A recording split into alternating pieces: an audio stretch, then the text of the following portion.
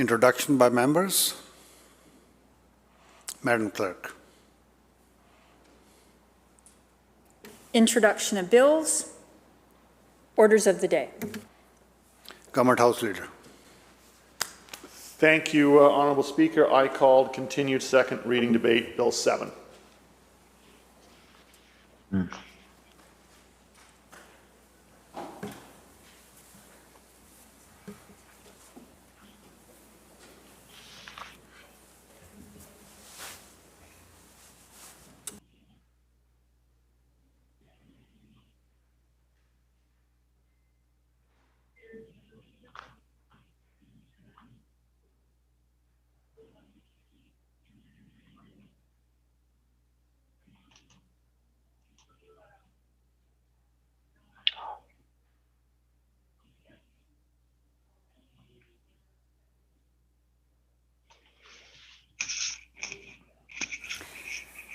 We'll call the House back to order on second reading of the tenancy amendment, what is it called? Bill 7, Tenancy Statutes Amendment Act.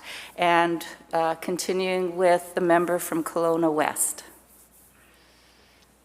Thank you, Madam Speaker, and it's a pleasure to be here again, being able to speak about an important objective in terms of helping make British Columbia more affordable for people that are renting and some that would like to buy at some future point. But I think one of the things that I just want to recap with before we kind of go on to other speakers is I want to talk a little bit about the issues that I think that the government it's talking about renters and rules around protecting them in terms of their landlord-tenant agreements and the RTB.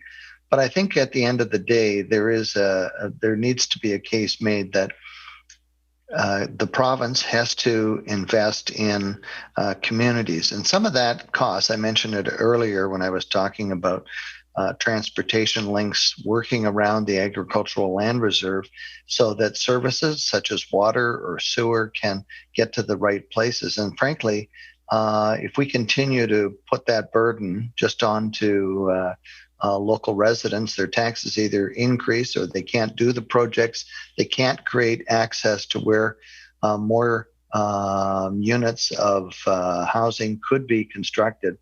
And I think that that's a bigger issue. We see communities continuing to look at community contribution agreements, DCCs, and frankly, there's that side of it that is a burden not only on the development community because they first have to pay for these beforehand, or at least have letters of credit in place before they can actually start to invest. So they have to build or buy the land, get it through the process of getting it accepted by local government, and then they have these contribution agreements. And by the time that goes on, if the period of time that it takes stretches out so that it's a couple of years or more, what we end up with is added costs which get built into the cost of the actual projects. And we also have the other things that we haven't really talked about. We have this protection for renters against their landlords. Well, what about people that are trying to develop and bring on rental accommodation? What about the property purchase tax? What about some relief in those areas to help make it so that there's an incentive to help bring on capacity in those communities? And I really do think that if you look at some of the build out in our transportation networks, whether it's SkyTrain, bridges, roads, and things like the Kicking Horse, etc. This type of infrastructure that I am referring to is something that we've got to take a longer term view to. So if you are reaching out into communities that are out in the Fraser Valley or even outlying of the central Okanagan where I live, the reality is that infrastructure is something that the province needs to look at so that it can address the capacity issues and help communities being able to address the cost, the high cost. And in some cases, it's completely unattainable. But I do think that there needs to be more collaboration and collaborative links between local government and the province and regional districts in terms of being able to bring this on. And we also need to make certain that we have their OCPs plugged in so that there is regular updates. I think the once every 10-year updates is a thing of the past. And I think considering the pace that some communities are growing at, they really do need the ability to have those OCPs in front of government where there can be collaboration with the Ministry of Municipal Affairs and working towards the solution of building more capacity. So we haven't addressed that in this bill.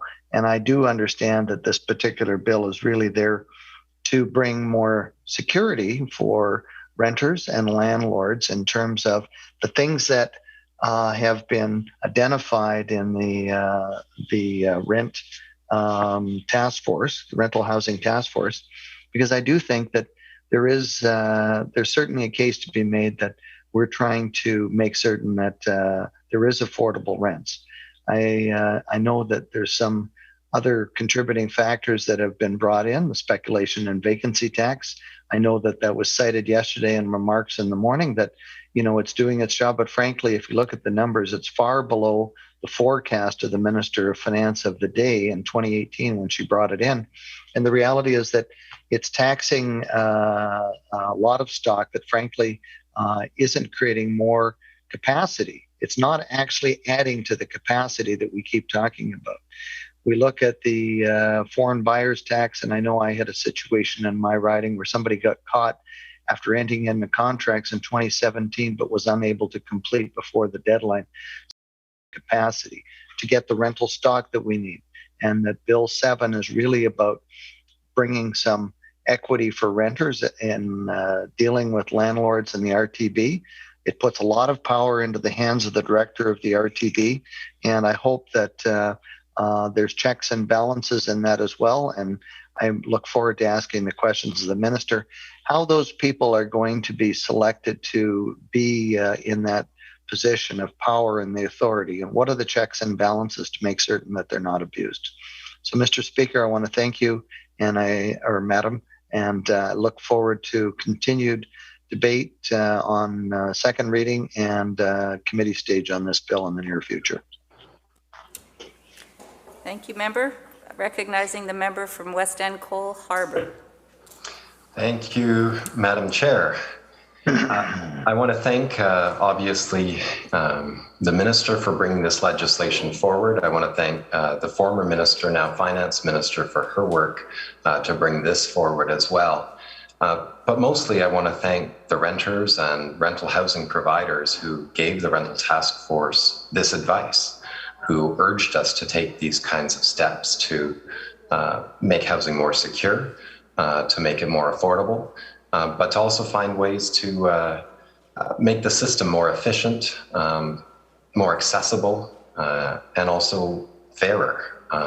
We know, and members will know that I have been working on these issues my whole political life, I guess. And prior to that, as a community advocate, standing outside of buildings, working with renters, trying to encourage the at times sometimes large corporate landlords to do the right thing, not just focus on the profit that they can make out of a unit, but focus on it as a home, and that they do have obligations under the law. I've also worked with landlords and helped them work through challenging situations with tenants. So I understand it's not all one side or the other, as it sometimes looks in the media, as it sometimes looks in this House. I thank the speaker who spoke before me, the member for Kelowna West, who did join the Rental Housing Task Force when we came through Kelowna. And certainly, I believe at the time, supported the legislation that came out of that process. And I hope will, with his colleagues, support the legislation that's before the House today. It's balanced legislation. I know there are some on one side who believe that there should be no rent controls at all. Raise rents out as high as you can whenever you want. In fact, I think former housing critic, the former member for Vancouver Falls Creek, used to make that point. There are those on the other side who think that rent should never be allowed to increase and we should just automatically somehow make it all free. Of course, that's not where we're at today. We're trying to find a way to keep people in their housing secure, which is why we're freezing rents through till the end of the year, as we promised. It's why we're keeping rents to the cost of inflation. Rather than 2% plus inflation, which is what it used to be. I think the highest increase constituents faced under that formula were 4.3%. And that was really hard because wages haven't been going up to keep pace with that kind of increase. And it's cumulative each year on top of each other, which can lead to really, really large increases compared to where people's wage levels are at. So we're trying to find that balance. And I understand the smaller landlords have raised issues and said, well, look at our costs. And I know the minister is looking at ways to try and address that and find that balance here. And I just really want to say thank you to those who've had the patience and who've had the will to push for change for so long. It wouldn't happen without tenants organizing. It wouldn't happen without good landlords trying to understand and hear that point of view and find ways that would work for them as well and serve as examples. Another piece of this legislation, which I think is important, is the question of renovictions. Now, what is a renoviction? It's a term that was created in my community of the West End, a word that didn't exist until then, I guess, because so many of them were going on. We had to come up with a term for what was happening. Evictions for renovations that are not substantial, renovations that are a coat of paint, renovations that are some tile work, renovations that could go on with a person still living in their home. A few companies decided, management companies and others, that they would target the longer term tenants. And that was also often seniors, still has been sometimes seniors who've been in a unit for a while. They were paying their rent, they paid every yearly rent increase. They were more than covering the costs for the building.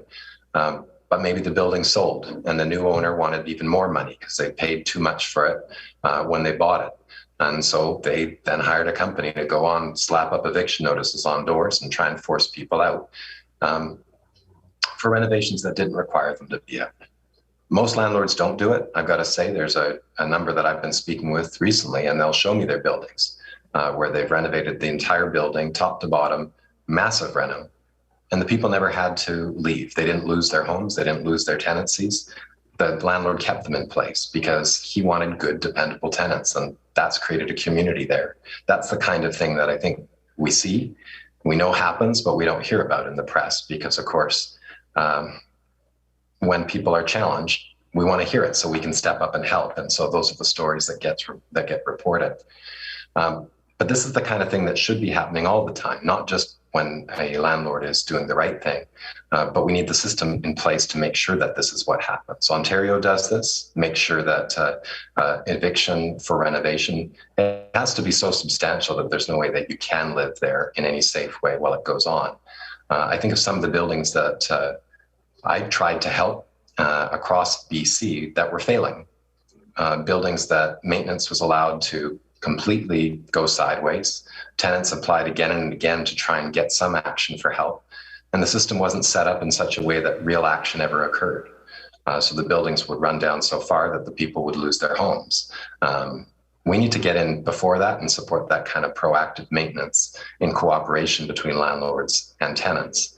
I think this legislation will help us move more in that direction, as opposed to the kind of fly-by-night situation of eviction or dilapidation that we sometimes have seen in the past. Now, I guess how do you do this and ensure it actually happens? One of the things I'm proudest of is the Compliance and Enforcement Unit.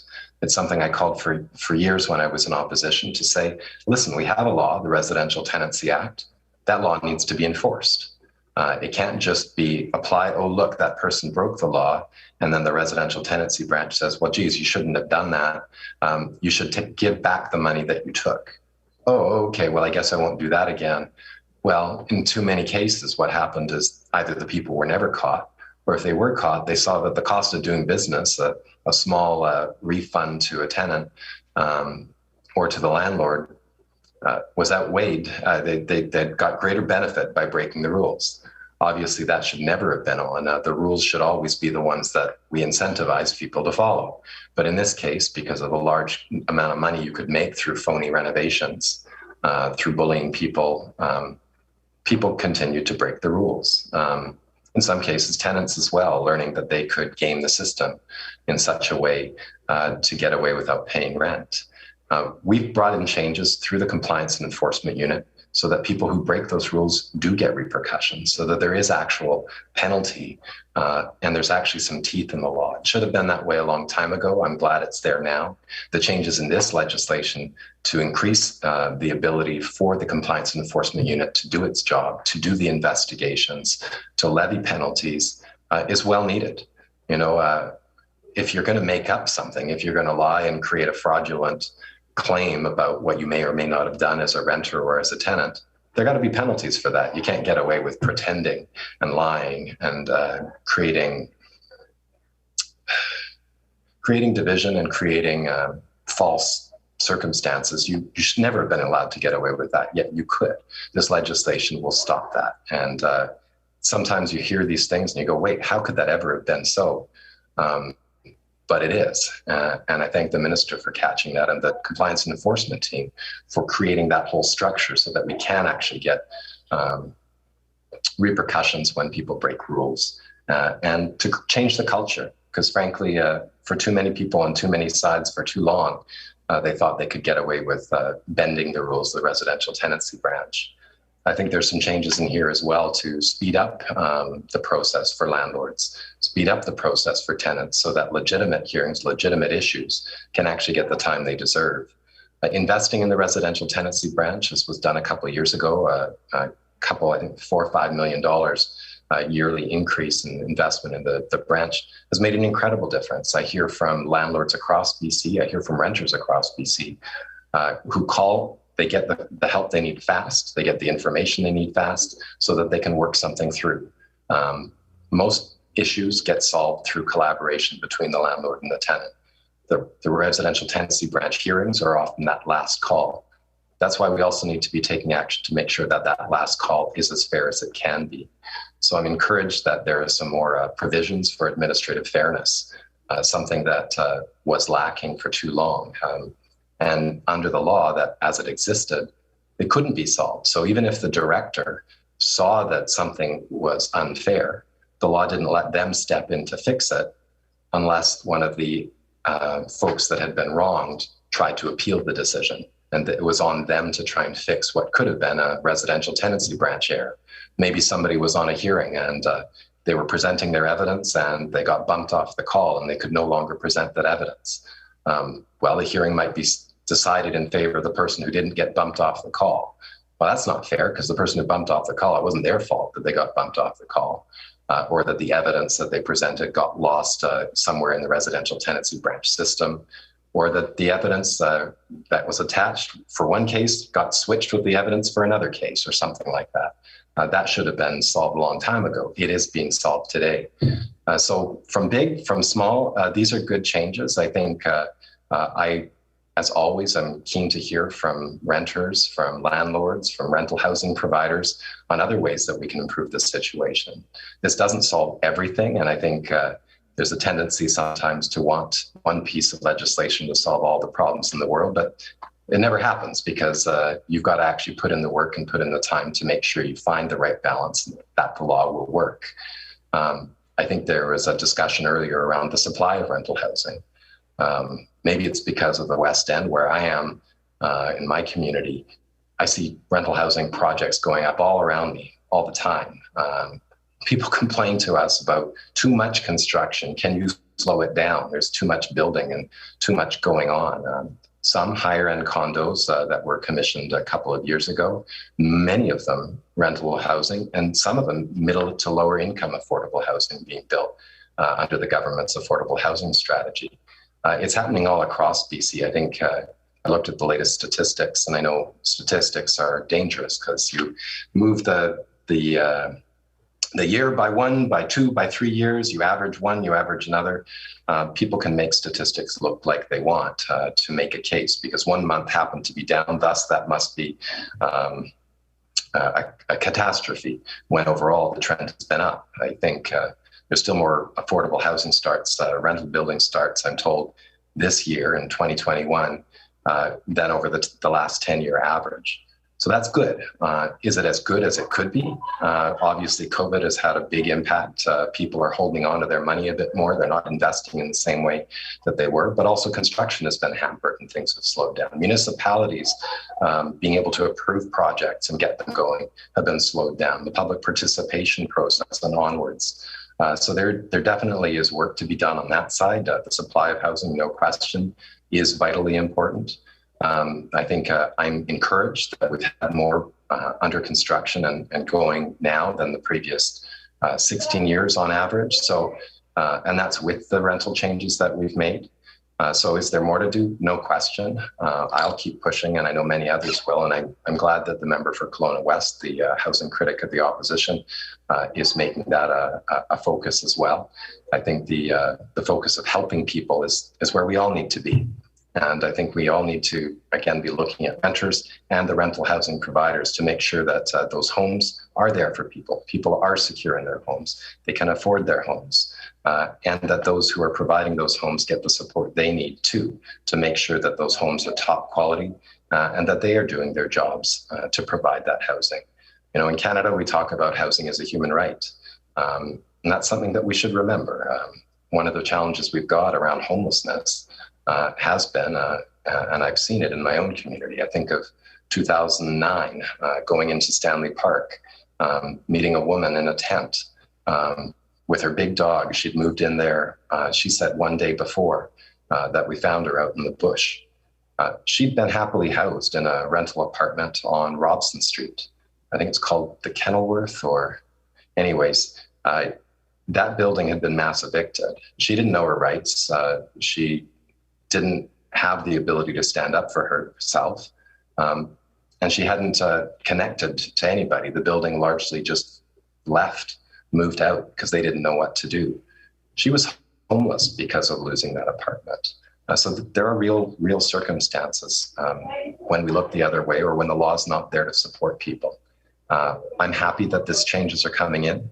I'll continue to push for change each and every day, as I always have, and keen to learn as always, because learning from renters, learning from those who rent out their buildings and their homes has been one of the true privileges in of being able to be the chair of the Rental Housing Task Force, but also just being an MLA long before I was asked by the Premier to take on that role, long before the Housing Minister asked me to take on that role.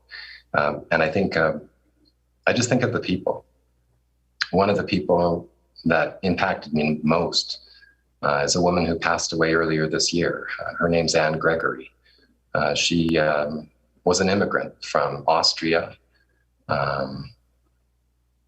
No, she was an immigrant from Poland. She just loved Austria. Anyways, long story short, she grew up during the Second World War. She remembers seeing Hitler promising everybody a car in their driveway.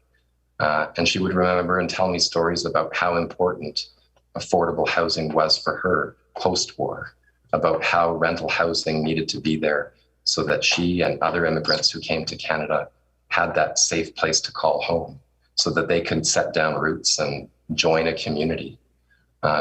She was always there pushing me, pushing. Don't just listen to the speculators, she would say.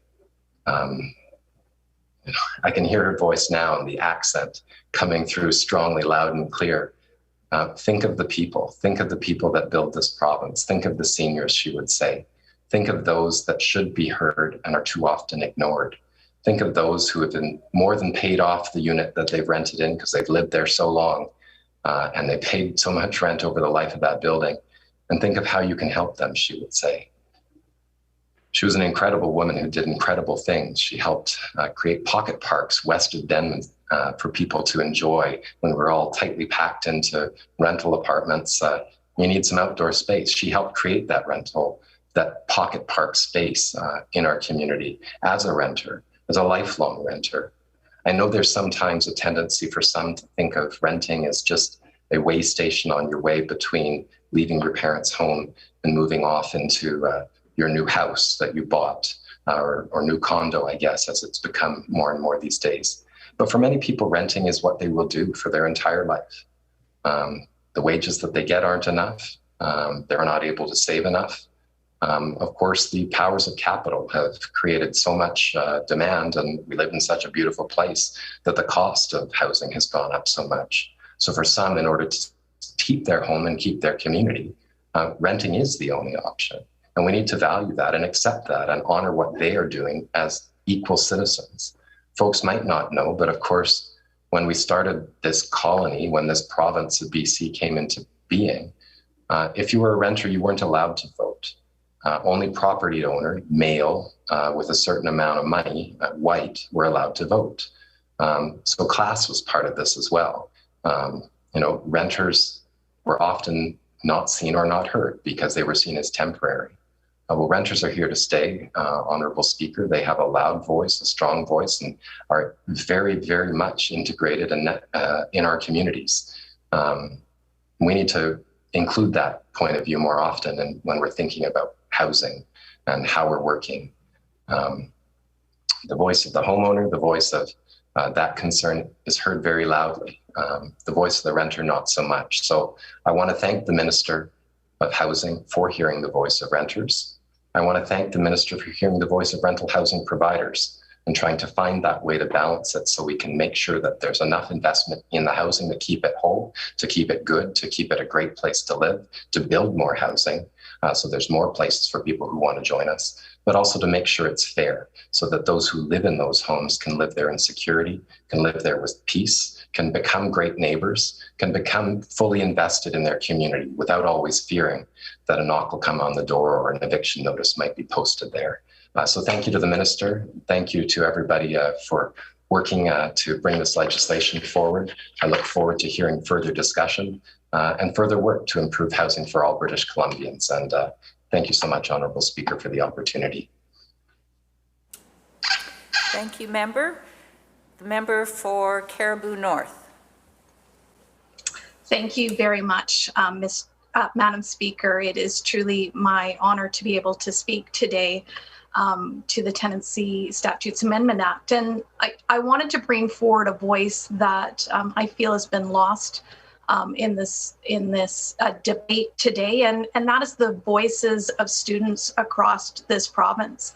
So I rise in the House today to respond to Bill 7, the Tennessee Statutes Amendment Act, as it is my hope that as we review and debate the legislation before this House, that meaningful policy changes that have been requested by post-secondary students have been included.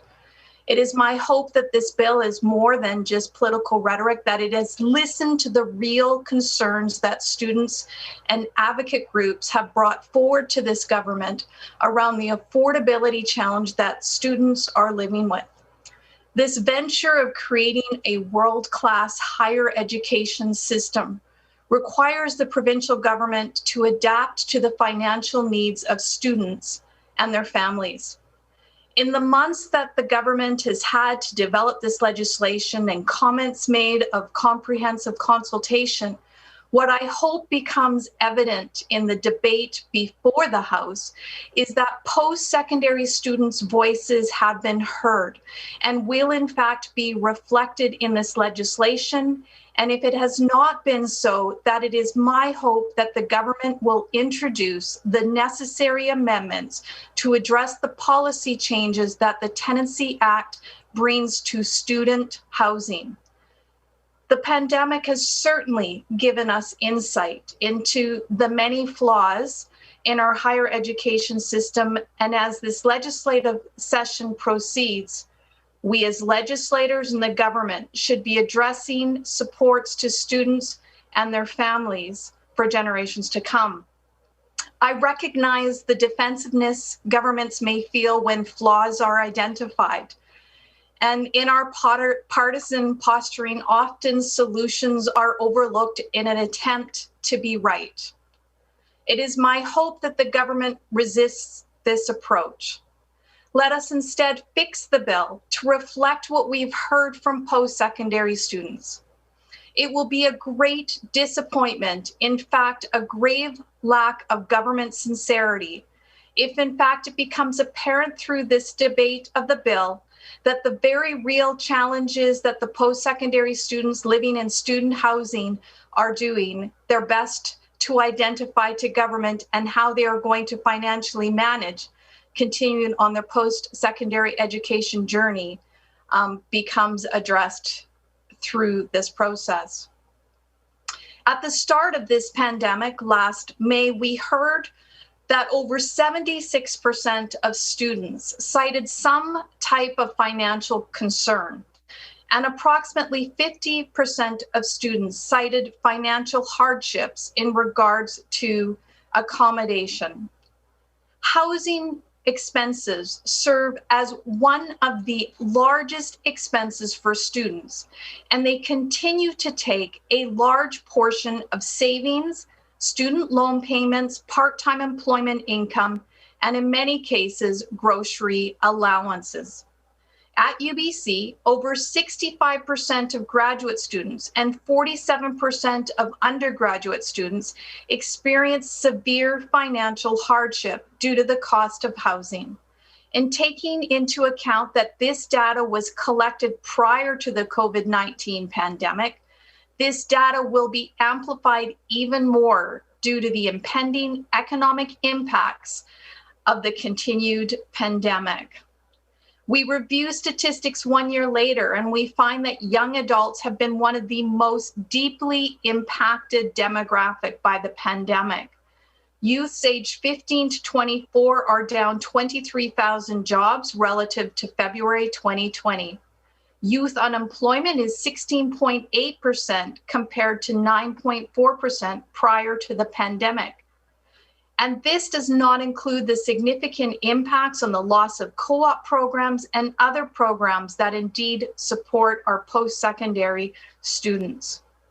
Right now, post-secondary students are making the decision of what they will do in the fall.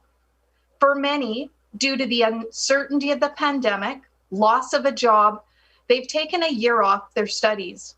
For others, they've survived the year on loans and credit, and while they were hopeful to see the return of programs and summer job opportunities, it continues to be uncertain, unclear, and very concerning. Our young people are our future.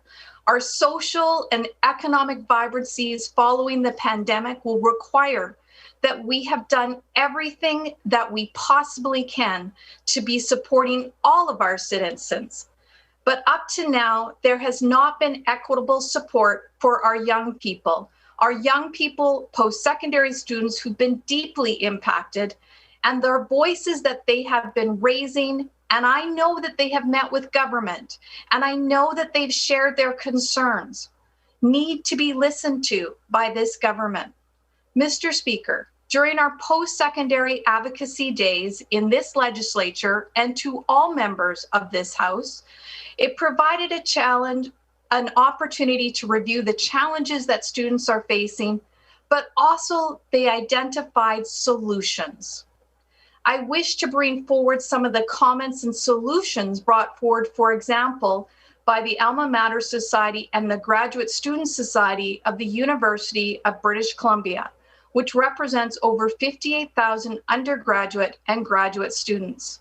I can also say, from having the opportunity to have listened to and engaged with other student organizations, such as the Alliance for BC Students and the BC Federation of Students, the concerns around affordability, and as it relates to this piece of legislation being debated before the House, the concerns on policies around student housing and the clear solution is something that the government can and should address in this bill.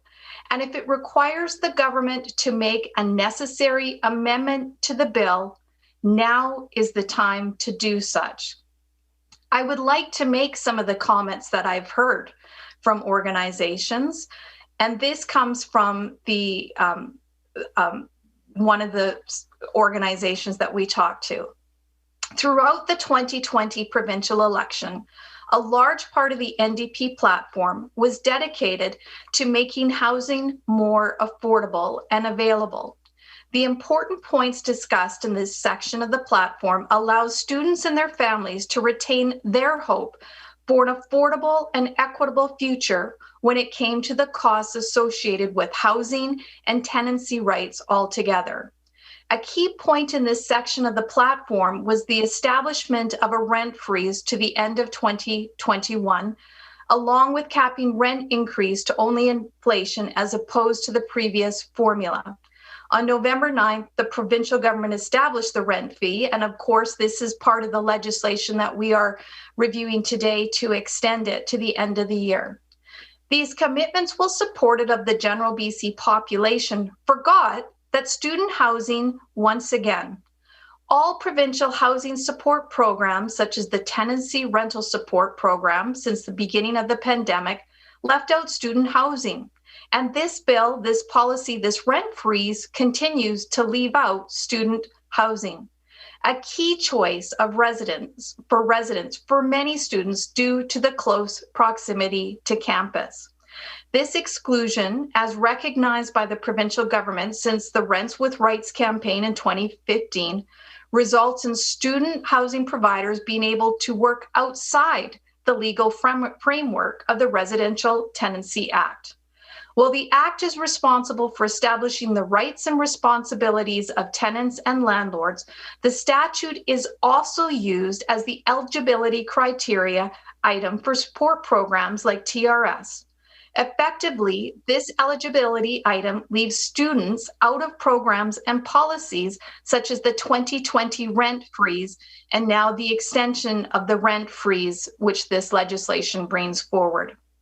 Another important platform point that was due to the unaffordable nature of housing in British Columbia and the establishment of a renter's rebate program. While I recognize that this is outside the preview of this discussion today, it's important to note, Mr. Speaker, that our post-secondary students require our support. Madam Speaker, my apologies. Let us get this piece of legislation right. Let us include the voices of our post-secondary students and our future generations. Let us ensure that this bill provides students living in student housing are in fact eligible for all programs that the province puts forward, and in particular, as we discuss this piece of legislation, the rent freeze. Madam Speaker, let us not leave our students out in the cold. Let us make sure their voices are included in the legislation that we put forward in this House, and let us make sure that their changes are made so that students' concerns are addressed. Thank you, Member. Next, Minister of State for Infrastructure. Thank you so much, Madam Speaker. It is my honor and my privilege to rise today, or rather, I guess, join virtually today to speak in favor of Bill 7, the Tenancy Statutes Amendment Act. Now, I come to you as both, of course, the Minister of State for Infrastructure, but also the member representing the community of North Vancouver Lonsdale. And I know that in my community, nearly half of the people who live in the area that I represent are renters. And life has been difficult for many of them. I remember meeting with many constituents early on in my time as an MLA and hearing about their struggles. And having been a renter for most of my adult life myself, it certainly brought back a lot of memories. I remember needing to struggle and worry about being able to pay rent on time. I remember the feeling of instability that comes with being a renter, never knowing how long you have to live in a place, whether or not the landlord is going to want to sell the unit or renovate it, or whether the landlord has different ideas about what kind of tenants that they want in the future, and feeling very, very, I guess, feeling like you have a lack of power over your own life situation. And this is something that thousands, tens of thousands, hundreds of thousands of people in British Columbia continue to struggle with. And certainly I need to acknowledge the incredible work of the member for Vancouver West End, who also represents Cole Harbour, which I've learned recently to also mention, given that West End doesn't always describe the full scope of the area that he represents. But I remember when I was starting out as an MLA, how many renters would come into my office with concerns about their living situation, and how often I would turn to the member for Vancouver West End to get advice from him, because I knew about his advocacy over many years. And I am so grateful for the advice that he was able to provide me, which then allowed me in turn to provide to constituents, and for the work that he has done over the last 3.5 years to improve the situation for renters. When I was first elected, I remember the frequency and volume of rent-related casework that would come through my doors was enormous. Requests for help from renters dominated the work that we did on a day-to-day basis.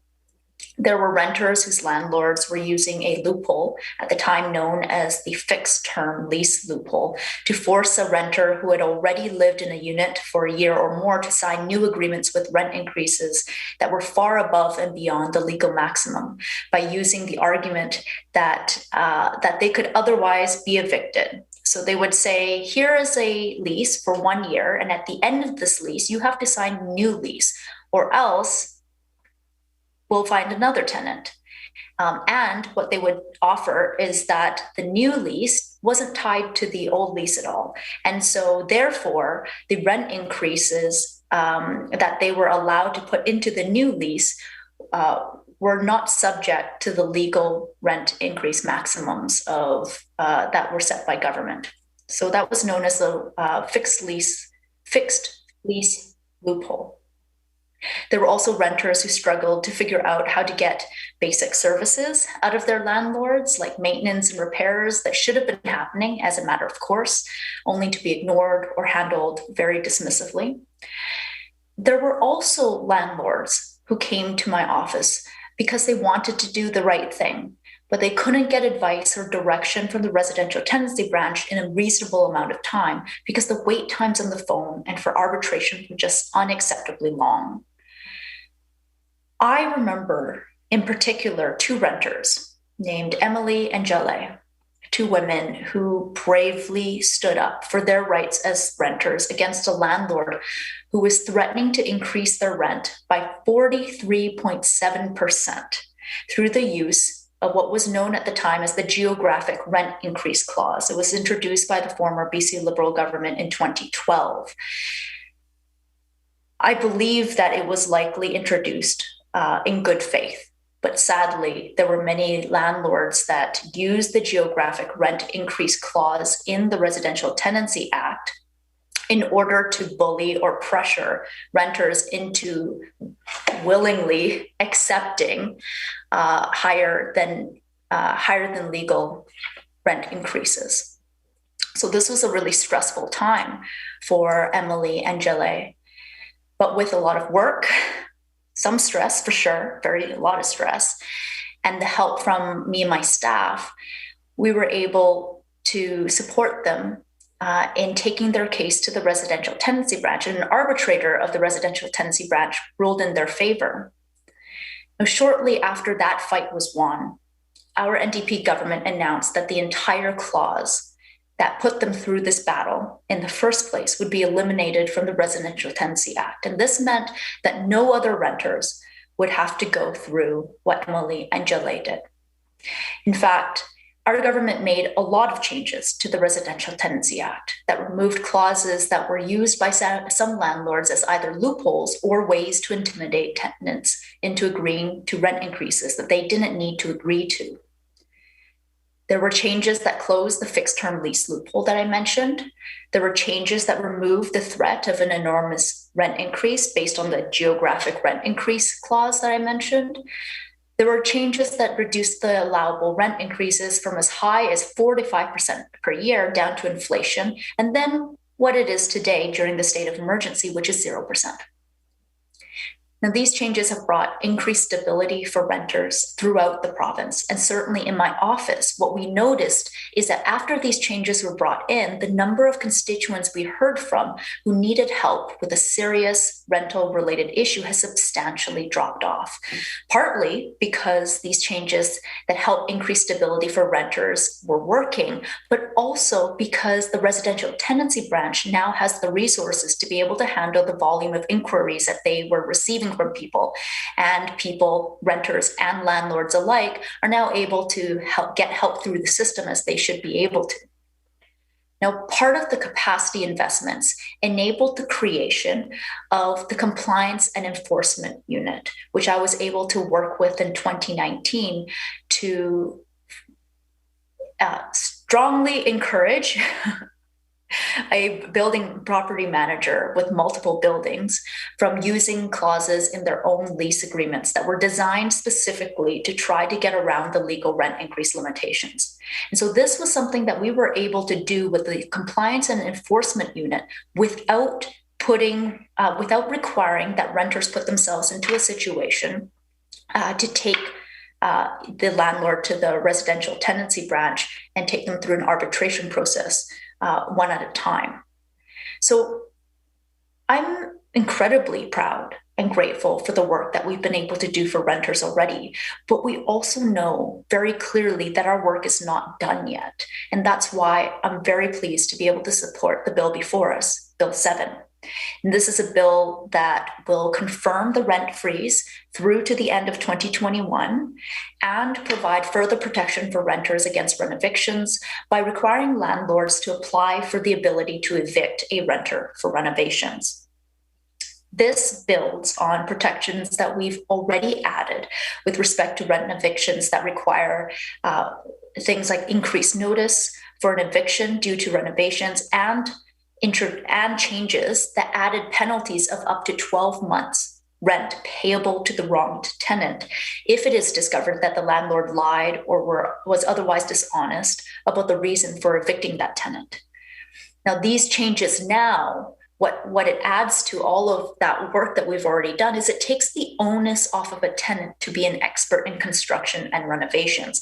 Because right now, the way that evictions happen, or the way that a tenant is able to challenge a renovation, is that they need to establish that a renovation isn't significant enough to warrant an eviction, that it's a renovation that could be done with them still living there. And then they need to take that eviction notice and challenge it through the residential tenancy branch.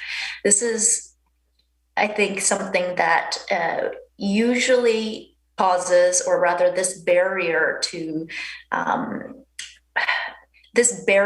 being able to how do I say this? A renter isn't necessarily going to be in the best position to understand the details or the complexities of a piece of renovation.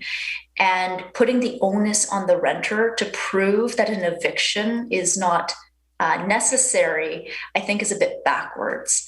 And so what this change does, what we're introducing through Bill 7, is that we will make instead, it will be up to the landlord to prove to the residential tenancy branch that the eviction is necessary for the work that they're doing to be completed.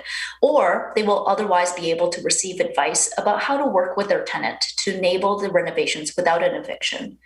I mean, let's be clear, renovations are very important work, and it is to an extent an obligation of a good landlord to be able to keep up the quality of the unit that they are renting out. So renovations are really important. We don't want to prevent renovations from happening. However, we do want to prevent minor renovations from being used as an excuse to evict a tenant. I believe that the vast majority of landlords want to do the right thing. They want to do the right thing by their property. They want to do the right thing by their tenants. They want to be good landlords. But sadly, there are some landlords who have stretched the rules to raise rents, to evict tenants, or to otherwise neglect their obligations as landlords. And I believe that these changes that we're bringing on today and the changes that we've been bringing on over the past many years provide renters with more protections, but they also level the playing field for the many, many good landlords out there who would no longer have to watch as some landlords make bank from bending the rules or acting in dishonest ways. So I'm very supportive of Bill 7, and I'm very grateful that it's been brought forward to us today. I'm grateful for the work of the Minister of Housing, the Minister of Finance, who previously served as the Minister responsible for housing, and of course, my colleague, the member for Vancouver West End. Thank you so much, Madam Speaker. Thank you, Minister of State. Recognizing the member for Caribou-Chilcotin. Thank you, Madam Speaker. Today I rise and represent the people of the Caribou-Chilcotin. I'm proud to be here representing those hardworking folks. I have a great many concerns about the outcome of what this bill will be moving forward.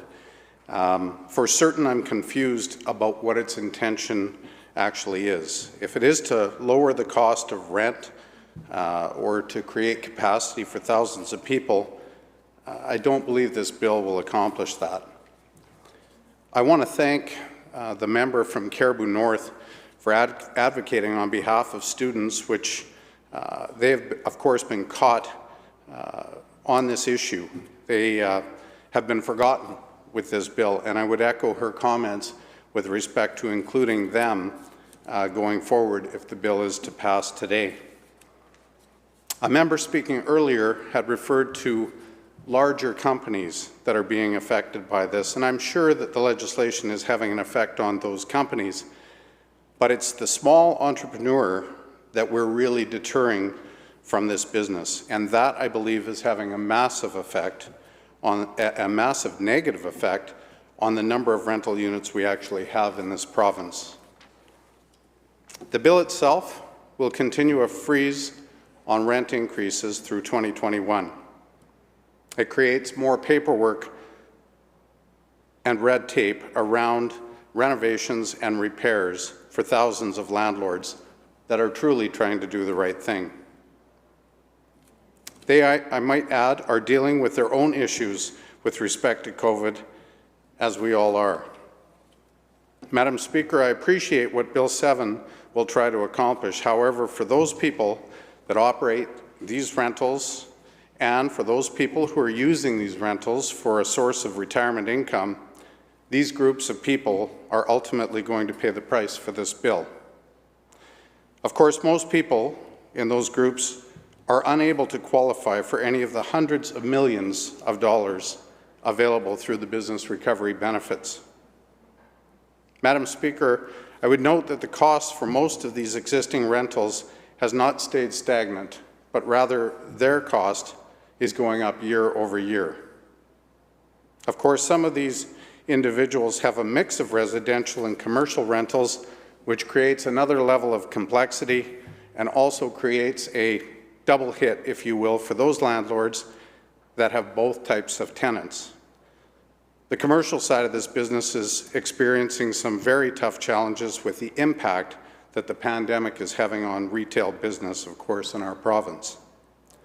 We really must stop and rethink this bill and at least consider that if the bill is to go forward, perhaps consider some potential support for landlords that are struggling through this extremely tough economic time.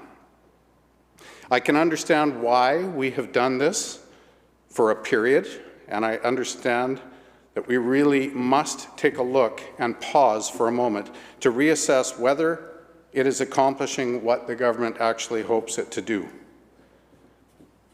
What is the motivation for this bill? Is it to create more capacity for the rental market? If so, as I said before, I don't think it will. Again, I want to point out that I thought we have done in the past a temporary pause to understand what is happening in our rental market because of COVID. I don't believe it's created more capacity. I believe quite the opposite. I believe it has taken small operators out of the market and is slowly driving up the cost of rent for very many of us. This is a complex decision, Mr. Speaker. It requires extra thought, and again, we must be clear on what the motive is for the bill. If it is to create capacity, then we really must create an opportunity for our residents to show an interest in this type of business. It will create capacity by way of creating more investment and more interest in that rental business.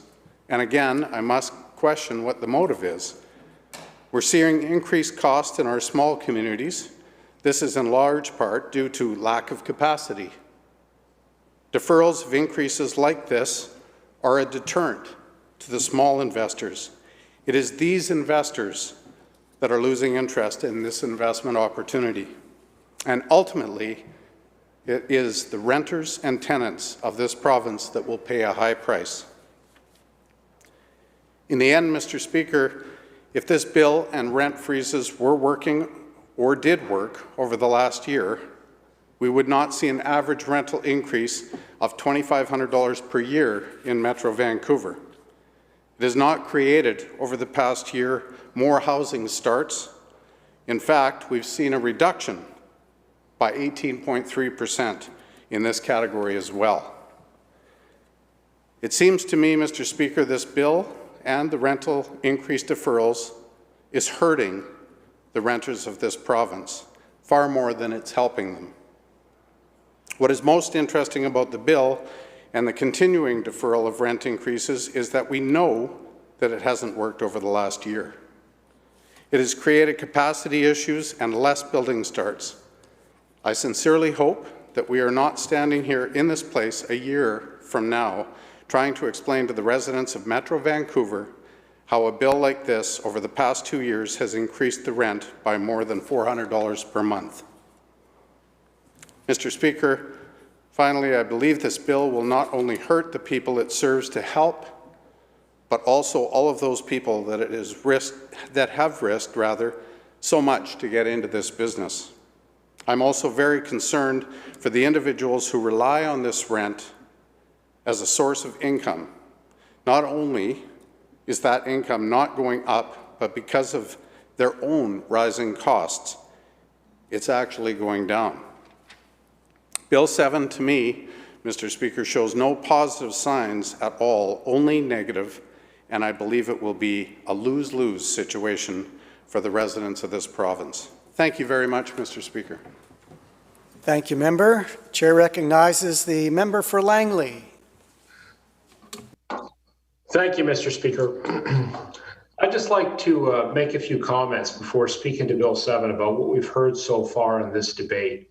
And that's, I'll go back to a comment by the member from Caribou North who said that up until now, there has not been equitable support for our young people from the government. And I'd agree with that comment in part, which is that up until the NDP were elected in 2017, that definitely was the case. I mean, the opposition has talked a lot in this debate, about the harm being done or the harm they perceive to being done, and crying that Rome is burning would be more credible if you weren't carrying matches and holding a canister of gas. The fact is, the issues in residential student housing come from the fact that under the BC Liberals, for 16 years, only 130 beds were added in student housing. 130 in 16 years.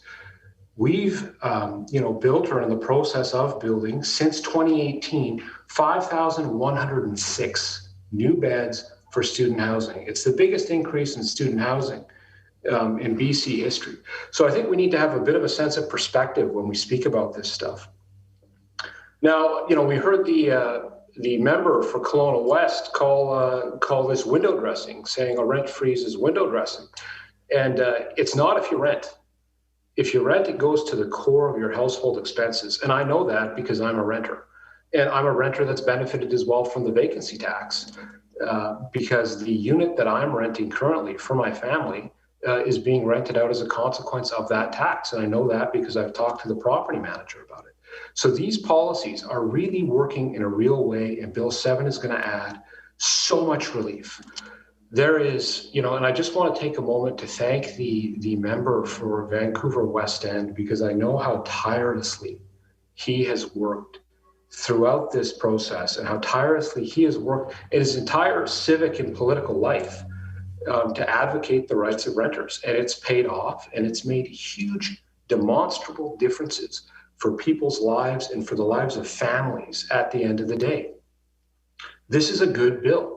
This is a good bill, that is going to help a whole ton of people. In my community, in Langley, 38% of folks that live in the city of Langley are renters.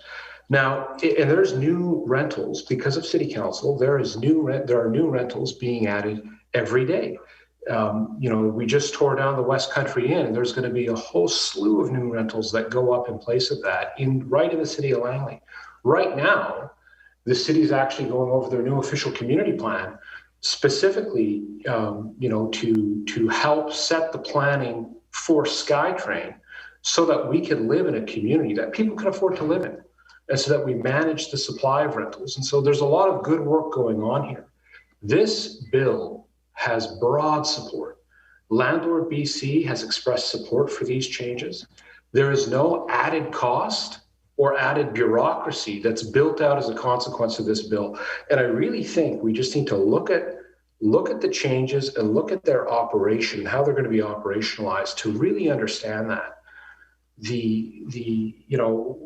You hear a lot from the opposition about needing to provide market certainty, and that's what this does. And this provides certainty for all the players in the market. It's very balanced. But we need to, remember that tenants are important stakeholders when it comes to this as well.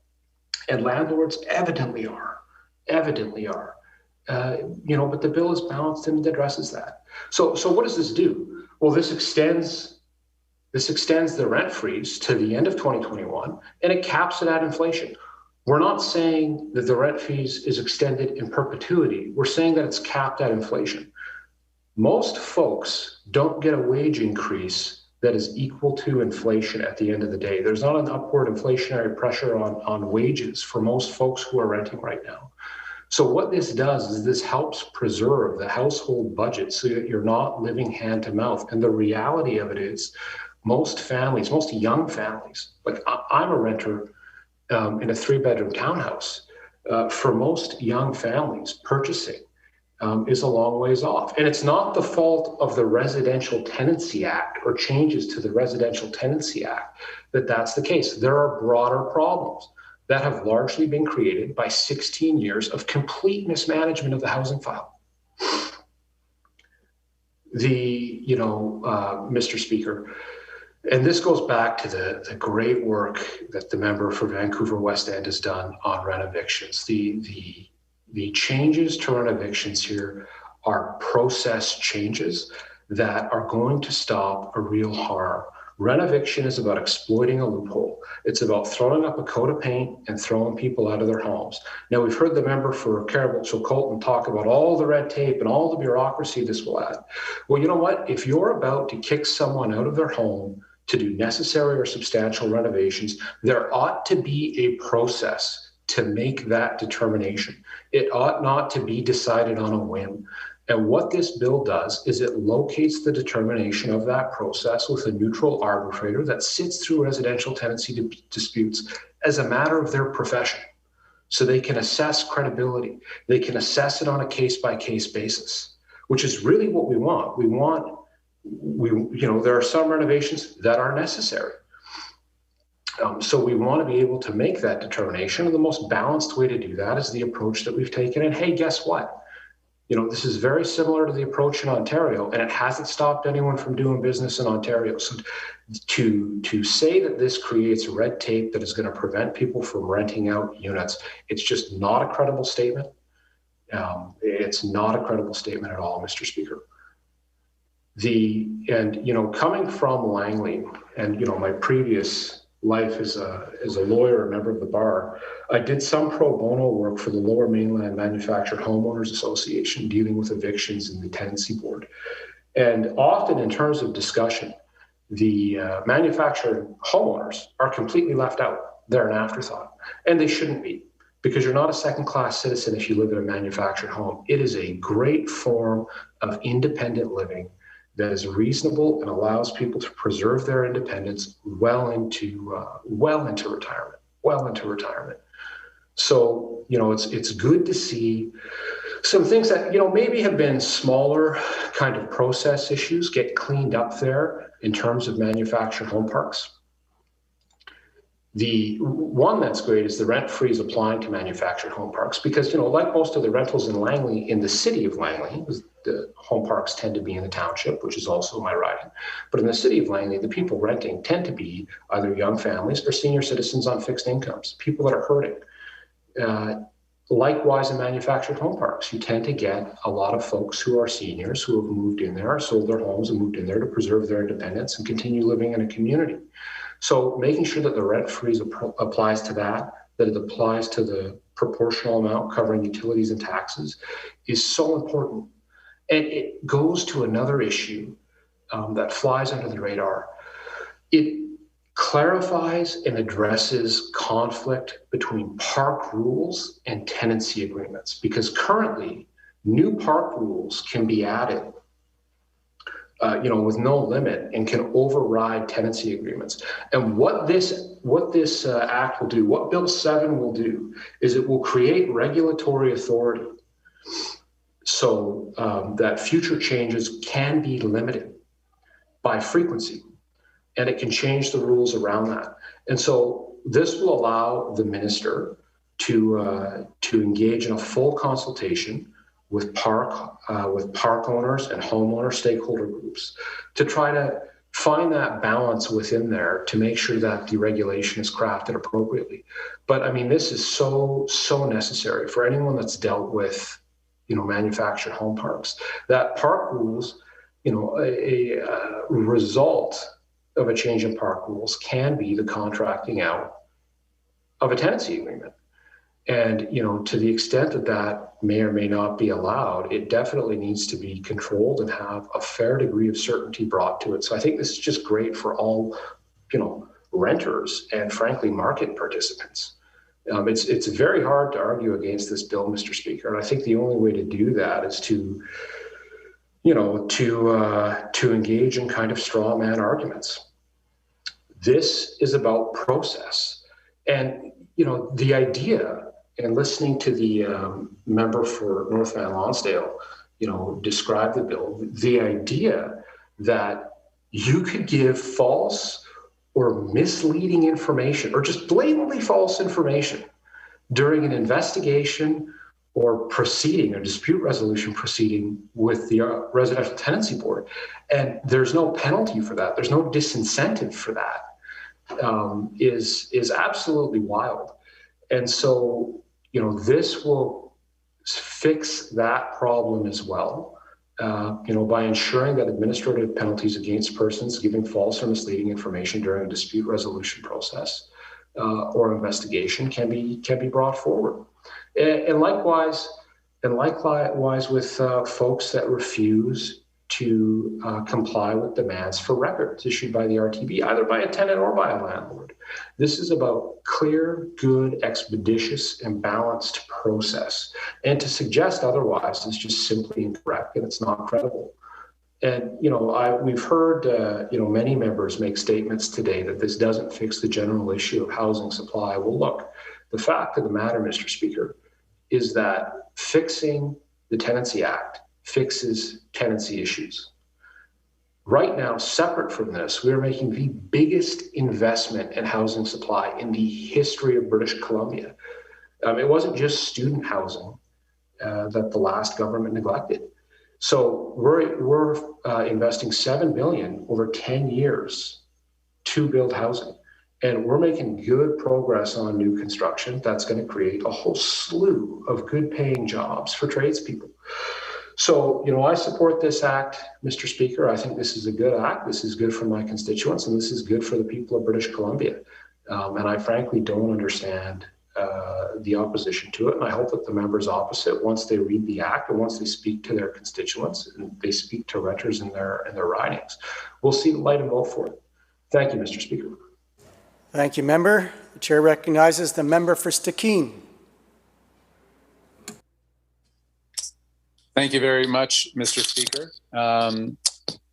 As I rise for my first speech in this legislature, I wish to acknowledge a number of things. One, of course, being that representing the incredible and beautiful constituency of Stikine is an immense honor for me.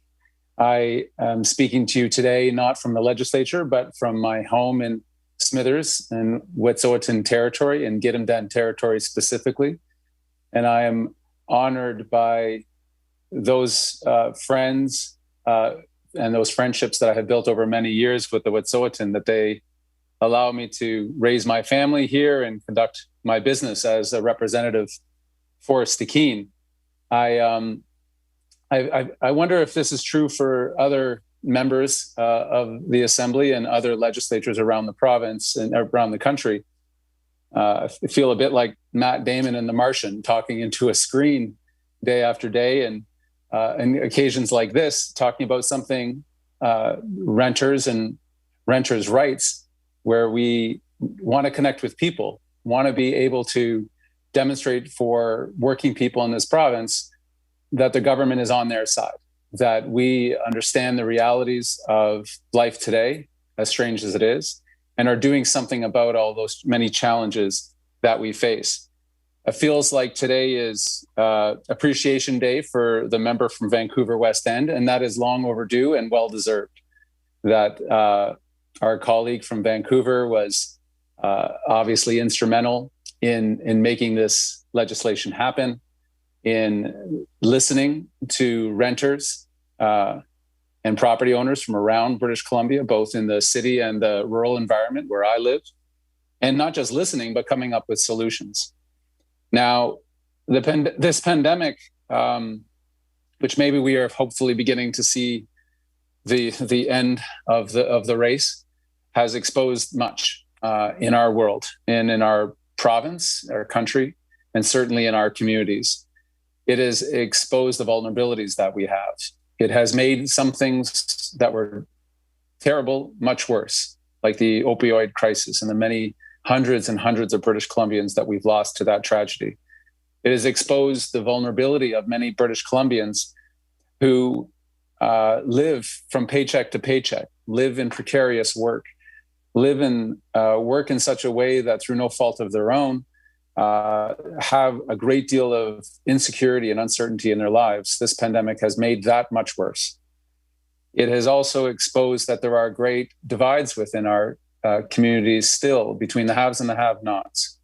We've seen certain members of what they have self-described as the elite who feel like renting a private jet and flying up to the Yukon to get vaccines from First Nations communities means that, different rules apply for different people. And we as a government think that's wrong. When it comes to the issue of security of home, of place, there's a fundamental and cultural belief that we have as a government that a home, whether owned or rented, is not just an investment decision. It is not just an opportunity for someone to make more and more money. It is also a home, and it should be underlined as such. Now, we have also seen an enormous amount of resiliency in our communities over this difficult time, that over these many, many long months, we have seen people pull together, come together, help one another out, reach out to those that are left too often alone, much more conversation and help towards mental health. And we've seen that from our minister, from Nanaimo, and others, that the response to this pandemic has also brought forward some of the very best of who we are. Now, I myself, Mr. Speaker, I can't see you, but I'm going to assume that the same speaker is there as when I started. I myself grew up in rental homes, often as the son of a single mom, a working mom, going from rent to rent, wondering how we were going to pay the phone bill and the electricity and heat and the rent at the same time. And I can remember the fundamental power imbalance that existed between my mom and whoever owned the apartment that we lived in at the time. that with simple, in those days, with a whim, we could be evicted for the smallest and slimmest of pretenses, that we didn't even have the term rent eviction. They just evicted for whatever reasons. And that sense of a lack of security, basic security of where your home is going to be, was certainly felt by my mom, and I think was also felt by me. So when I saw this piece of legislation being proposed by the minister, and the Attorney General and the Housing Minister and the Finance Minister all deserve a ton of credit for this. It really spoke to me about some fundamental values of our government. Who is it that we're fighting for? Who is it that we're concerned with? And what kind of world is it that we're trying to create? Now, I've watched the previous government, I think, pretend to care about renters and what was happening with rental prices across the province as another housing boom was sweeping through the Lower Mainland, which of course is like dropping a huge rock in the pond. The ripple effects out to communities further up the Lower Mainland, all the way out to places where I live were affected by this. Prices generally escalating. If you want to watch what the source of some of those escalating prices were, tune into the Cullen Inquiry. Nothing to do with me, and a very good and devastating inquiry into what government negligence really looks like and how it impacts real people. Now, if I look around the Northwest, where I represent here in Stikine, and I start to think of the profile of who it is that is renting, who is it that we're talking about? I think of young families, young people getting into rental units. I think of seniors on fixed income. I think of some marginalized and people who are just struggling, sometimes referred to as the working poor, who are just trying to get by. Those are the people that we're talking about today. Those are the people that we're talking about protecting today with the measures under this bill, under Bill 7, that will freeze rental prices right now through the end of the year, and then forevermore afterwards, not allow landlords to hike up rents, sometimes with the flimsiest of excuses, way beyond the cost of inflation, 4, 5, 6%. We hear of rent evictions that took place where the rent would double instantly for a senior on a fixed income, for a young family just trying to make ends meet. This is devastating. You now have to look for another place because you simply can't afford to stay in it. You just don't have the money because that rental unit is more than just an investment opportunity. It's a home for someone. And so this bill and its prescriptions to put some limits and some accommodations and understanding that never should rental increases go beyond what inflation is doing, I think is important and is going to make, it has already made a huge difference.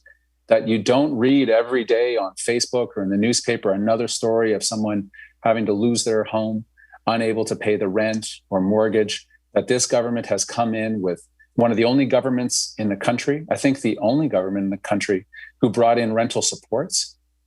And the evidence has been incredibly profound that outside of, I believe, Newfoundland, we have had the best performance as a province in people being able to meet the rent, being able to stay in their homes, even in the midst of a global pandemic, which wasn't no one in particular's fault, but everybody's responsibility, and this government has stepped up.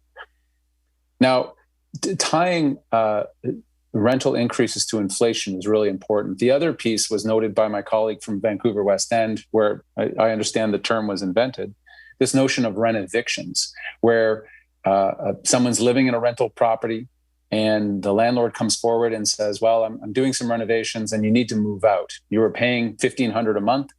And when you want to move back in, it's going to be $2,000, $3,000, or even more. And we saw this. We saw this up close. I served for a number of years as a member of parliament for Skeena, which represented places like Terrace and Kitimat, that anytime there was an economic boom going on, when they were refurbishing the smelter at Alcan, or when other economic opportunities were coming up and suddenly rental properties were becoming more scarce, we saw waves of these rent evictions taking place, in which landlords, owners of these properties, would change the countertop in the kitchen and the rent would double. They would change the carpet in the hallway, evict the person because they had to do this renovation, And suddenly the rent went up 30, 40, 50%. And again, who we're talking about is working people, people who are just trying to make those ends meet and are doing the jobs that we need every day. The people cleaning our hospitals, the people serving us food at the restaurant, the people who are taking care of our kids. Those are the people who would take the hit. And I'm surprised. I don't know if I've heard from my colleague from Skeena yet, but that is a living proof example of those two communities in particular, Terrace and Kitimat, that saw many years of renovictions, and the previous government just simply didn't care. Maybe they didn't understand, but I find that hard to believe. They're in there for more than a decade and a half. You think they would have figured out that there's some sort of connection. And the great irony, Mr. Speaker, was that many times the owners of these properties, not only did they not live in the community in which they were jacking up rents on people, they didn't even live in the province or country. They were numbered companies that owned a whole suite of apartments across the community. So do you think they cared at all about what their nefarious practices were doing to people and their families? Well, of course not.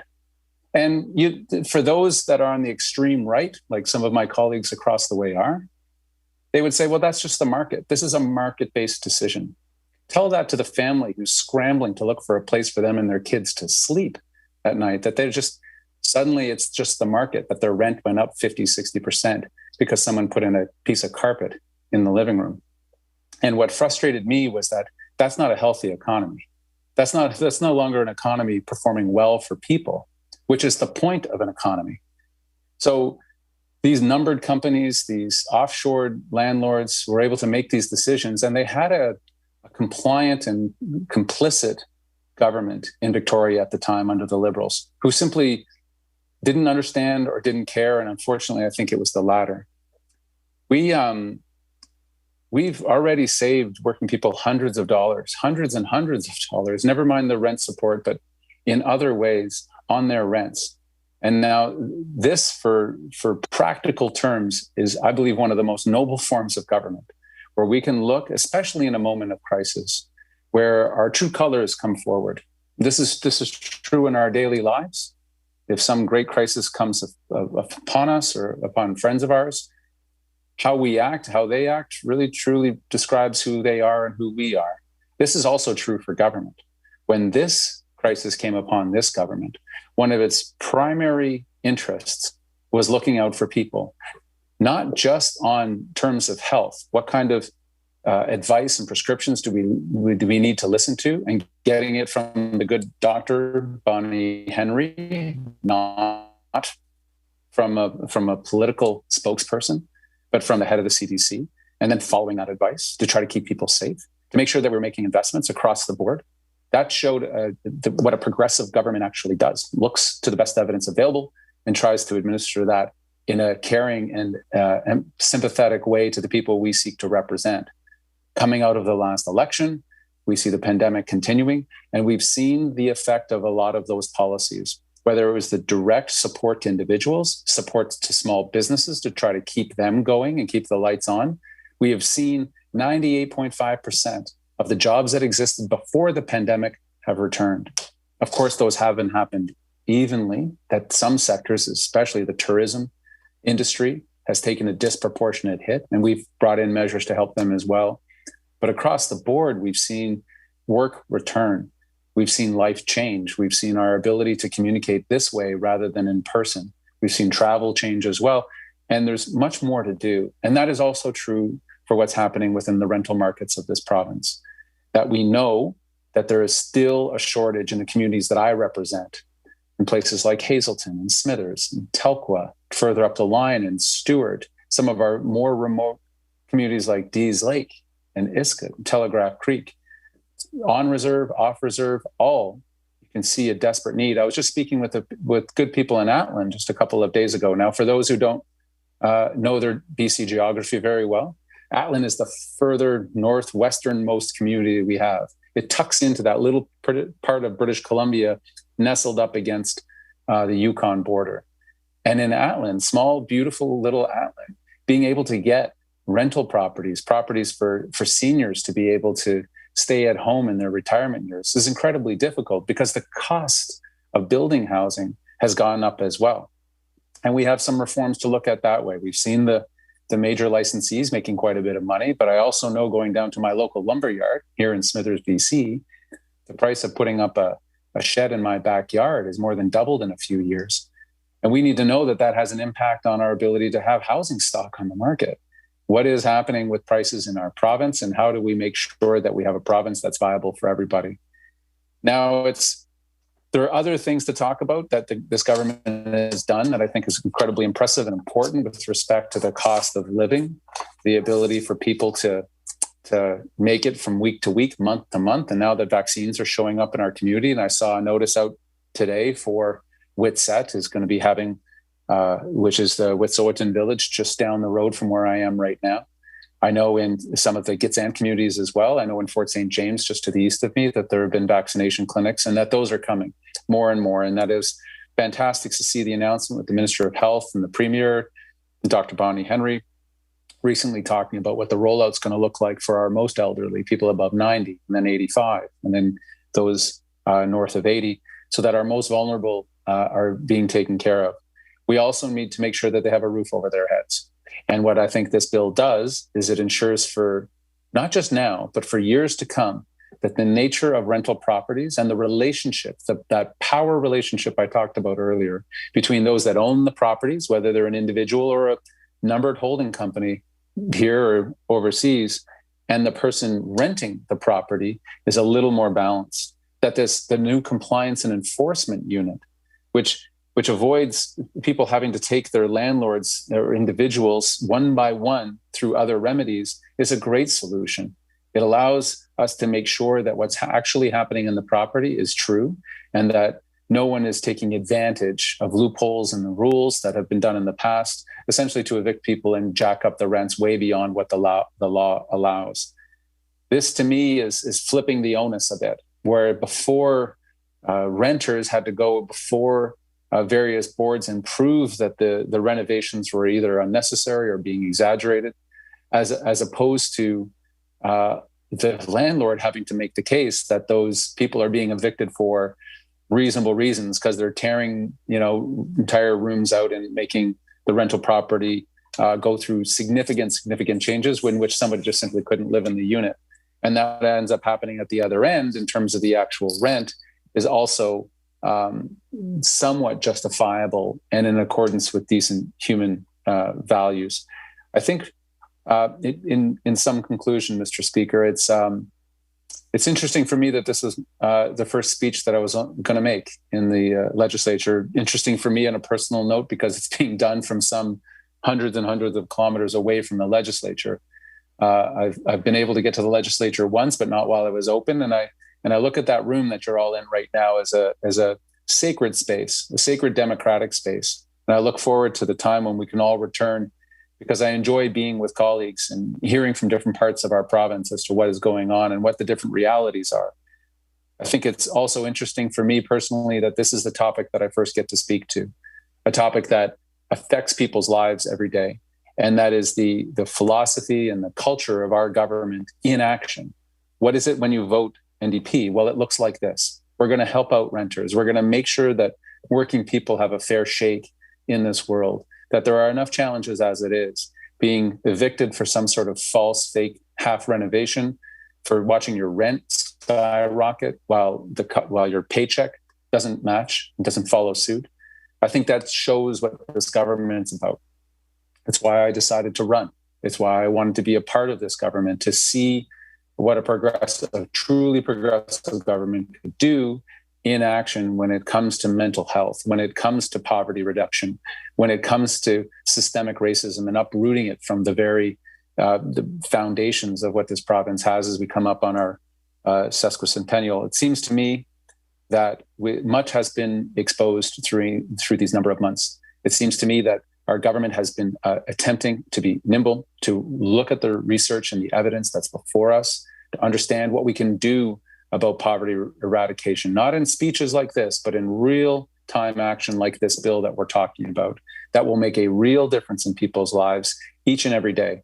So that when they open up the hydro bill, when they open up the heat bill, it's not with so much pain because they know their rent is not going to suddenly go through the roof. They know that they're not going to be rent evicted and suddenly pushed out of their home and struggling and looking for a place for them and their kids to call home.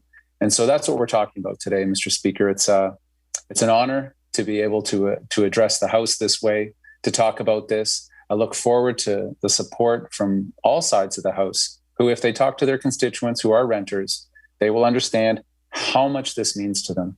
Is there more to do? Of course there is. There always is. There's always new challenges. That's what the joy and the thrill of this kind of work is that there's always something new. But is this a good bill? Yes, it is. Does it help out people today and tomorrow? Yes, it does. Does it deserve our support? I very much think so. Thank you very much, Mr. Speaker, for your attention. Thank you, member. The chair recognizes the member for Vancouver Hastings. Thank you, Mr. Speaker. I'd like to start by acknowledging that I'm coming to you from Zoom on the traditional territory of the Squamish, Tsleil-Waututh, and Musqueam people, and it's just a real honor, and I'd like to acknowledge that. It's my pleasure today to speak on behalf of Bill 7 in the second reading. Mr. Speaker, these are challenging times for many people, and in my riding, housing is one of the biggest challenges. In Vancouver Hastings, over 40% of the people are renters. And in these challenging times, renting can be insecure and unaffordable. I've heard from many people, especially young people, who've had a tough time affording rent or have been evicted from their homes far too many times for illegal reasons. The issues in the rental market lead to housing insecurity for many and even homelessness for some, and I've certainly seen that in my riding. And these issues, as we all know, have made worse during the pandemic. If all you can afford is a share of a unit with many other people, it may be difficult for you to lower your risks of exposure of COVID-19. And that's something that our office has heard of far too often. Mr. Speaker, these are real challenges for many people, and this legislation is part of the answer. And I think we can all agree, no matter where we come from in BC, that we need to continue to improve the situation for renters and landlords across this province to make housing more secure.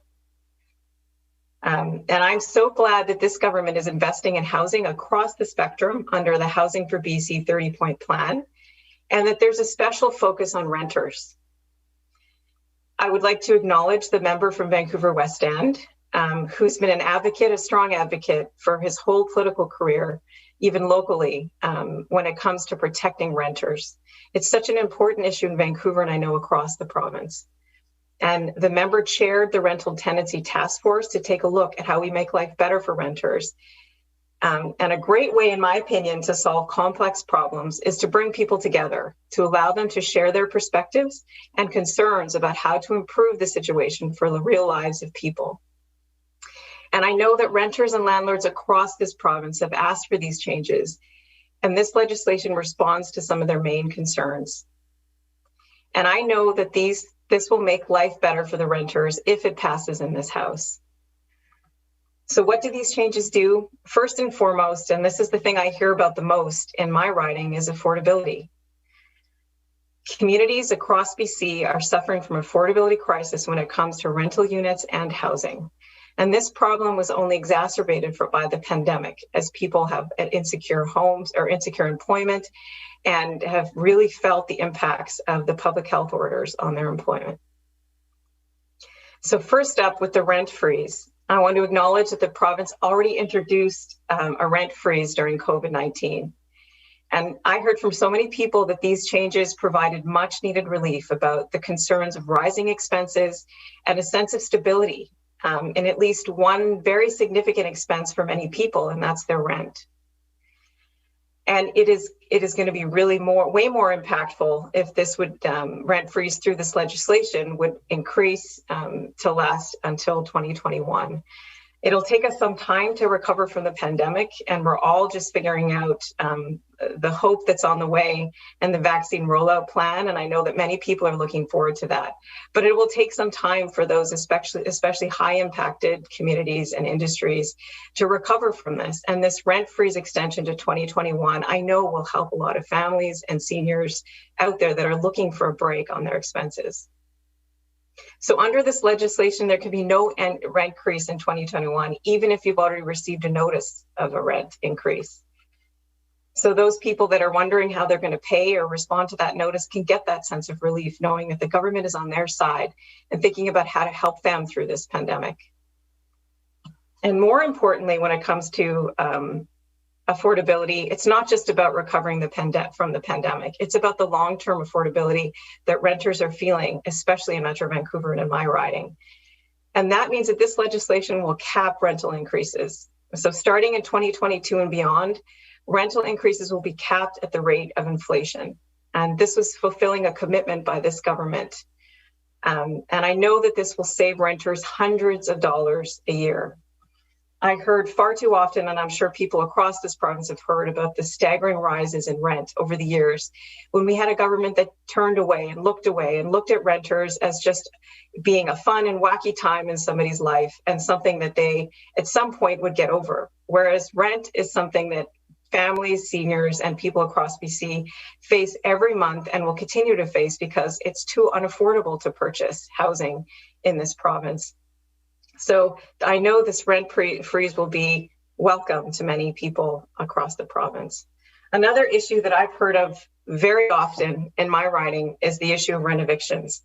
And again, I want to start by acknowledging the member from Vancouver Vancouver West End for his work. And as he mentioned, somebody in his riding coined the term when it came to rent evictions. But it was certainly something that we were feeling and hearing in Vancouver Hastings, when landlords were misusing the rules and saying that they were doing renovations to the unit to kick out the renter and increase the rents. And this has had a serious impact on renters in my community and has led to homelessness for many and some of the impacts that we see in and around our streets in Vancouver Hastings. And I know that illegal rent evictions can be devastating to people. Some have told me stories of people that have been in their house for decades only to be rent evicted. And imagine the stress and looking for a place after a rent eviction and trying to compare what you were paying in the past to what you are now forced to pay with the current market rents.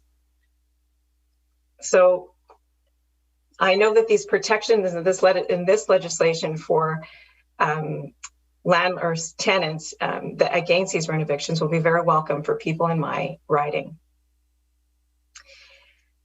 The process, I think, is also something I wanted to point out, which is very important because it shifts the onus away from renters in proving illegal activity of their landlord and having a rent eviction that isn't actually needed. So what this legislation will do, it'll further protect tenants as the landlords will be required to apply to the residential tenancy branch before they can evict tenants for renovations. In addition, landlords will not be able to end tenancies for renovations that are not substantial and do not require the rental unit to be vacant. This is huge for people, and I know will help to cool some of the increases in the rental costs for people across my riding and across the province. And I also wanted to comment on how I believe this legislation takes a very balanced approach. As I mentioned earlier, the Residential Tenancy Task Force really had a voice from people on all sides of this issue, landlords and renters, and a whole bunch of across the province weighed in on how they thought we could make things better. And so these improvements are real improvements that are balanced. They will also make sure that we can continue to improve our housing and our rental units. So if landlords need to make improvements to their properties, which is very important, they can apply to the Residential Tenancy Act to make those investments. And even if this requires an increase to the cap, if they can prove it and it's going to be benefiting their rental unit, then it would be allowed under this legislation. I also wanted to comment on the other improvements that this legislation will bring forward to all landlords and tenants in this province. And that has to do with making it easier on them when they come to the residential tenancy branch. I think all those, including myself, who have rented, who have encountered issues under the Residential Tenancy Act and had to go towards the branch, have really appreciated the investments that we've made in that process. But I know that this legislation will go further, and it will make it easier to enforce when there are breaches in some of the rules that at this stage don't have proper enforcement. So we'll expand the scope of administrative penalties the compliance and enforcement unit can levy. including if anybody gives a false or misleading information against the act, there are fines and there's ways to enforce it in a better way. And I know that will help a lot of people who oftentimes are unrepresented by lawyers who are going through this process trying to make sure that their rights are respected. I know it will also improve fairness in the residential tenancy dispute resolution process by expanding grounds and providing a new review process for the decisions that are made. I also wanted to comment on the much needed improvements under the Manufactured Home Park Tenancy Act to address the conflicts between park rules and tenancy agreements. I know that this is part of a much needed plan for renters that is bigger than just this legislation, even though this legislation is a key part of it. Our government has made important improvements to residential or rental housing policies in BC. We saved renters money and we better protected them. We've also improved services to that renters and landlords can count on. Part of these protections are putting more units on the market. In 2020, we've already registered more rental units for construction by July than the old government ever did in an entire year. 18,000 more condos are being rented out in Metro Vancouver instead of sitting empty, thanks to the speculation and vacancy tax. We've got over 26,000 homes complete and underway in 90 communities, including 6,800 complete and 9,200 in active construction. We've improved the fixed term lease loophole, making it harder, once again, protecting renters from landlords' misuse of some of the rules. And we've known for many years that this is a bit of a problem and a growing problem. And we've actually stepped up to the challenge to address it. And I'm so proud to be part of a government that's on the side of making lives better for people, investing in their lives, making the rules fairer, and making it better for renters who are struggling with the unaffordable housing in their communities. I know that there's more work to be done, as there always is, but I do know that our government has a strong commitment to continuing to do that work. And this legislation shows the progress that we're already making in meeting our commitments and listening to landlords and tenants that came before us under the task force to make these changes and agree with them. So I just would like to end by saying I would hope that this legislation would have the support across all the aisle, as we know, and we all must hear that this is much needed relief for renters across the province. Thank you, Mr. Speaker. Thank you, member. The chair recognizes the member for Abbotsford South.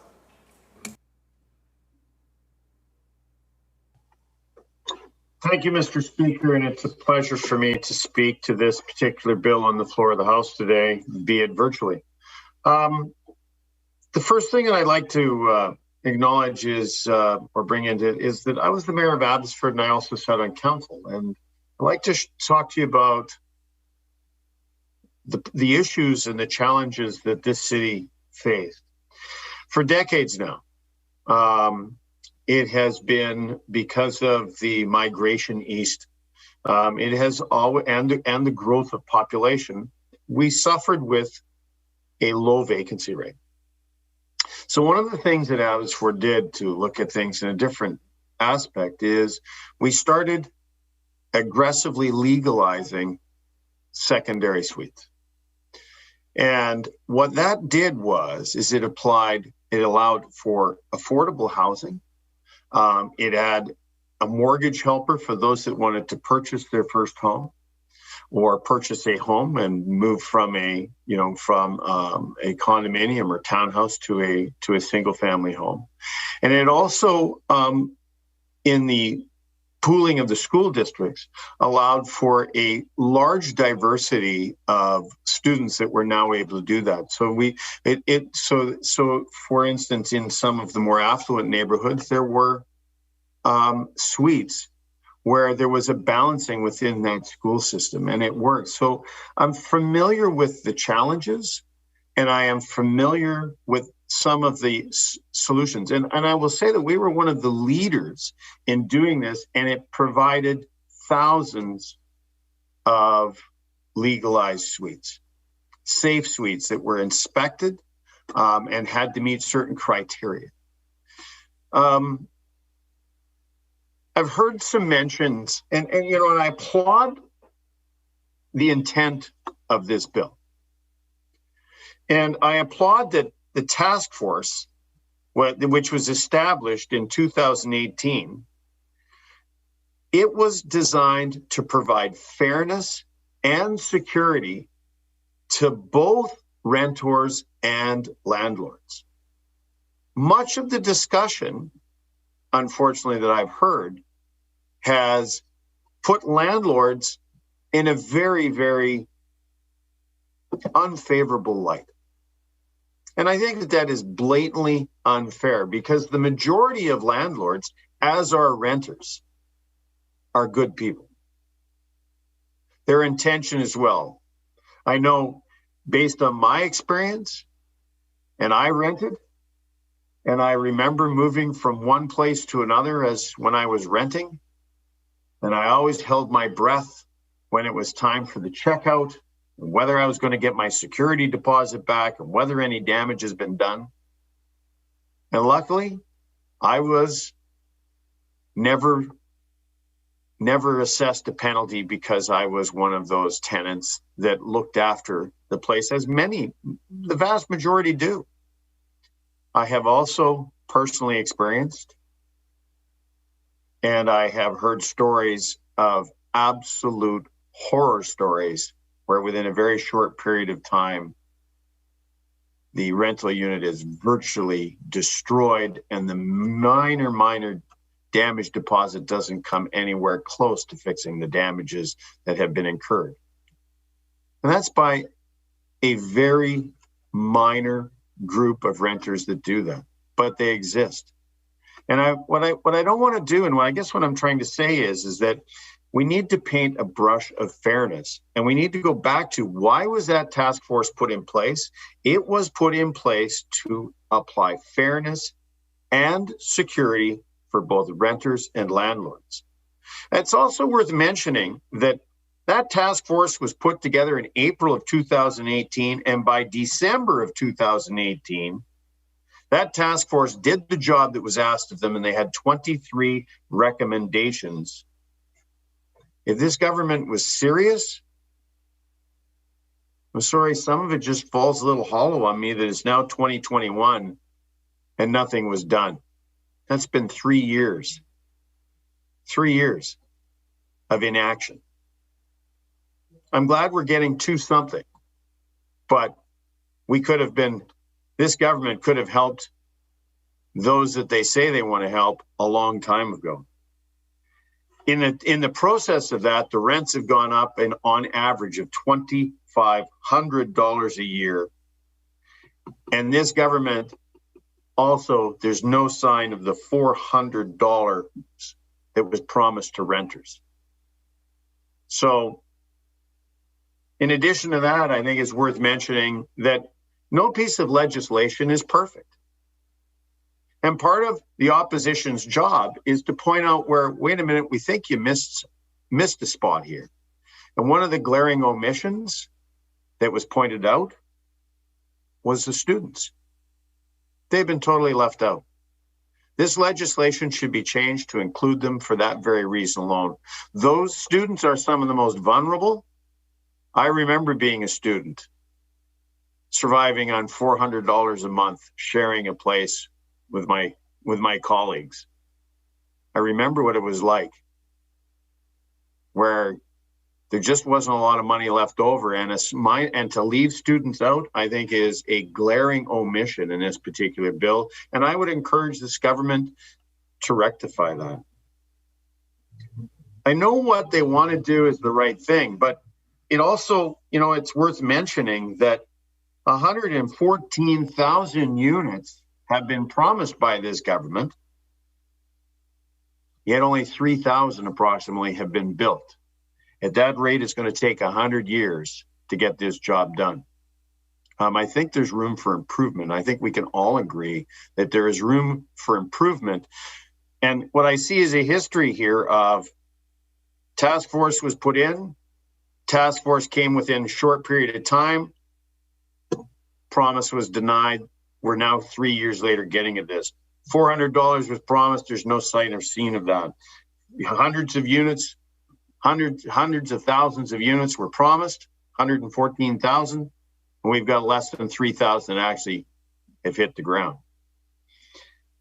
But the biggest erring omission to this that I see is I have talked to landlords where their tenants just refused to pay. And they were left not being able to evict them. And then when they went to try and see what was wrong, they were told, oh, you can't come because I have COVID. No proof of that was ever given. No doctor's note of that was ever given. And that excuse was used many, many times. And this landlord finally was able to look at the house, and it was a mess. And this is just a guy that works a simple job, decided to invest in a property and rent it out with the hopes of being able to make a little, just trying to get ahead. It wasn't some multi-million-dollar person. It was just a guy that works a normal job, that he and his wife put everything they had together to do an investment, and it has not panned out well. He'll be able to survive, but it has cost him tens of thousands of dollars. And the problem that Abbotsford had was supply. We're quickly running out of available buildable land. And partly why we went with suites was to encourage density. Because everybody believes, and I agree with, that we want to improve density in our cities. But if you make and in order for that to happen, investors have to be willing to have a return on their investment. Now, how much that return should be, well, we can have a discussion about that.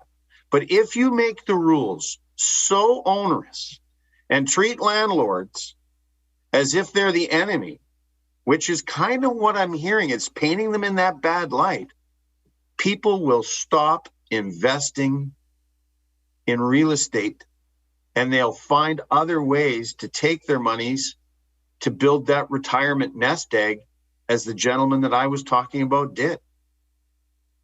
They'll stop investing in this, and we will actually have a worse problem on our hands than we have now.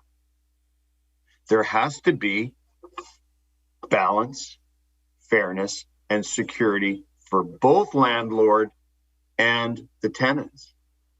And what I see here is legislation that has well intentions, but it has missed out the fundamental core, which is you need to have people willing to want to invest in rental incomes, to want to invest in rental properties.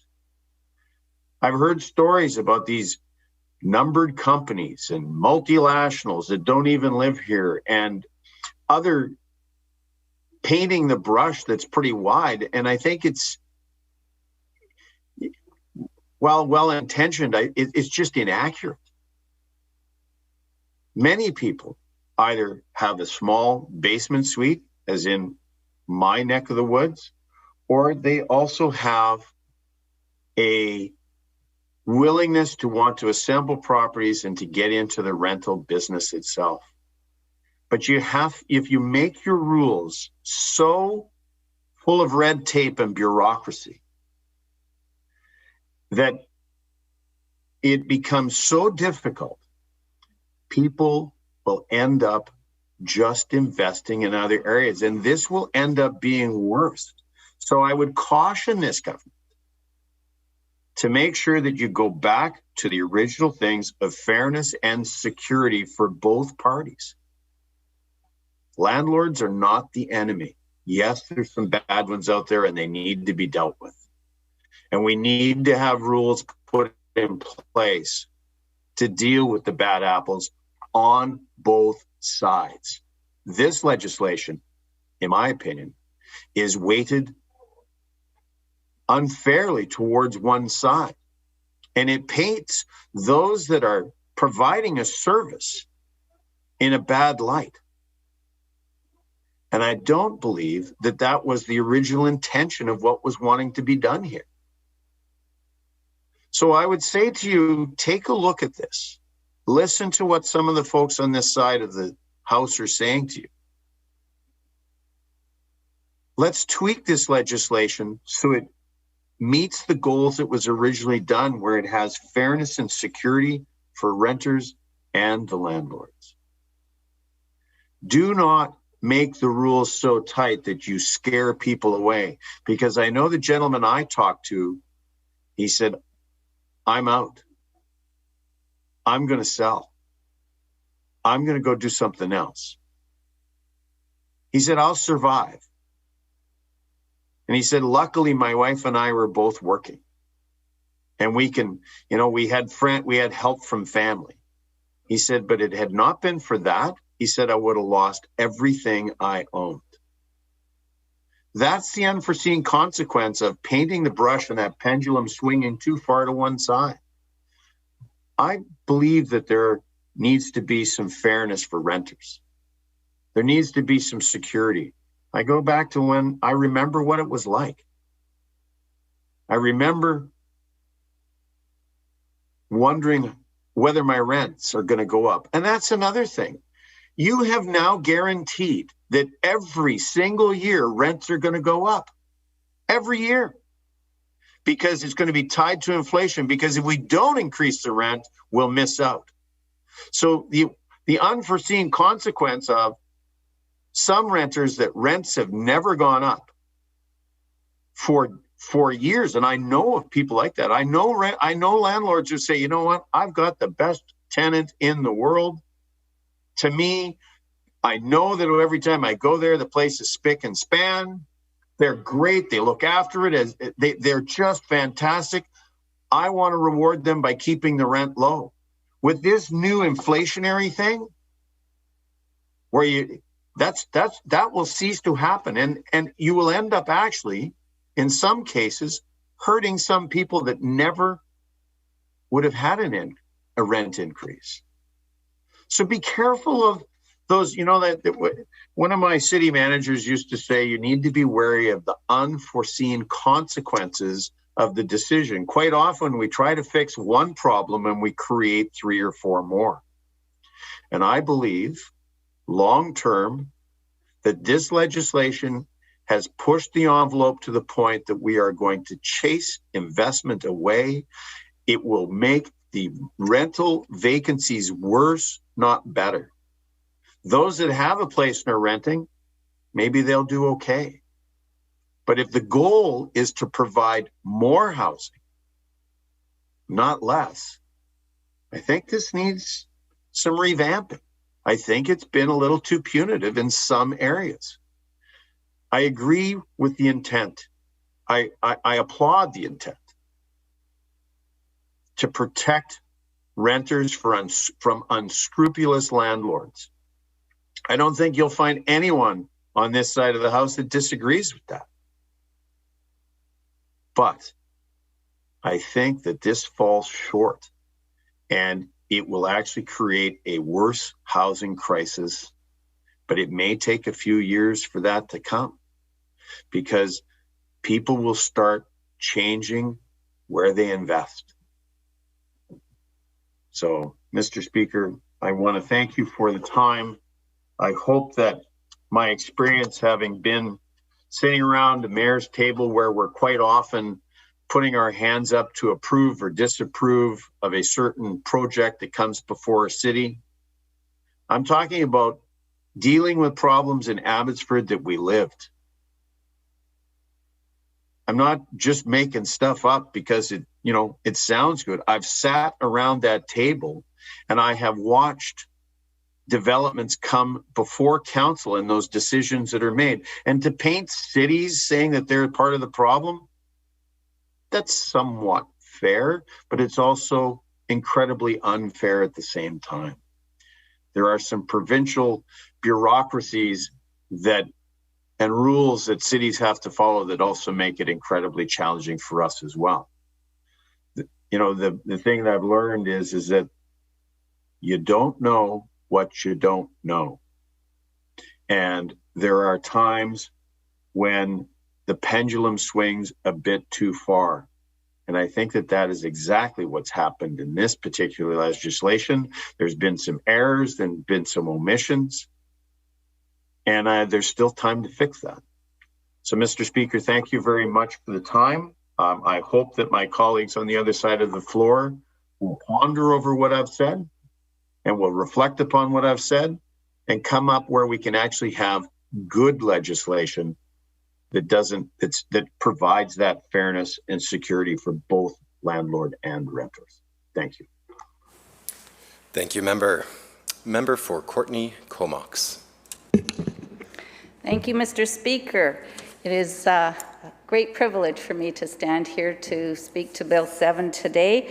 I was a member with the Residential Tenancy Housing Task Force. I always get too many words in that name. I really appreciated the leadership that the MLA from Vancouver West and Cole Harbour provided. His many years of experience have been given us across the board a lot of opportunities to help to advocate for more fairer processes for everyone. And I wanted to just share a little bit about the experiences that I had going from place to place across the province. You would think that tenants and landlords have the same kinds of experience in every community, but that was not the case, not even close. The experiences with landlords in Terrace was so very different from the experiences of landlords in Burnaby. Tenants in the interior experienced a whole different set of circumstances than Vancouver or Victoria.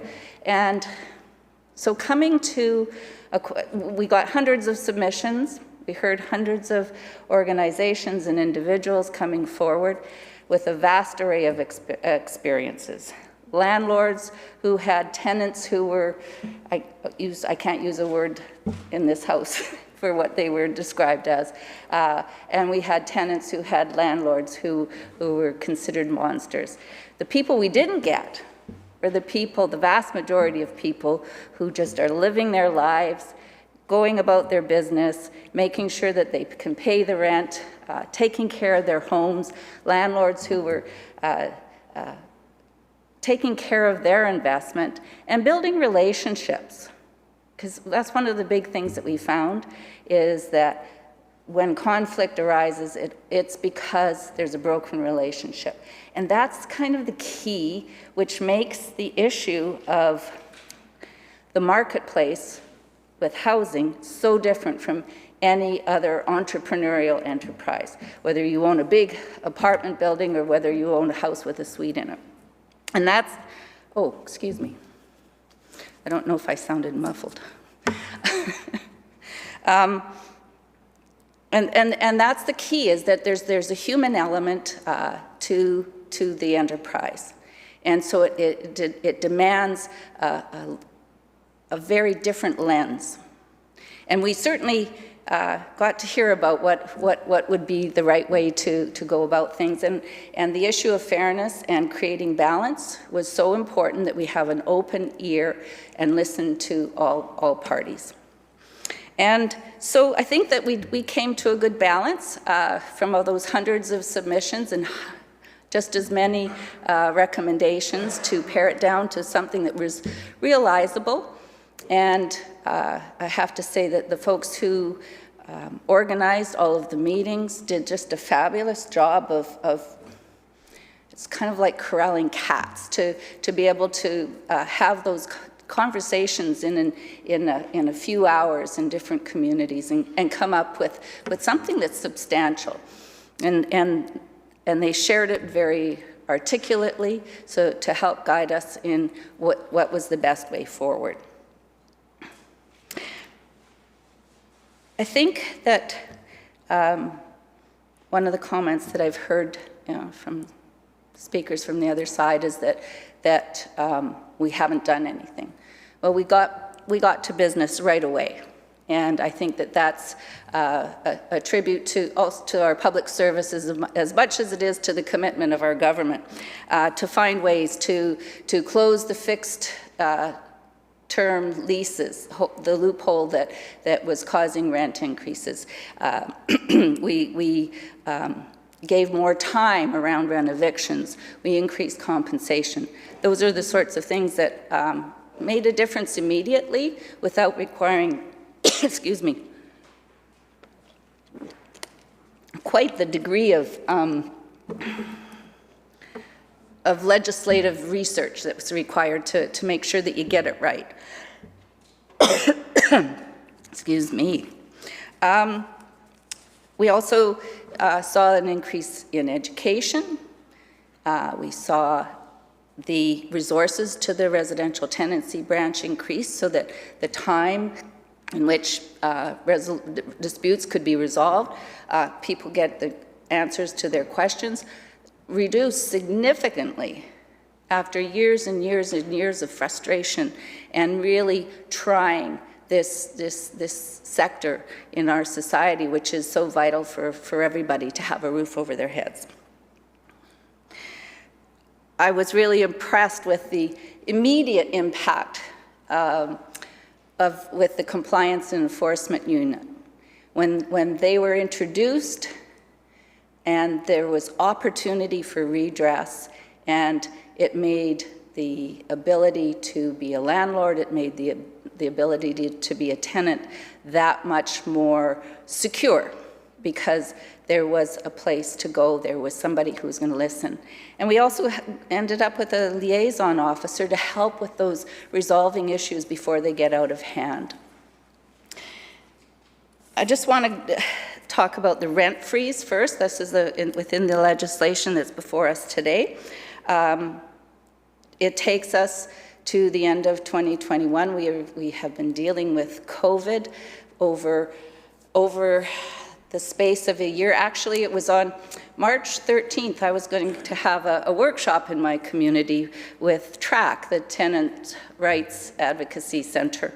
They were going to come over from the Lower Mainland, and the night before, Friday the 13th, I had to cancel it because we knew that the province was going to be shut down. And people's lives were changed. And one of the first things that we started to hear about was how people were worried about how they were going to pay the rent. And by freezing rents and by stopping evictions, it gave people some security while they got their lives in order during this pandemic. And as we've progressed through the pandemic and people have gotten back to work, it's been an opportunity for people to stand up proud and pay their rent, and if they were in arrears, to find ways to move forward and get those debts paid back in a reasonable way when they're dealing with such constraints. And in fact, we have the lowest rental arrears in the country outside of Newfoundland. Which is pretty impressive that we're doing all right in British Columbia. Some of us are struggling harder than others, for sure, but we have set a path forward to make life more affordable. And that rent freeze, while it is, again, a constraint on landlords that they can't raise the rent, it's also we have a program called the Recovery Benefit, which can help, it helps people throughout British Columbia who are in a variety of circumstances to make it through where there's been some losses.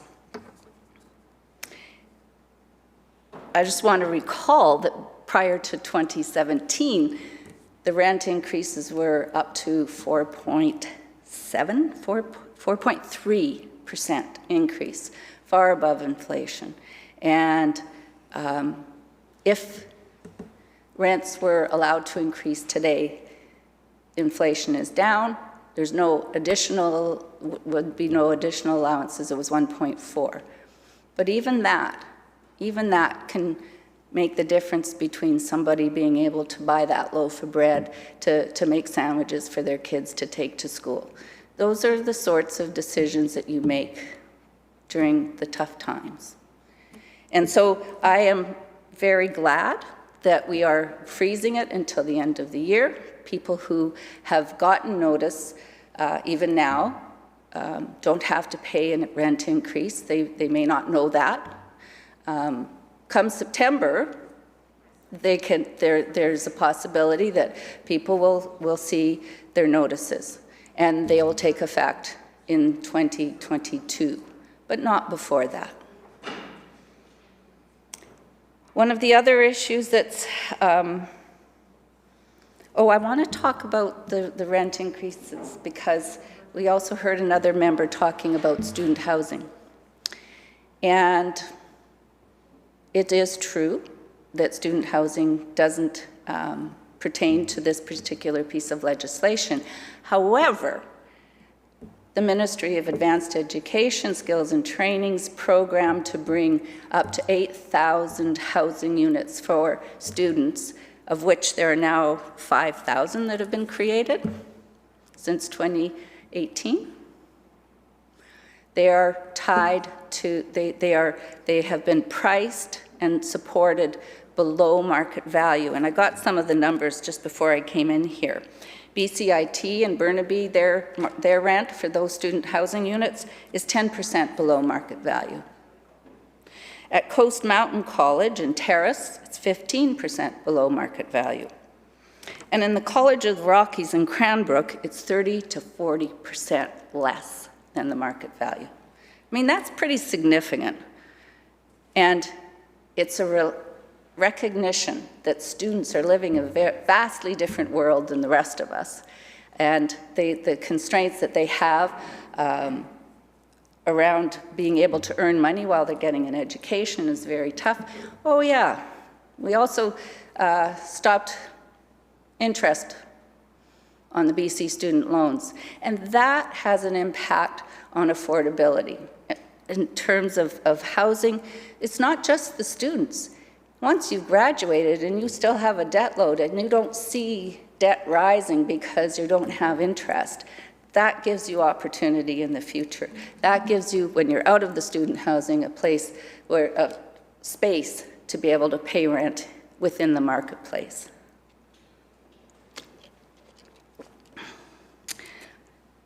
One of the other amendments is around stopping illegal rent evictions. Come July 1st, there'll be a whole dispute resolution process is a replication of something similar that's happening already in Ontario. And it's not about trying to stop landlords from maintaining their properties. It's about landlords who would take an opportunity beyond the scope and try and evict people for things that are not substantial, for which people do not have to leave the home. And that's important. That's important because it is about that security of tenancy. It doesn't stop renovations, and it doesn't stop people from being able to maintain their properties. In fact, it's continuing to be encouraged, and something we're looking forward to in the future is around a process to allow landlords to find ways to recoup their costs when they do more substantial renovations, while still maintaining that same tenant. I wanted to quote David Hutniak from Landlord BC, because on this legislation he's saying that it mitigates what has at times been an unnecessarily confrontational process. And I go back to what I said earlier around this is about relationships. And when you set up a system that doesn't work unless there's confrontation, you're not helping the situation. And this is paving a much more positive path forward so that we can have a more robust rental housing marketplace for both tenants and for landlords. I'm going to talk about the question around procedural fairness. We heard a lot from people who wanted to not have to jump into the courts for judicial review on matters that were not trivial, but not so substantive that they needed to go, that they were barred from getting justice because they couldn't afford the lawyer to take it up for judicial review. So taking that forward to expand the grounds for procedural fairness is something that people really wanted to hear about. They wanted to hear us taking action, and we have, and that's what's coming forward with this amendment. I think I've mentioned already about the compliance and enforcement unit, and just to reiterate what they are getting more of, taking a good thing and making it better, is that they're being given more authority for investigation to compel records. They will get more authority around levying administrative penalties and being able to apply penalties for false or misleading information. This is again paving the way for a much more positive road for people when they're considering becoming a landlord, if they're considering making an investment in something as difficult. I raise my hands to people who become landlords because it's not easy. It's not like buying something that just appreciates in value. You have relationships there, and you're not going to get the best bang for your buck in your investment unless you work on that human element. And so it's so important that we make sure that we create a system that helps landlords to make good on those kinds of investments that they're making. I also wanted to point out as well that this legislation brings in a way forward to avoid the layers of hearings that landlords would need to get orders for outstanding rent that might be owed. So instead of having to go back for a second hearing, they get to have it dealt with at the time. And so this is that balance of finding ways forward that are about fairness. I wanted to talk about the one piece that I haven't heard a lot about. I think I heard the previous speakers mention it, the manufactured home parks. That's something near and dear to my heart. I grew up all over Canada, and sometimes living on military bases, and always there was a section of the PMQs, permanent married quarters, that was manufactured homes. We didn't call them manufactured homes at that time, but that's what they were. And it becomes a lifestyle. People take their homes with them from place to place. Not all manufactured home parks are like that now. They're a lot more permanent, but they're affordable. This is affordable housing for so many people. And one of the challenges, though, is that they have that pride of ownership, of owning their home, but they don't have the security of the space where they park it. And one of the challenges that we heard while we were on the road, let me finish this piece first, was the challenge of not having that security. And when the mobile home park owner, the manufactured park owner, changes the rules and makes the circumstances so that you can't stay there, there's no security in that, and there's no sense of fairness. And this legislation is going to do something about that. We're going to see the opportunity for those homeowners and the manufactured home park owners to consult on a regulation to see how often park rules can change. And one of the more substantial pieces that's within the legislation itself is the fact that there will be, it clarifies that mobile home park, said it again, manufactured home parks rules cannot be changed to override your tenancy agreement. And that's something that people who rent, that's sort of a basic tenet of being a tenant, is to know that you can't have rules that, and it's a tenet of life, that you can't have rules that override legislation. And it's the same thing. If you have an agreement in place, you can't override it by just unilaterally changing the rules. So these are all just, they're substantial pieces to making life more secure, making life more affordable, and making good on our promises that are not quite finished yet. We know that there's still more work coming, but it's getting there. We're working. We know that we're working hard to continue to make life better. I wanted to. I almost interrupted myself earlier. I wanted to talk about the trips that we had to different communities and hearing people's experiences. And I remember I just wanted to share this because Prince George is an amazing place. I never got to visit Prince George before I was an MLA.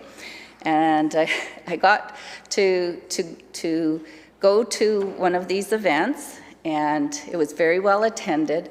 And I was walking back to my hotel, and a thunderstorm started. And my hotel is in downtown Prince George, and you could see it coming. And I sat in my window of my hotel room, and for half an hour I was filming with my little phone because it was like a strobe light show. And knowing that there were people living out rough and having to endure that was, while it was amazing for me to be safe inside, to look out and watch, to know that there are some people that were having to experience that. It was pretty tough. But I also got to see on my walk back to the hotel room a new foundry that was opened up. One of our mental health and substance use wraparound services for youth. And it was very uplifting to know that we're making a difference every day and in different ways to make life better for all British Columbians. Just on a final note, I got stuck in the Prince George Airport for 8 hours on that trip. And because of that storm and because of wildfires, the people of British Columbia have shown just how resilient they are. They endure weather like no other that I've ever experienced. They have endured floods. They have endured incredible wildfires. And sometimes they endure a lot of hardship because life has not always been affordable. And I'm just so proud since 2017 that we have taken steps every single day to make life more affordable, to bring the services that people need, and to be able to build a more sustainable future, not just in the downtown Vancouver, but throughout all of British Columbia. I appreciate the committee work that I get to be a part of, where I can go and have some comradeship with people from the different parties that sit in this House, and find some common ground, and also to find ways forward together. And as we go forward with COVID and the vaccination program, I know that landlords, tenants, and people throughout British Columbia will work together to make sure that we all get the protection that we want and that we need, and that we can move forward. And I thank you very much for the opportunity to speak to this amendment, and I look forward to seeing the passage of this Bill 7. Thank you, member. Recognizing the member for Skeena. Thank you, Honorable Chair. And thank you to Skeena for sending me back to the legislature to represent them here in Victoria, as well as my sympathies and condolences to those who are suffering throughout BC, whether it be medically or mentally. We're in the same boat as you, wherever you are in BC, whether it be in urban areas or the rural areas, or in our First Nation communities. And this is an interesting topic. And I've already heard somebody mention, my constituency and wondering whether or not I was going to get up to speak or not. And I've got a lot to say on this because I've actually seen both sides of this equation over my lifetime as an adult. I've been a renter for over 20 years. And when I got elected to council in 2003, I was surprised to learn I was a landlord, but in a different context. And over those years as a renter, I rented in Prince George, Kitimat, I rented in Abbotsford, and never once did I feel that I was treated unfairly. In fact, I was treated more than fairly on more than one occasion when I couldn't make my rent. So I've heard some of the conversation here, and I commend both sides of the House for those that talk about a balanced approach to this problem.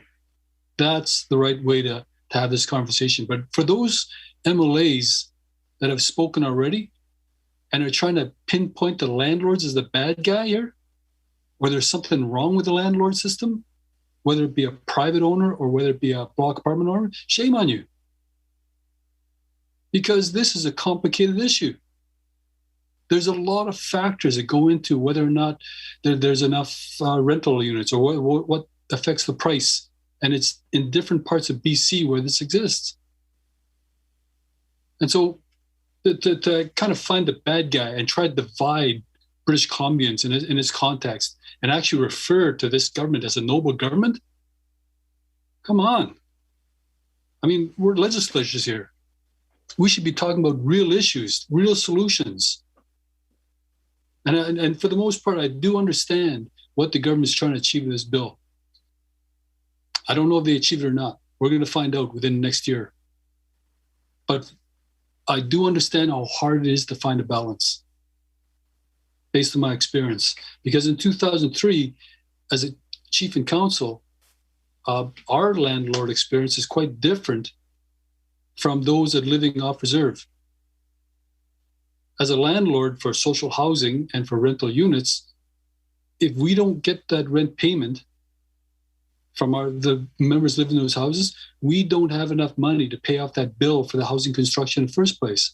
We don't have money to pay for maintenance. And guess what? There's consequences. Ottawa takes that amount of money that's owed for these houses and they take it out of your program, delivery dollars, which is unfair. Because that program delivery dollars could actually pay for something else, especially in today's day and age, when we're looking at more programs for youth and elders. Now you come outside of this, you don't have those punitive mechanisms for governments outside of a reserve because the Indian Act is a totally different world. And this is what band councils have to live with. And this is why you see so many band councils now trying to raise money outside of the Indian Act. And this is why you saw bands like mine that push so hard to engage the LNG industry, even though there was so much opposition, even from those colleagues sitting across the floor right here that signed anti-LNG declarations, that showed up to protests, that didn't even come to ask a band like mine why we're doing it. And the proceeds of this actually go into what we're talking about here today. In fact, one of the first things I thought about in terms of the housing crunch was why don't we take our band members off this crunch using LNG dollars? We can do it now. We can buy an apartment block. We can build an apartment block on reserve, and we don't have to ask anybody. We can just do it because we have the money. Nobody on that side of the floor ever came to us and asked, what do you think about engaging with LNG in the context of some of the issues that you're facing? And we couldn't have enlightened you because right now I'm proud to say my band actually purchased an apartment block in Kitimat for $11 million, more so to provide housing for our people, but also to relieve the rental crunch in terms of the rising cost of rent and the cost of living. And guess what? My band is not interested in making dollars off this. They're not interested in making profits. They're interested in breaking even. They're interested in actually making society even better now that we're part of the equation. They did the same thing with those LNG dollars when they donated $300,000 to a local hospital to help with COVID. And so all this opposition to all the economic development projects that to a band like what my band was trying to achieve, you didn't see the bigger picture. And now for some of those MLAs sitting there and talking about how evil landlords are with rent evictions or whatever it may be, that's unfair to stereotype an entire industry. It's not fair. I know that exists, but there's also bad tenants as well. And on both sides of the equation, I think that is where the value of this conversation is going in terms of the value of what we're talking about when we're talking about balance. I love that conversation because you know what? Where is the balance? I think a big part of that balance is going to be met over the upcoming 5-10 years, right? But we still haven't talked about the main problem, which is supply. I mean, even a band council like mine, like we didn't even get engaged in this kind of conversation, but we understood supply. You create more supply, rents go down. You create more supply, housing prices go down. Now, this is not, the golden rule for everywhere across BC, because it was mentioned already that, the boom in Kitimat under the RTA modernization for the smelter made prices rise. Okay, I can agree with that. And I can agree with that in terms of LNG Canada. But that doesn't explain the housing prices in Vancouver. It doesn't explain the housing prices in Victoria. They didn't have major projects. So how is the argument supposed to kind of fix what we're doing here?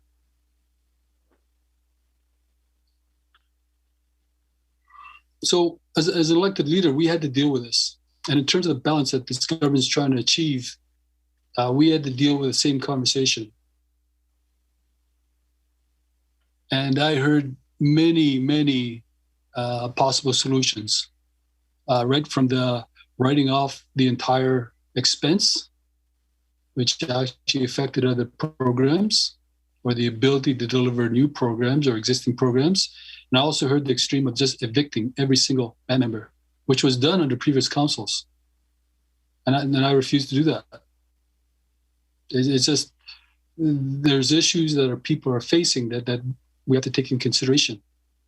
Things that we're not even seeing, firsthand.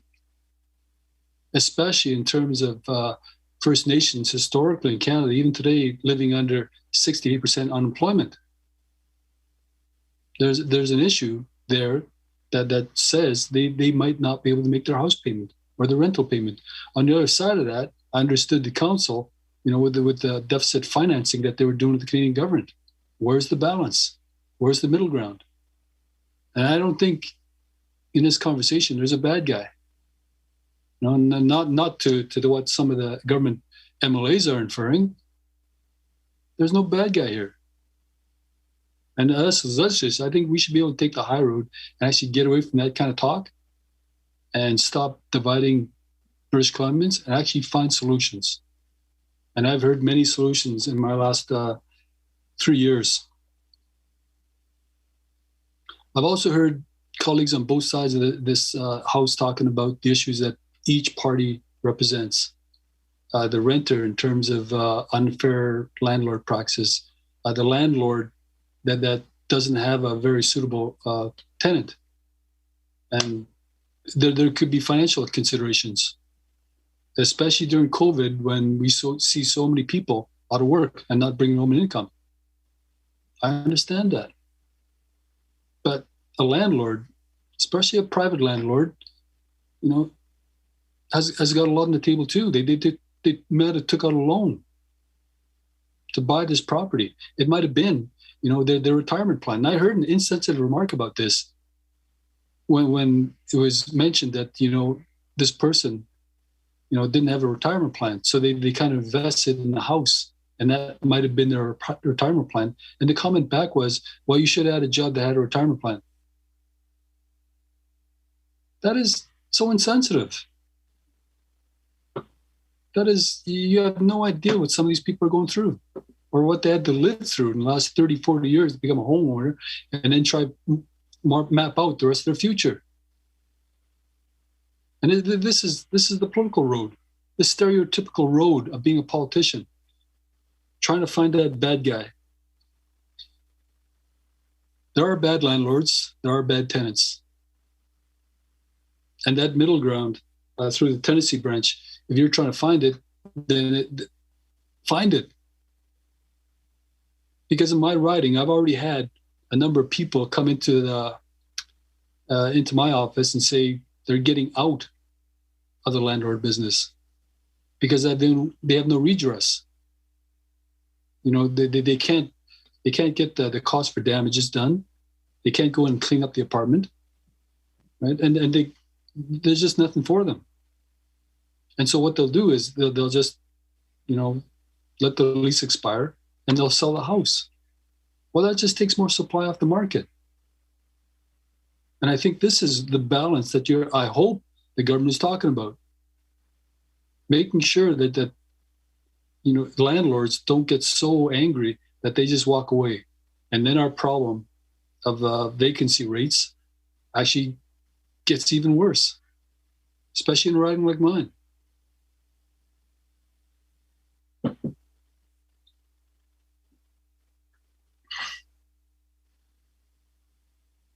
So with the solutions that everyone's talking about, I mean, this is part of the solution, I'm hoping. Part. But it's only part.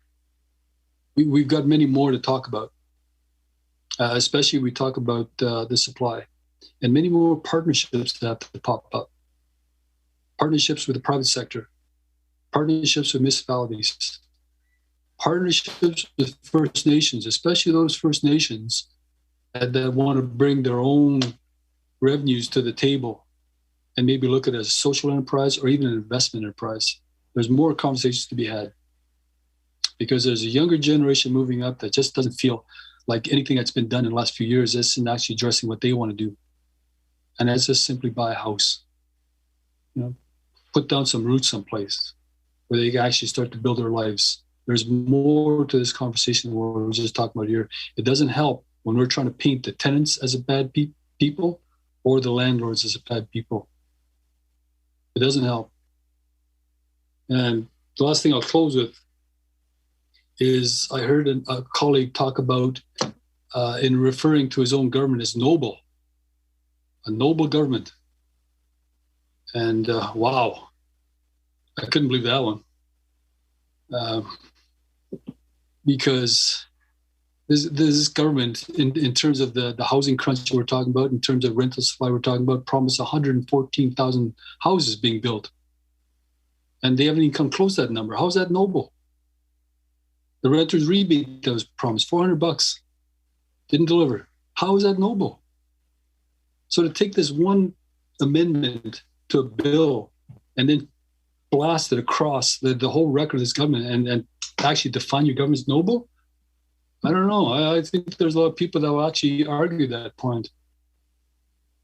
For the most part, I'm interested in seeing where this government actually takes the real issue of supply in terms of home ownership, as well as affordability in terms of rent, without raising more taxes, because 21, 22 taxes increased or new taxes, that doesn't help. That actually raises, the cost of affordability when it comes to British Columbians. Thank you very much, Honourable Chair. Thank you very much, Member. Now going over to the third-party House Leader, the Member for Saanich North and the Islands. Thank you, Mr. Speaker. It's wonderful to see you in the chair again. And I rise today, or I sit today, to speak to Bill 7, Tenancy Statutes Amendment Act, from my office here in the Legislature. I'd like to start today by acknowledging Mr. Beeds. Mr. Beeds is an individual in the town of Sydney that many people who live on the Saanich Peninsula would know. He's passed away recently, and he spent a lot of time on Beacon Avenue in Sydney, beating beautiful pieces of art and selling them there. And Mr. Beeds is going to be missed in Sydney. He's a homeless gentleman who had his fair share of struggles, more than his fair share of struggles. But every day he sat on the street and shared his kindness with people who passed by, sometimes not even looking up, but just acknowledging every set of feet that passed by him with a have a nice day, or have a great day, have a wonderful day. And Mr. Beeds is going to be missed in the town of Sydney. I'd like to thank thank you for the opportunity to speak to this bill. And I'd like to acknowledge the Attorney General for his effective work in the past as a minister. And I'm thankful that he is now holding the housing portfolio and responsible now for developing programs and policy to help what is a very challenging housing market. The housing market, as many British Columbians know, is red hot. The Real Estate Board of Greater Vancouver says that the market is heating up so fast that, quote, home sales in the region doubled between January and February and have climbed by more than 70% since last year.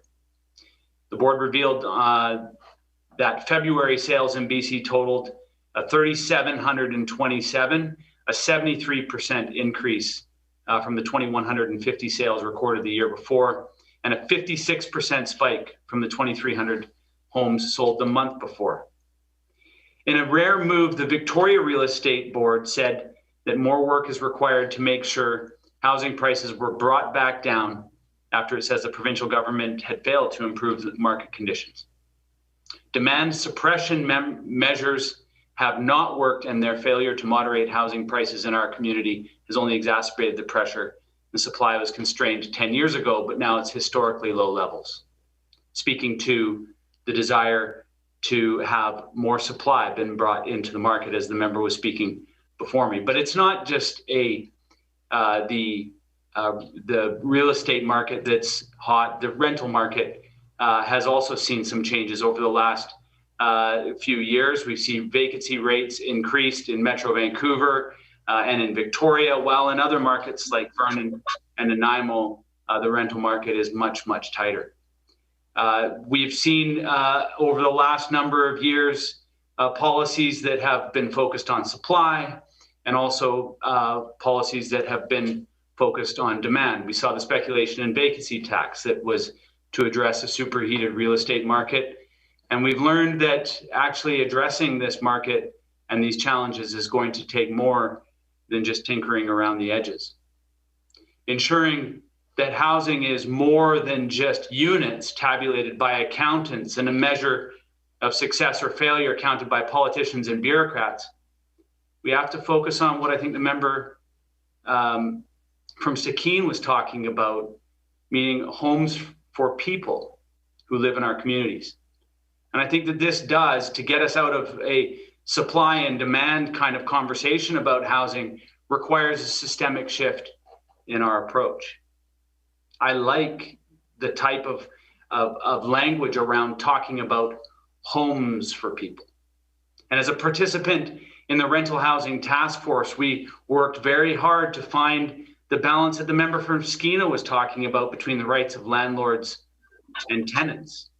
The reality that every landlord needs a tenant and every tenant needs a landlord.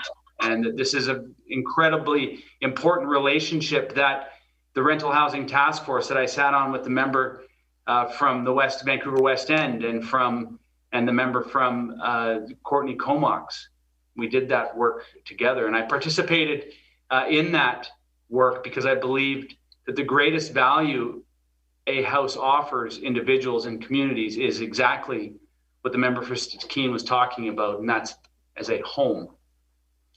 And people say, well, this is obvious, Dulles, and no doubt that this is about homes. But unfortunately, we refer so often when we're talking about housing, we talk about units, 114,000 units, 10,000 units, 5 units. We're not talking, the language around housing in the political sphere here, in the political landscape, is not about finding homes for people or creating homes for people. See, it's about homes are about the stability of individuals and communities. It's about the safety of individuals and communities. It's about creating a safe and stable base for individuals to then be able to fully participate in their communities. I heard a CBC story recently, the local CBC Victoria, homeless residents here Victoria, who started a podcast. And what really struck me in that story was the comments from the host of the podcast on how exhausting it is to be homeless, the lack of stability, the lack of safety, the lack of security. Always having to keep one eye on your belongings because there's no safe place to store them. Always trying to protect your space must be absolutely exhausting. So exhausting that it becomes the entire day's work, the entire day's effort is to just protect your space and just to protect your belongings. That speaks to the security and safety that a home creates. Yes, we can create units as governments, but I think that once we shift our focus away from the conversation being about a housing unit or 114,000 housing units, and we start talking about what it means to help create a home for somebody, now we're moving in the right direction. The rental housing task force is one of the more positive experiences that I've had as an MLA. Not because it was easy work, but it was rewarding work. It was a joy to work with the members from the West End and Courtney Comox to navigate these challenging issues and to put forward for government a series of recommendations that they have put their mind to, that the government has put their mind to putting into legislation and starting to work on. And part of the reward, of course, of that work is to see when government trusts the quality of that work and begins to start to legislate it. And I think that that is one of the most positive aspects of the job that I've had here as an MLA. And it's a tribute to our now Minister of Finance for her foresight to be inclusive and her trust in me to add value to this work. And so I raise my hands to the Minister of Finance for welcoming me into that residential or the rental housing task force. Unfortunately, I think as the member previously stated, this debate has featured too much blame. There's no doubt that policies from the past have impacted the housing market and that this bill that we're looking at today is a good bill. However, I encourage the minister responsible for housing, the Attorney General, to go further, to reach into his history as a housing advocate, his past his experience as a BC NDP politician, to make the systemic changes that are needed while this bill is making important changes to protect renters from illegal rent evictions, provide some more stability for residents of mobile home parks, capping rent increases to provide more stability for renters, and increase the capacity of the enforcement and penalties. These changes are important to protect homefulness for our residents in the COVID-19 times, but also in general, once we've passed COVID-19.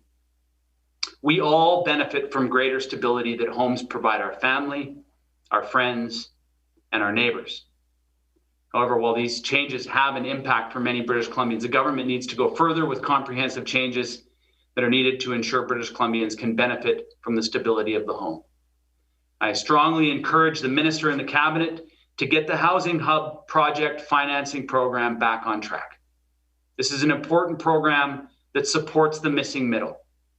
Our housing programs need to be a full suite, from housing solutions housing the homeless, to low to moderate income, to moderate and middle income homes. It needs to be a full and comprehensive program, not just focused, falling into the trap of focusing on a singular demographic within the full range. We need to be developing programs that are covering the full range. And that's why that financing program to finance the capital builds of projects for the missing middle is so important, and why it must not be abandoned at this point. I'm thankful that this is the first bill that we're debating today, and we're debating in this part of this session. It's a tribute to the collaborative work accomplished in the 42nd Parliament that's being fulfilled now. It's a tribute to the member from the West End, our Deputy Speaker, who has always been a strong advocate for renters. And I look forward to supporting this legislation. With that, I'll just stay in my seat and thank the Speaker for the opportunity to speak on Bill 7. Thank you. Thank you very much, Member. Now we recognize the member for Richmond's South Centre. Thank you, Mr. Speaker, for this lovely opportunity to speak about Bill 7 on a second reading. I do want to take a moment to acknowledge that I am speaking to everybody from the Coast Salish traditional and unceded territory of Musqueam Coast Salish people. I thank them for allowing us to live, work, and play in the territory. I fully support Bill 7, and I do want to emphasize one important point, since so many of my members and my colleagues have emphasized. The reality of this bill is one of the many, many future steps as we continuously fight for housing affordability. Why do I support Bill 7? I think one thing we are often missed is that we kept on talking about market or supply demand without acknowledging that we are in a COVID pandemic. The benefit of this bill, which I love the most first about, is that we're putting rent freeze by extending it till the end of this year. We shouldn't blame the renters, and we shouldn't try to blame the landlords. At this time, we as a community, as a society, as a different aspect of this world in British Columbia, we have to endure this pandemic together. And why do we have this rent freeze already till the end of this year? Is to ensure that we don't end up having people running into homelessness issues. We continue making life more affordable for everybody. Yes, it is a difficult thing to agree upon. It's a difficult thing we're introducing. But this will allow renters, tenants, a chance to actually really be able to continue, survive, and strive through this pandemic, along with landlords, along with the rest of society, as we continuously try to overcome the challenges presented by the pandemic. The pandemic has exposed our vulnerable population. And unfortunately, it exponentially demonstrates impact on the most vulnerable. And now I'm so proud of this government. We're stepping together and continuing saying we're here to bring fairness, and we're here to provide protection and support for the vulnerable population and the rest of the society. I do want to emphasize one important aspect of this Bill 7, which is dear to my heart. The fact that a landlord has to actually go to residential tenancy branch to introduce the request for renovation. First of all, I want to thank the member from Vancouver West End for introducing the term renoviction to help us understand the challenge it is. As a Richmond South Centre, I haven't heard anybody telling about renoviction, but I hope people understand that is actually a concern. Richmond South Centre is one of the densest in British Columbia and one of the smallest, and it has a high ethnic Chinese Canadian population. And being ethnic Chinese Canadian population part of the community as well itself, one thing we have learned is we have many of our members don't understand their rights, don't understand their privilege, don't understand what kind of protection they have when they're facing a challenge. In the past, if a renovation goes through, many of the renters do not know who to turn to. Richmond South Centre is also one of the transit community in British Columbia. Many young families, many immigrant families, and many seniors who live here. And I often encounter members, constituents coming to my office asking for help because they don't know where to turn to. And when we mention RTB, obviously an acronym, many of them have no idea what I'm talking about. Residential tenancy branch does great work, but a lot of society, especially the vulnerable population, often don't know what they have to access to protect their rights. Now, Bill 7 is introduced as a second reading, and it requires our landlord to bring a renovation request to the resident tenancy branch if it requires a renter to be evicted from the house in order for them to do the renovation. It gives both the tenant and landlord a meaningful and legitimate manner to exercise their right. So I'm a bit disappointed. Many of my colleagues in this house has been saying we have been inappropriately pointing finger at various population, various sector of a society. Bill 7, to me, in my opinion, in my humble opinion, is a very fair bill. It's designed to balance out the vulnerability of different population and to allow us to work together through this challenging time. I also want to emphasize another important issue is that they also addressed false claims, false assumptions. When residential tenancy branch are dealing with different cases, one of the challenges we often have to understand is that if there's no consequence associated with making false claim, it will be the ones who are better aware of the legal rights, who are better aware of how the system works, be able to utilize it for the full advantage. Now we're returning everything back to balance again, to allow people to have a respect to the process, to respect fairness, and to be able to work with good faith and goodwill.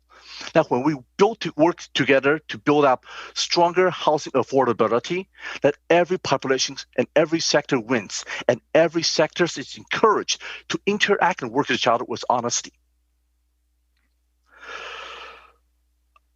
I also, like I said, I cannot emphasize how much I appreciate this bill being introduced by our government.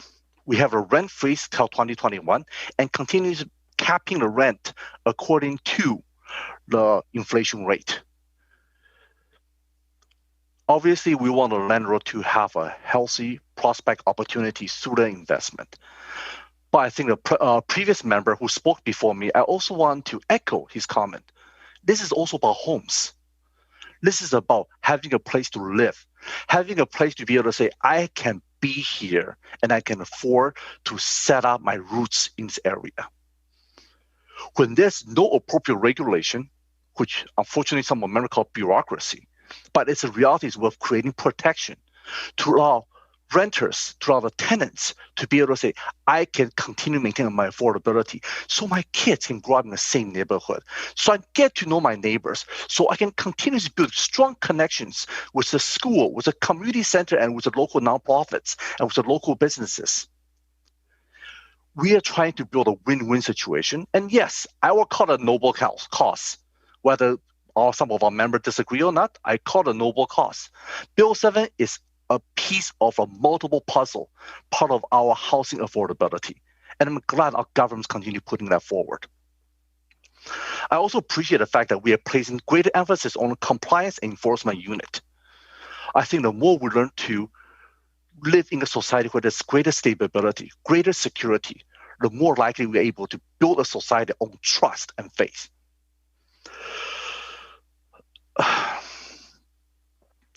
I do want to also emphasize another thing that which is part of the Bill 7 that was being addressed. Is a residential tenancy branch also have a right to go back dealing with a potential error that's clearly stated and reevaluated instead of waiting for a party to come back, whether a landlord or a tenant. I do want to talk about that because, again, go back to Richmond South Center and go back to the writing that I represent and thank them for allowing me to represent them. That we do have a lot of new families. We have a lot of young professionals. We have a lot of immigrant families and sometimes even some seniors who might be not as well connected we would like to the current policies. If my family member is one of the individual who lost a case with residential tenancy branch, and one of the residential tenancy branch arbitrator identified the error and fixed it, I will be deeply grateful. I can almost guarantee you in a similar scenario, my family probably don't even know their rights were violated. This is BCNDP. This is our current government. We are fighting for the vulnerable population, and we're bringing balance and fairness into the system. This is not about middle ground. And I think anyone who does statistics will know median doesn't represent average and doesn't represent mode. We have to understand when the situation is skewed, government need to come out strong actions to balance out the situation so that everyone in our society can either survive the pandemic or thrive and prosper together. Housing crisis has been built in our society for many, many years up to this point. And I cannot emphasize that I also recently became a transition from a condo to a townhouse. The challenge and the fact that I had to look at my bill to buy the mortgage was shocking. It has been there for a while, but I'm so glad our government continues looking at a problem, continue to dissect this complexity in depth, and to understand how we can work together with different community groups and put together a task force, which I heard many members represent, to bring different perspective, to hear stakeholders' view, and to come up with a comprehensive strategy. We do not just go around pointing fingers at supply and say supply is the only solution there is. That's disappointing. It tells me the lack of depth and understanding of complexity of our problem. I want to take a moment to acknowledge our government is working hard across the partisan line and working hard with all the stakeholders, because we need to have a full understanding in order for us to protect the vulnerable, protect the average Canadian, British Columbians, and to allow our community to grow and thrive together. And I just want to take a moment and thank you for Mr. Speaker for allowing me to speak, and I'll rest my case at this point. Thank you. Thank you, member. Recognize the member for Parksville-Qualicum. Thank you, Honourable Speaker. It's a pleasure to join this House virtually from the traditional territory of the Puntlets people, today known as the Qualicum First Nation. I will be speaking in great support of the Tenancy Statutes Amendment Act. I support the changes that Bill 7 will make to the Manufactured Home Park Tenancy Act and the Residential Tenancy Act. This bill is incredibly important for the people of Parksville-Qualicum. And I want to start with sharing a few stories of some of the affected residents and people here that are going to be affected by the changes to the Manufactured Home Park Tenancy Act. I heard early on after the election from a woman named Kathy, and her rent went up during the pandemic, even though it wasn't supposed to. She's currently renting a pad in a manufactured home park. And she purchased it a couple of years ago, took all of her equity and put it into this home. And once the pandemic hit, her operator and her landlord realized that all of these people moving from the rest of the country to our community were willing to pay substantially higher rents. So not only did the landlord pressure Kathy by threatening incredibly high rent increases, but she was faced with nearly daily changes to the park rules. These were acts of bullying and unnecessary pressure to try to get Kathy to vacate and to voluntarily leave her pad. The people who are purchasing and renting pads in mobile home park communities, these are their homes. They are living there for a sense of community and comradeship with their neighbors, and they are there for the long term. They are expecting stability, and they're expecting to be able to live out their lives in these homes. Some of them are financially more well off than others, but many of these people are struggling on disability or on fixed pensions, and are really, truly very close to homelessness. So we worked with Kathy, and we were able to hear her concerns, and it thrills me to see in Bill 7 that protections will be in place to ensure that the pressure that her landlord was placing on her to change. And Mr. Speaker, I appreciate if you can hear the advocacy from my office here.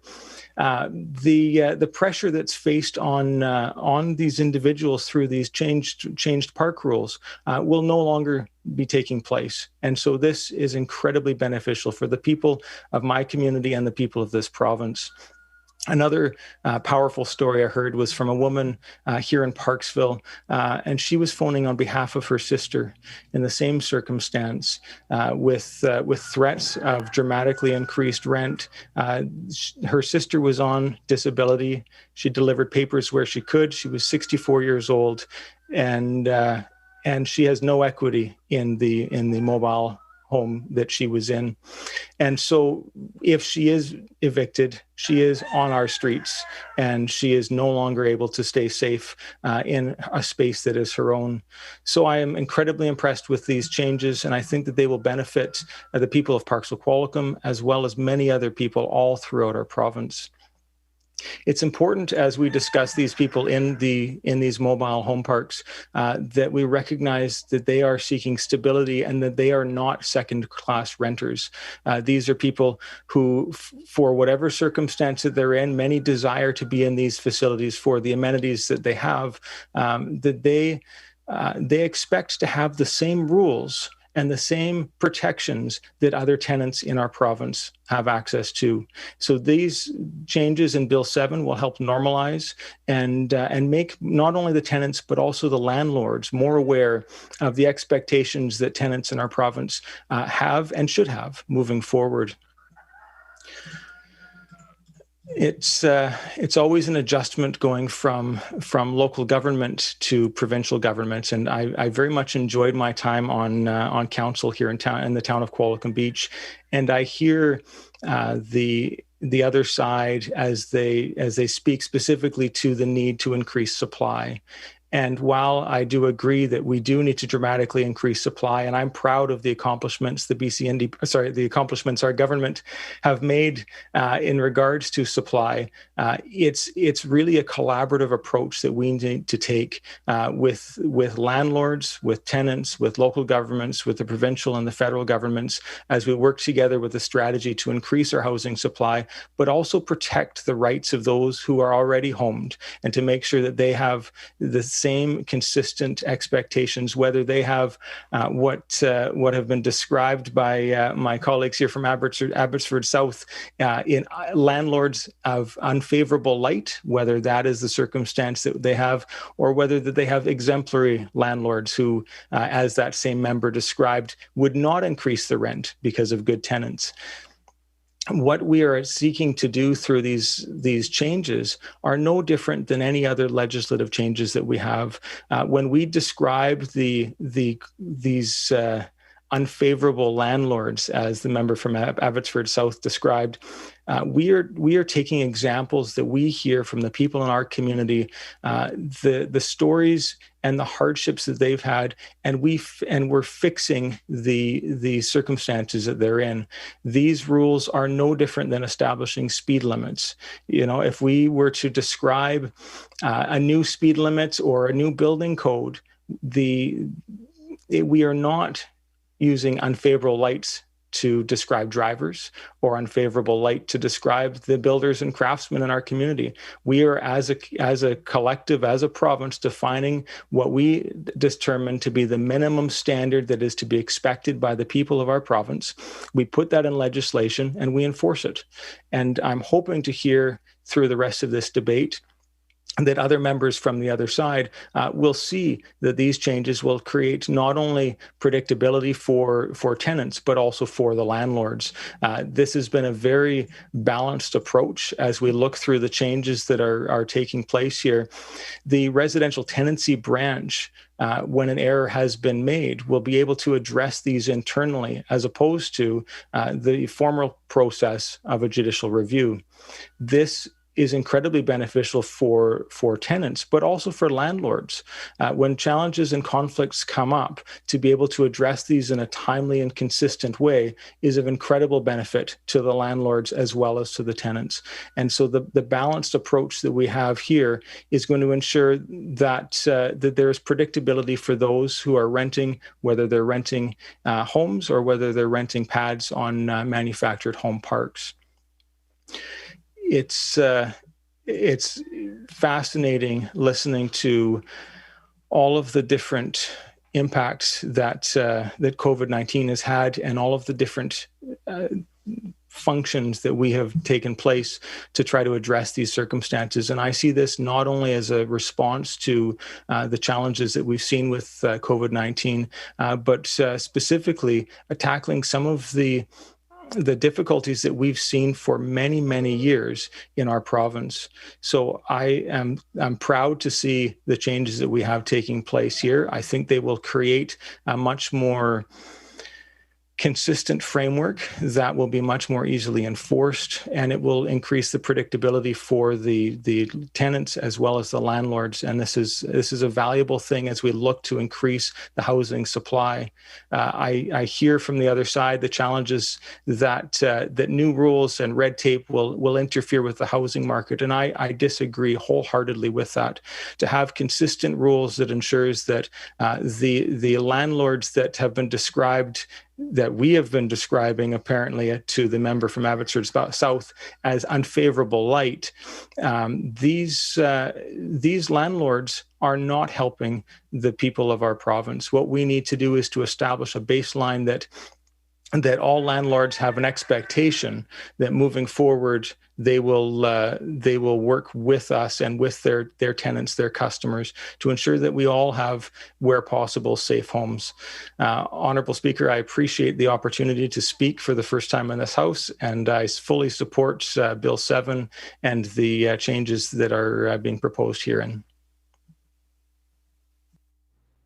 Thank you, member. The chair recognizes the member for North Coast.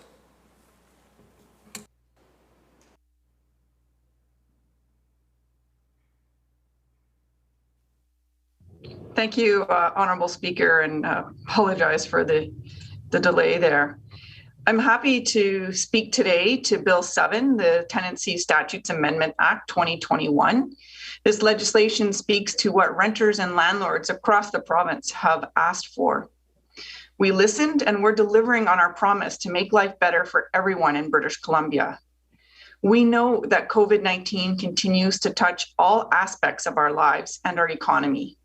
Even the slightest increase in rent could be extremely challenging for many renters right now. So we've introduced legislative changes that would give renters more security by extending the rent freeze to the end of this year, to December 31st, 2021. Currently in Prince Rupert, rents are comparable to those in Vancouver, and the quality of many of these rentals are poor. Prince Rupert having the oldest housing stock of any municipality in British Columbia. In order to further protect tenants, landlords will be required to apply to the residential tenancy branch before they can evict tenants for renovations.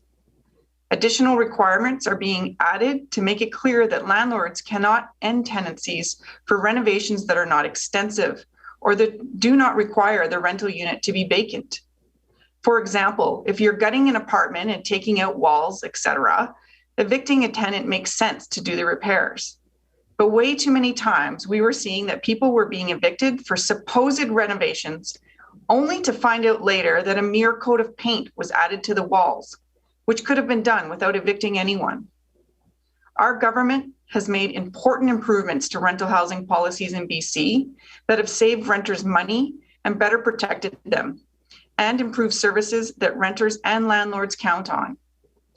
We know that after so many years of the old government's bad choices, renters are still hurting, and we still have a long way to go, but we're making progress and we have to keep going.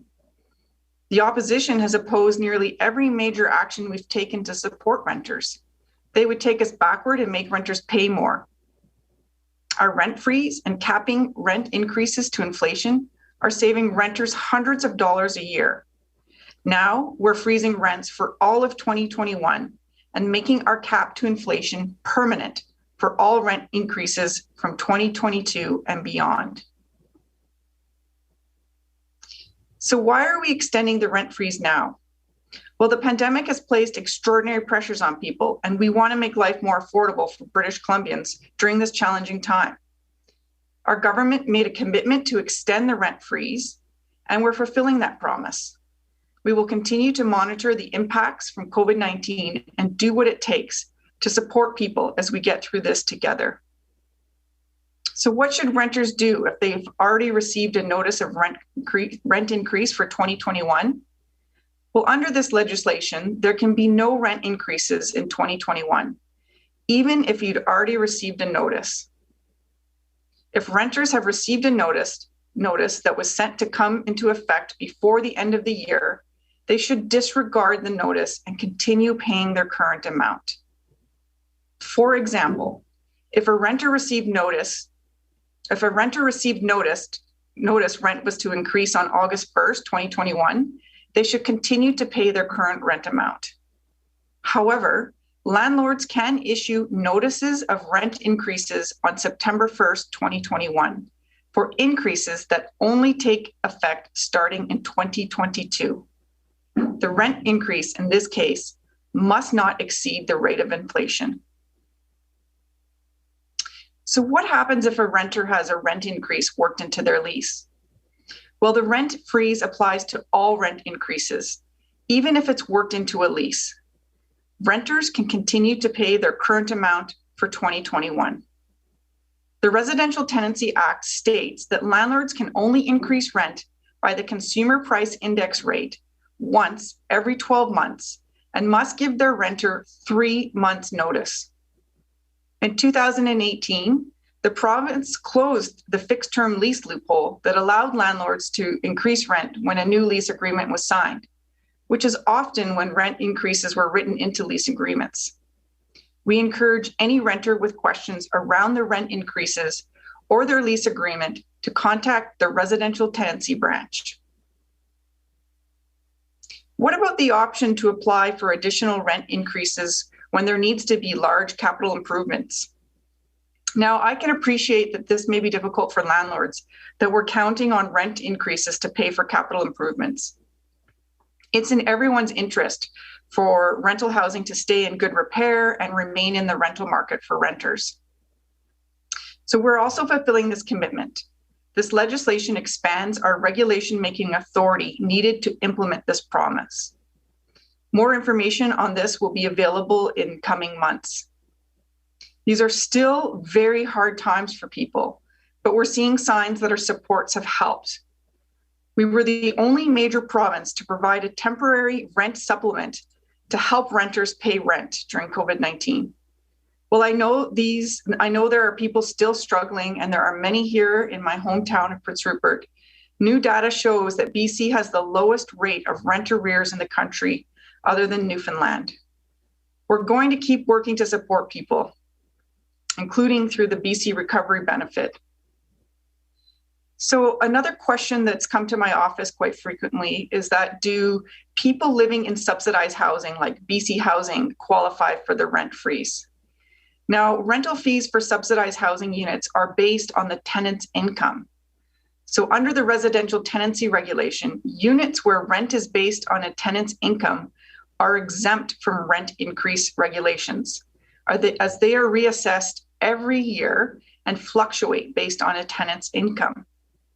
So the rent freeze doesn't apply to people living in subsidized housing, as any changes in the rent are based on changes on the renter's income and assets.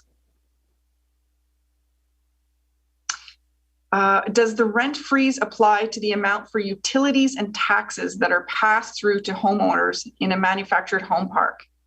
Yes, it does. Manufactured home park landlords can normally increase the rent by the annual allowable amount, plus an additional amount to cover local government levies and regulated utility fees. The proportional amount, also known as an enhanced rent increase, is the change in local government levies plus the change in regulated utility fees divided by the number of manufactured home sites in the park. This means that each tenant of the park pays for part of the year's increase in taxes and fees. The rent freeze, now extended to the end of 2021, also applies to this proportional amount. Many people want to know when these changes for rent evictions will come into effect. Well, they will come into effect July 1st, 2021. We are currently setting up new processes and policies to be able to handle applications. In the meantime, the earlier changes our government made as initial steps to strengthen protection around reno and demo evictions remain in place, which was to provide tenants more notice and increased compensation. How exactly will these changes prevent rent evictions? Well, the changes establish a new process to prevent landlords from evicting tenants for minor repairs. Landlords will be required to apply to the residential tenancy branch before issuing a notice to evict their tenants so that they can renovate. Landlords who are trying to end tenancies with multiple tenants in the same building will have to apply under one application. Arbitrators will decide if the application meets the criteria outlined in the Residential Tenancy Act to determine if the tenancy needs to end. And will renters have any say in the process? Yes, renters will. Renters will have an opportunity to present evidence, which could include information that they are willing to accommodate the renovation without ending the tenancy. The arbitrator will weigh that evidence and decide whether or not to allow the landlord to end a tenancy so they can renovate. If the application is approved, the tenant will be given 4 months' notice before they move out. Now, Landlord BC has expressed support for these changes. We are not picking on landlords. Well, we all know there has to be a process for renovation so rental housing can stay in good repair and remain in the rental market for renters. It's in everyone's interest for that to be done in good faith. This will allow legitimate renovations while helping prevent illegal renovictions where some landlords would use the excuse of slapping on a coat of paint to get rid of a tenant. Landlord BC has expressed support, and we are working with them to spread the word to their members. The residential tenancy branch will have information available online, educate stakeholders, and have a public outreach plan on the new requirements in an effort to ensure landlords comply to the changes for serving eviction notices. And so renters know their rights when being served eviction notices. A notice that is issued without going through the application process at the residential tenancy branch is not valid and contrary to the Act. If a landlord is continuously issuing notices without applying to the residential tenancy branch under the new requirements, the Compliance and Enforcement Unit could investigate.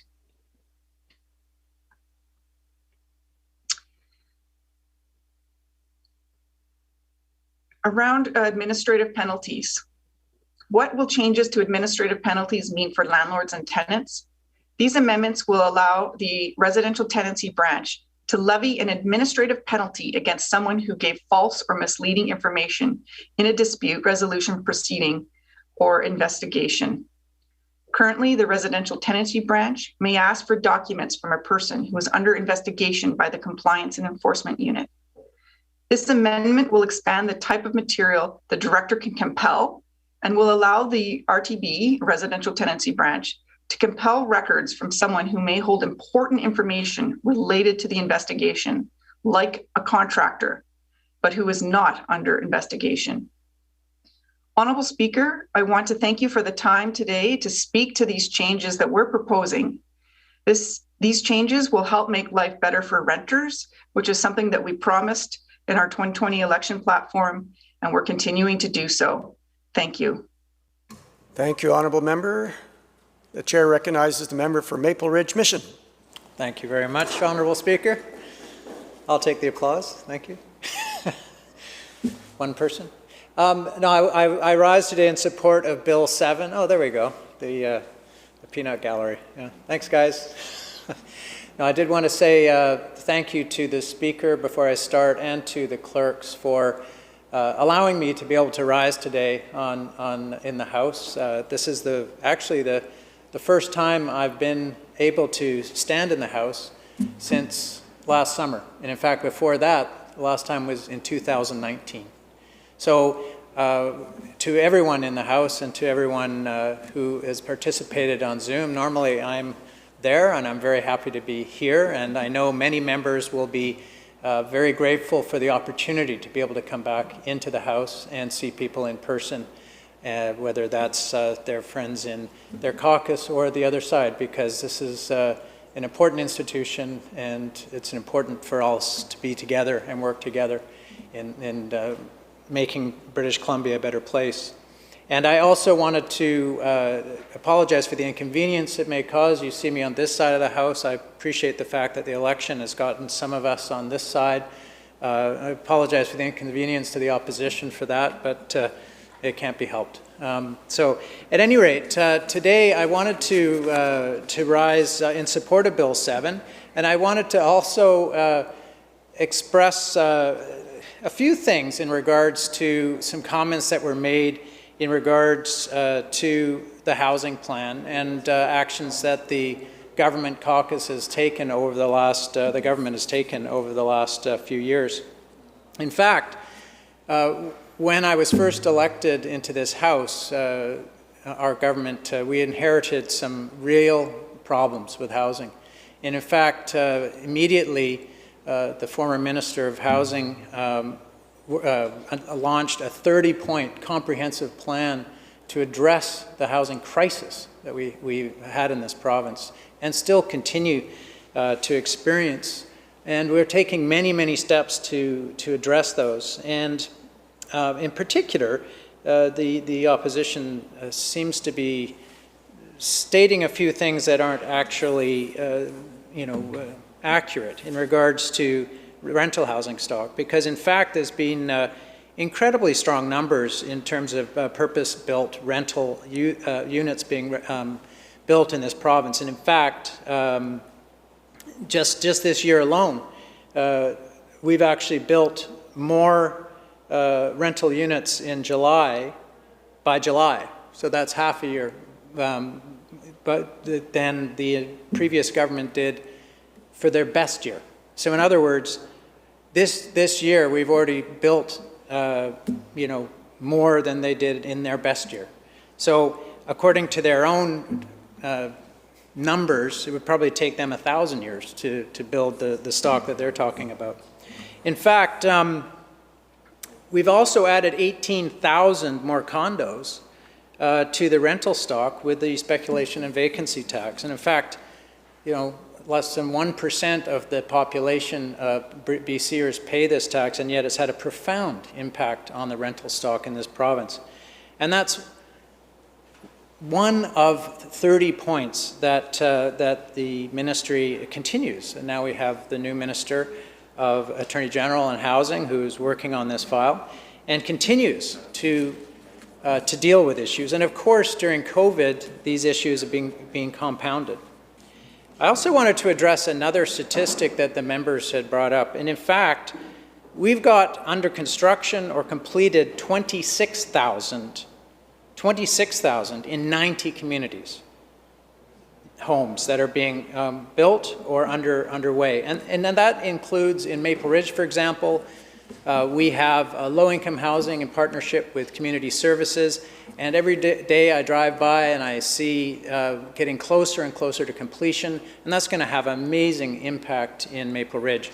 Same in Mission, working with MASH, the seniors society there in Mission.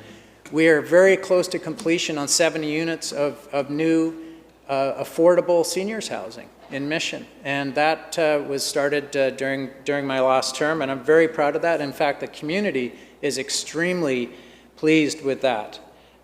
We've also worked very closely with BC Housing. One great example is a partnership in Mission with Lookout, which is completely full.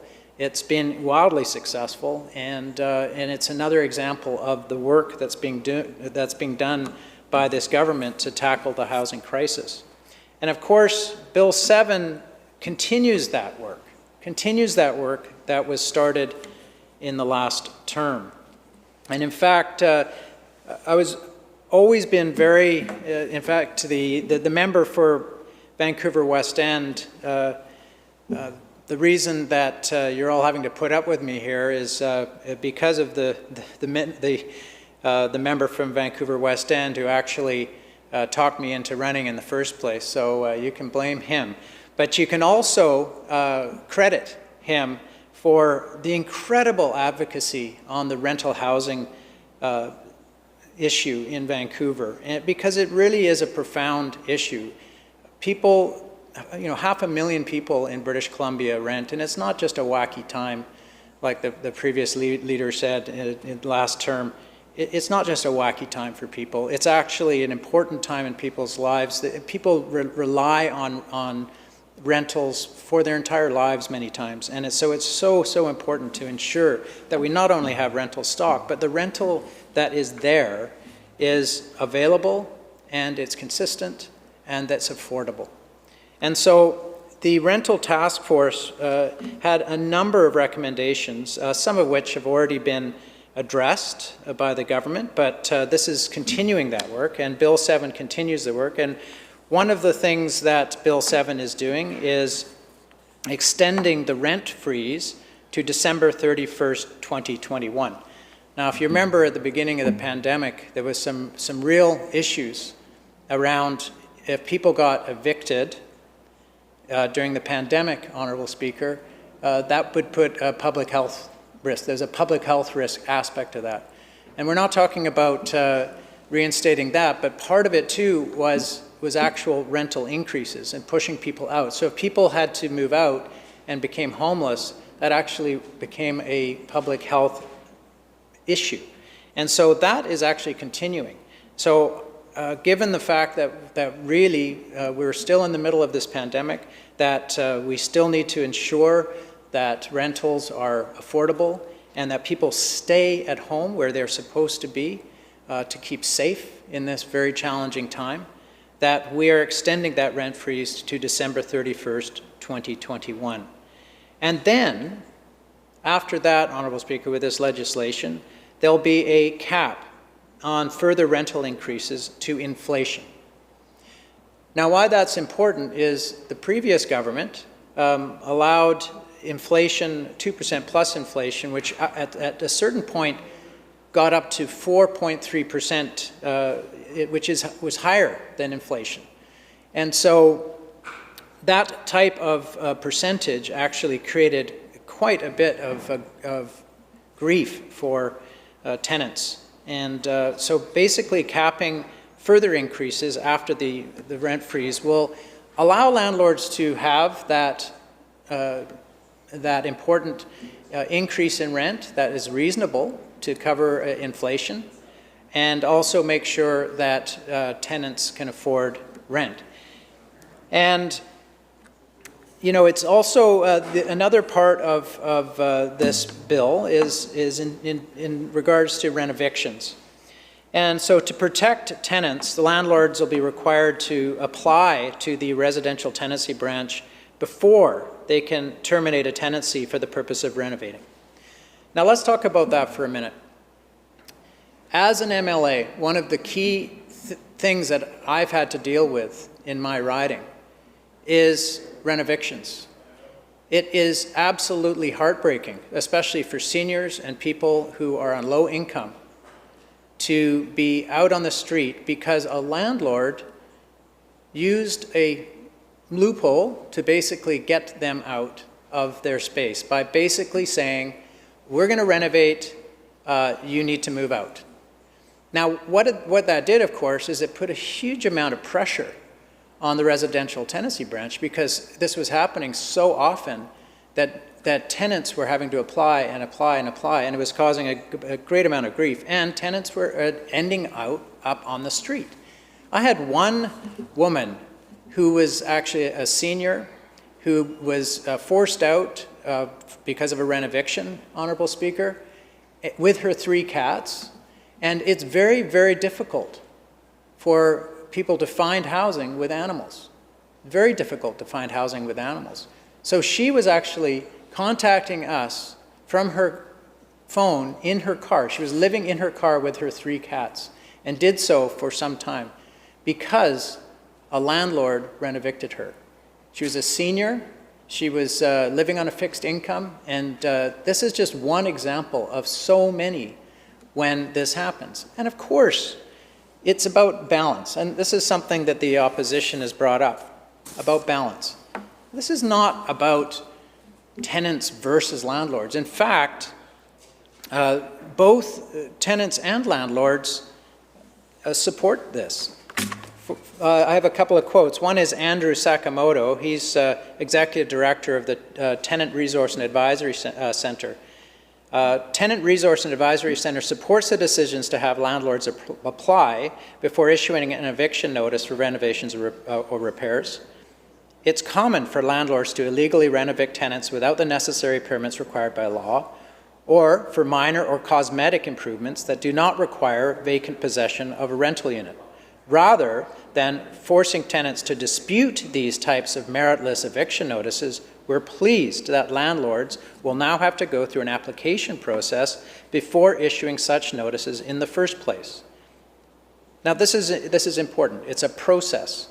And so David Hutniak, who's the Chief Executive Officer of Landlord BC, is also quoted that the Rental Housing Task Force recommendations are a roadmap for positive change.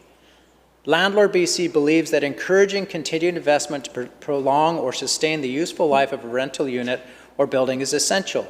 We further believe that making the landlord proceed in this proposed manner, whereby legitimate cases where vacant possession is necessary and appropriate are adjudicated up front, will ensure work is undertaken in good faith, thereby mitigating what has at times been an unnecessary confrontational process.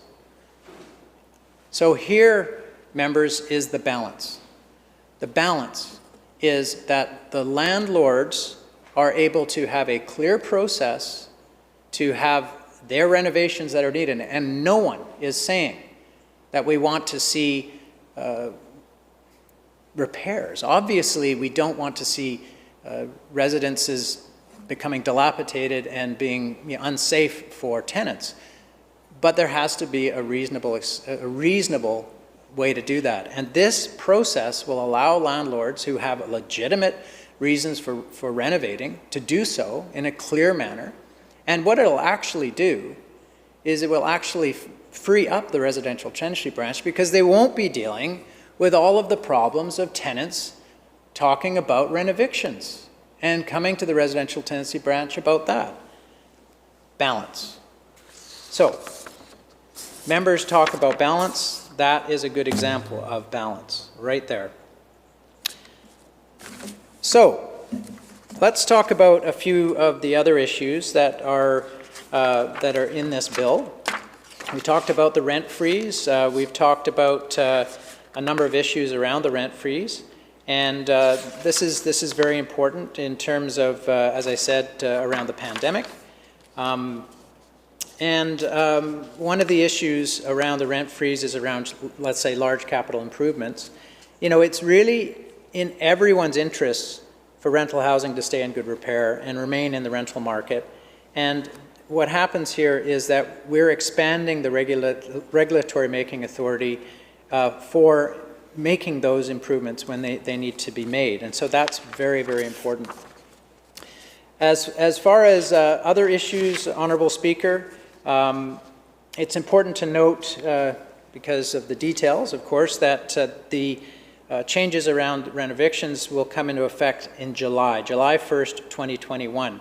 And that's to allow time, Honourable Speaker, for new processes and policies to be put into place to ensure that there is adequate administration of the program. And the changes preventing renovictions will actually create a more stable environment for landlords to work in. As far as the other part of this is in regards to manufacturing home park tenancies. And so there's a number of clarifications here, which is important, because under the present rules, there needed to be clarifying language with the Manufacturing Home Park Tenancy Act to ensure park rules which can be changed easily by the park owner don't override existing tenancy agreements. This is really important, because what we've found is that by just changing park rules, sometimes the park management are able to change the actual agreements for the tenants, and that's it's about fairness. The other issue is there's no current limits on how often park rules can be changed which can lead to frequent changes that are actually unfairly target tenants. So the new regulatory authority will allow future changes to limit the frequency park owners may change park rules. These changes will come into regulation after consultation with park and homeowner stakeholder groups over the coming months. So, Honourable Speaker, I believe that this is the right direction. It's part of an ongoing effort on behalf of our government to make life more affordable for our residents, to make sure that tenants can stay in their homes, especially during a pandemic, that landlords, in fact, have a more clear way to make sure that they are able to get those renovations that they need. And fair enough, there's good tenants, there's bad tenants, there's good landlords, there's bad landlords. We all know that. And most tenants are great, and most landlords are great. And of course, you know, on both sides there's issues. But what this does is it creates clarity, it creates balance. And Honourable Speaker, it's good law, and I support it. So thank you very much, Honourable Speaker. Thank you, member. Chair recognizes the member for Langley East. Thank you, Mr. Speaker, for recognizing me and for providing me this opportunity to speak in support of Bill 7, the Tenant Statutes Amendments Act. Our government is committed to continuing to monitor the impact of COVID-19 and to do what it takes to support people as we get through this together. And I'm so very proud to be part of a government that supports changes like this that help people like the people in my riding, the calls that we get from constituents that are concerned about having a place to live. Within the riding of Langley East, we have unfortunately been in contact with families that have their children sleeping in cars with them. Elderly people who our police have had to work with to liaison to provide housing, who are living in their cars. I had the opportunity to tour the Travel Lodge, which is in my riding, which has had to provide emergency housing during some of the coldest times for families who have struggled from not only the high rent increases, but from the coupling of what COVID has created with instability. When you take that and the high rents, it's created a significant problem for people in my riding and throughout the province. This pandemic has placed extraordinary pressures on people, and Bill 7 will make life more affordable for British Columbians during this challenging time. Even the slightest increase in rent could be extremely challenging for many renters right now. Our government made a commitment to extend the rent freeze, and we are fulfilling that promise through Bill 7, which gives renters more security by extending the rent freeze to December 31st, 2021. To further protect tenants, landlords will be required to apply to the residential tenancy branch before they can evict tenants for renovations. This is something that creates fairness and stability for everyday people. Additional requirements are being added to make it clear that landlords cannot end tenancies for renovations that are not substantial, or that they do not require the rental unit to be vacant. Those renovations can still take place. There isn't a prohibition lens here. To further protect tenants, landlords will be required to apply to the tenancy branch before they can evict these tenants for renovations. Our government has made important improvements to rental housing policies in BC that have saved renters money and better protected them, and improved services that renters and landlords can count on. This is protecting both parties of the transaction. We know that after so many years of the old government's bad choices, renters are still hurting, and we still have a long way to go. But we're making progress, and we just have to keep going. It's the right thing to do. Our rent freeze and capping rent increases to inflation are saving renters hundreds of dollars a year, and we're freezing rents for all of 2021 and making our cap to inflation permanent for all rent increases from 2022 and beyond. Mr. Speaker, the opposition, who once again has opposed all our major actions to support renters and are capping rent increases to inflation, now, and it's news to me, says that we have called landlords evil. I like to think that we don't play games like that in Canada, but some days I'm disappointed, especially listening to the diatribe. I can tell you, Mr. Speaker, that the last thing that the parents of the over 600 children in Langley who struggled and benefited from the meals programs that the Langley School District provided during COVID, last thing they need are unrestrained rent increases, which are being offered by the opposition. In this province, no one should face a daily choice between keeping a roof over their head and feeding their children. And yet, Mr. Speaker, that's the legacy right now if the opposition were in government. Although employment rates currently stand at 98.5% of pre-pandemic levels and income supports are in place, there are still people who are struggling and need the further support provided by this legislation together with the recovery benefit and the federal income supports. Landlords affected by the provisions freezing rents until December 31st, 2021 may also be able to apply for the BC recovery benefit to help offset some of these costs.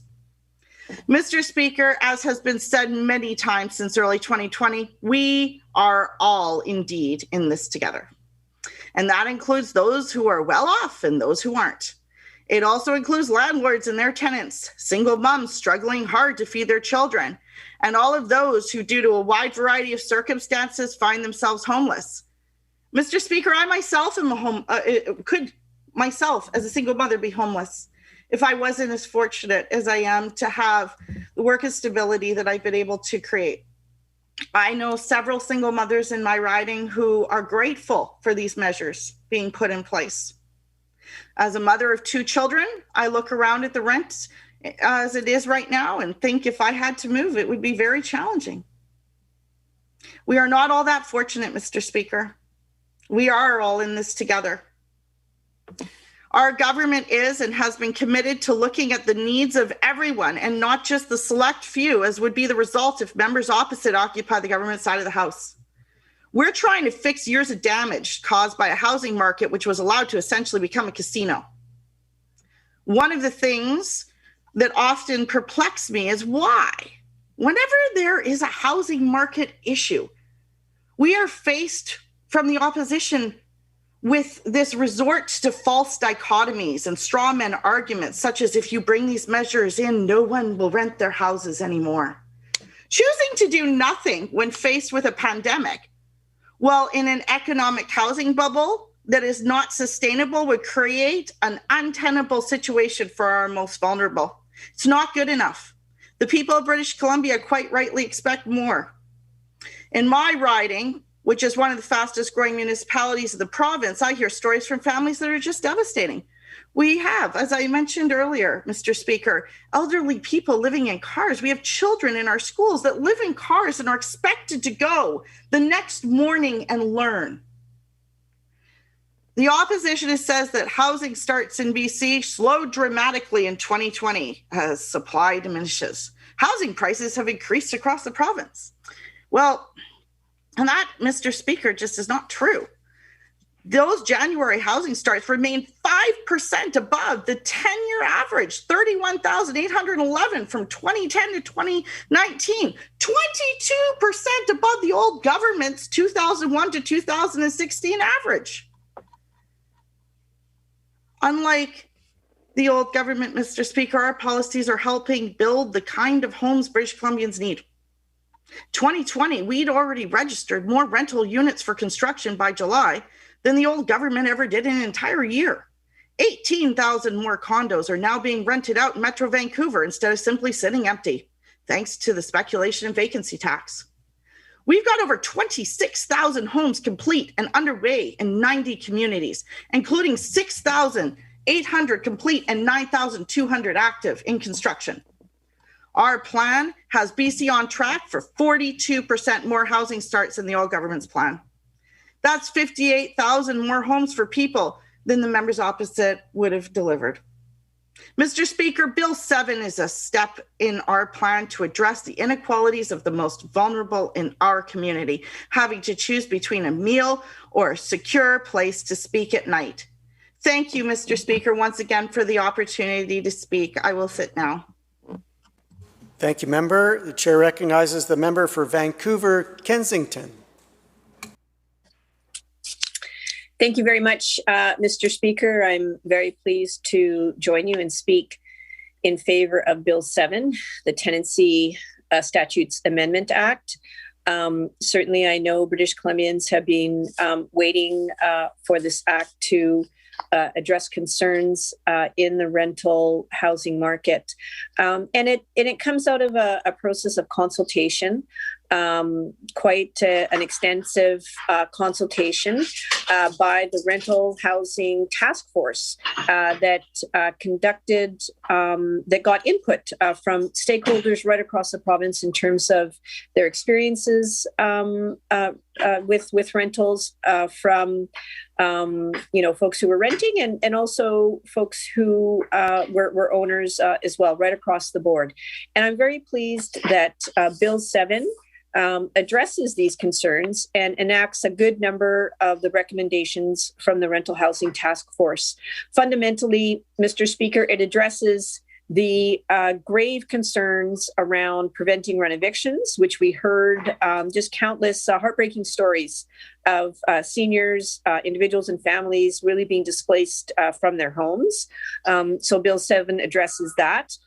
As well, in terms of the context of COVID and the difficulties that families are under during these and individuals under these trying times, we're extending the rent freeze to benefit tenants. So these changes are coming in through Bill 7. Mr. Speaker, will build on our work to give British Columbians more security. And also, in addition, will cap future rent increases, cap that to inflation, and take steps to stop illegal rent evictions and make the dispute resolution process better for tenants and landlords. Mr. Speaker, I think that this bill, Bill 7, really strikes that balance between tenants and landlords and addresses a number of concerns that were heard from the Rental Housing Task Force.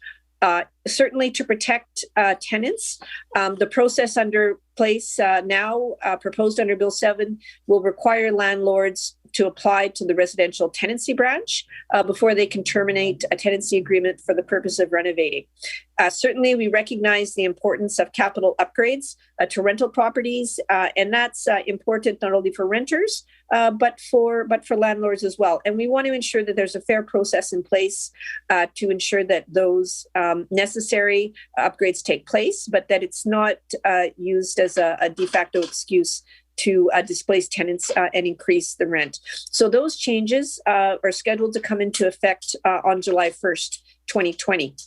And these will build on earlier protections introduced in 2018. So certainly this is a key priority with respect to protecting renters from rent evictions. In addition, another key component is and much needed that I hear from constituents in Vancouver, Kensington, is the need, and that's why the province has taken the initiative to extend the rent freeze during COVID-19 and to freeze rents until the end of the year. So that's a significant step as well. We know that so many people we've heard in our communities are challenged by these high rents, and I appreciate the efforts by the Rental Housing Task Force, led and chaired by the MLA for the West End, and moving forward on that. We know that in 2017, the allowable rent increase was as high as 4.3%, well above inflation. And now it's going to be frozen through 2021. I think that's a good move, and going forward, capped to the rate of inflation. Certainly reasonable to address affordability for renters. Another key component that's brought in that was identified as a real gap identified by the Rental Housing Task Force was the importance of bringing in administrative penalties. And so now the scope is being expanded to enforce that, and the compliance and enforcement unit, the compliance and enforcement unit are able to implement and also provide that accountability for individuals who give false or misleading information in a dispute resolution process or investigation. This is important because unless there are repercussions, there's not really a detriment to ensure that the folks abide by regulations.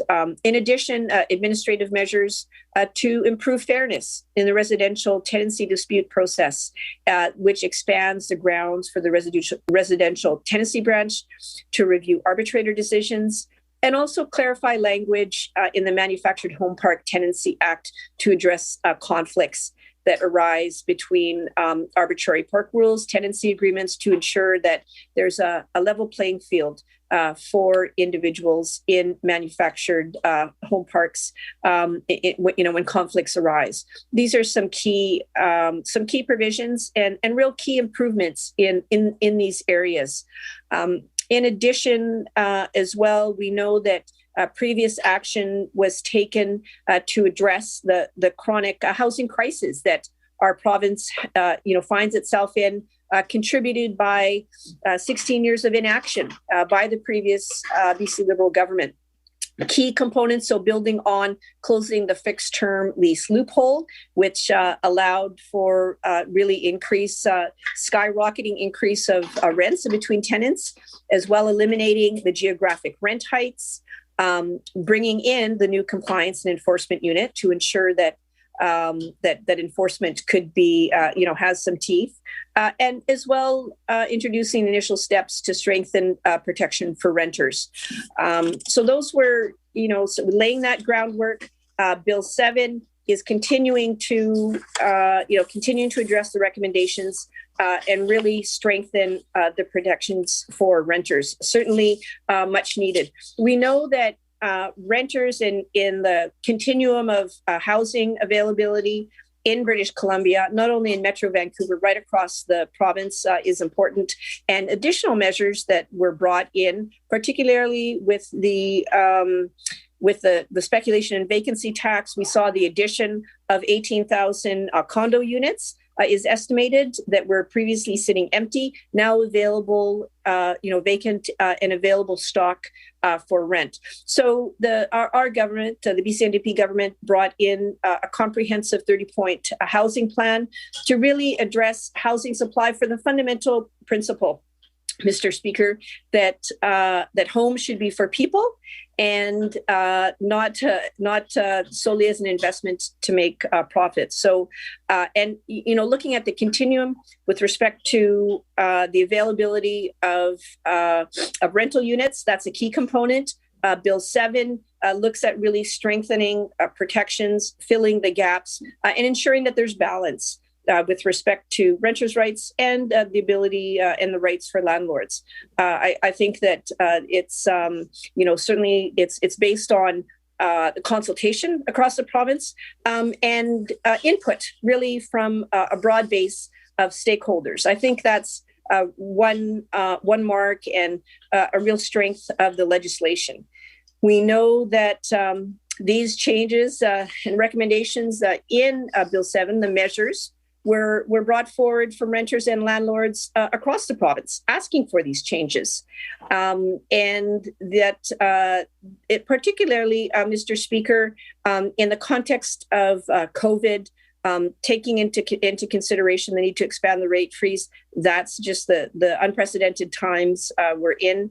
And the aspect as well that I've heard from all MLA offices get calls from both renters and landlords around, being able to settle differences, disputes, conflicts. So certainly the improvements in the administrative measures to be able to address these concerns is an improvement and will be appreciated right across the board. We know that improvements in our rental housing policies in BC will save renters money, will ensure that they're better protected. And also, that has to go hand in hand. When I reference, Mr. Speaker, that Bill 7 is a balanced bill, that it improves services for renters and landlords, services that both count on. I think that that's an expectation in terms of how all of us coordinate and move forward in British Columbia. And these changes, much needed, Mr. Speaker, it comes on many years. My previous colleagues have articulated, it comes on previous years of just bad choices by the old government.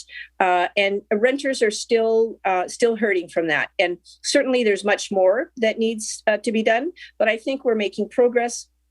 We're moving in the right direction. These are some concrete steps, and we need to continue down that path. I know I've listened to the members of the opposition talk in opposition, and I know that they've pretty much been opposed to pretty much every major action that our government has taken to support renters and to ensure that that homes and rent is affordable for British Columbians. So I'm very pleased with Bill 7. I'm in support of these changes. Certainly they're much needed and they're informed by broad-based consultations. Mr. Speaker, there's big challenges ahead. This is not going to solve all of the problems around housing affordability, challenges for renters, but it's a significant step. We know as well that the BC landlords have said that they support these initiatives, and we appreciate that. They've been an important part of the process going forward, and ensure that their perspective is also that we heard that, and that services really reflect the needs of renters and landlords. It was Landlord BC who have expressed support for these changes. And we look forward, Mr. Speaker, to continuing to work with all stakeholders. There's more work to be done. We need to continue our conversation with renters. Certainly, it's it's a steady stream of cases and stories that I hear in my office. And so there's more work that needs to be done to address the crisis in housing affordability, to ensure that people have access to housing. Certainly in Vancouver, Kensington, I'm very pleased at initiatives and commitments to build supportive housing as well, to ensure that supports are available for folks to have them housed, to have them homed. We have many more challenges, Mr. Speaker. We need to also look at, and the government is developing plans around a complex model of support to ensure that folks having a home, often that's the first step, but they need to have adequate supports in place as well to ensure that their needs are addressed and looked and that they're supported adequately. So these are some key priorities of the work, the continuing work that needs to be done.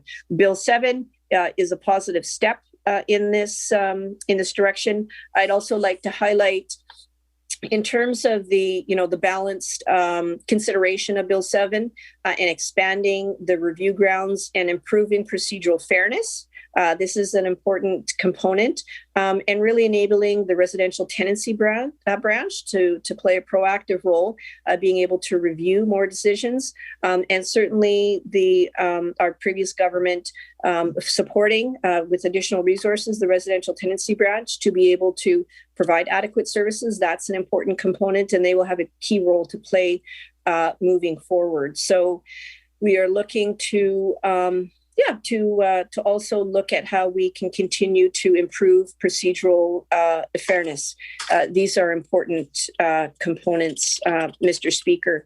We know that as well, it was identified in the review that there was a need to bring in administrative penalties for both landlords and tenants in the event that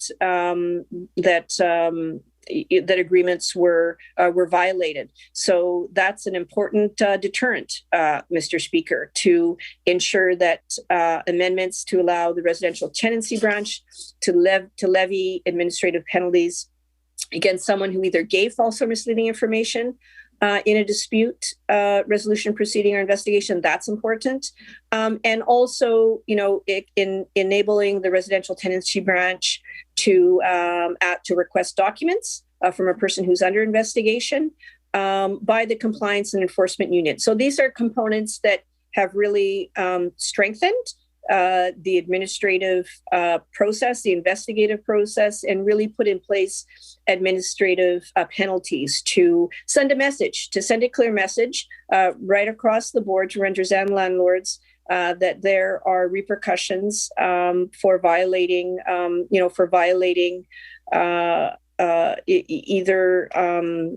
for making violations. So that's important. We know, Mr. Speaker, as well that there are more recommendations. Bill 7 addresses a number of recommendations that came forward from the Rental Housing Task Force. And I referenced earlier in my comments that it's not all of the recommendations were covered, but a good number of them. And that's with a nod towards that this is a positive step with Bill 7. More needs to be done, but certainly it's a key step in terms of addressing and ensuring that we have affordable housing for renters, and that there are fair procedures in place to settle disputes, and really to put an end to rent evictions, which have just been terribly unfair. So I want to close and just reference as well in terms of that the legislation is in line with the Declaration for the Rights of Indigenous Peoples, the Act. There was a consultation with Indigenous communities. That's key going forward. That's a commitment from our government to ensure that all legislative bills that come forward, that there's adequate consultation. So consultation was undertaken with the Treaty First Nations, as well that First Nations were consulted with engaging with the First Nations Leadership Council, and a number of Indigenous organizations were also invited to attend the meetings, including really important organizations, the BC Association of Aboriginal Friendship Centres, Aboriginal Housing Management Association, the Métis Nation of BC. So they were all asked in terms of engaged in the process. So that's a key commitment as well going forward. Mr. Speaker, I know we're coming close here to the end. I know that there are others following me who want to make some remarks, so I will end my remarks there. Thank you for the opportunity. I'm pleased to speak in favor of Bill 7, the Tenancy Statutes Amendment Act, really taking a positive step to ensure affordability for renters, to put an end to unfair rent evictions, and really bring in procedural fairness for both renters and landlords. Thank you very much, Mr. Speaker. Thank you, member. Recognizing the member for Chilliwack, Kent. Thank you, Mr. Speaker.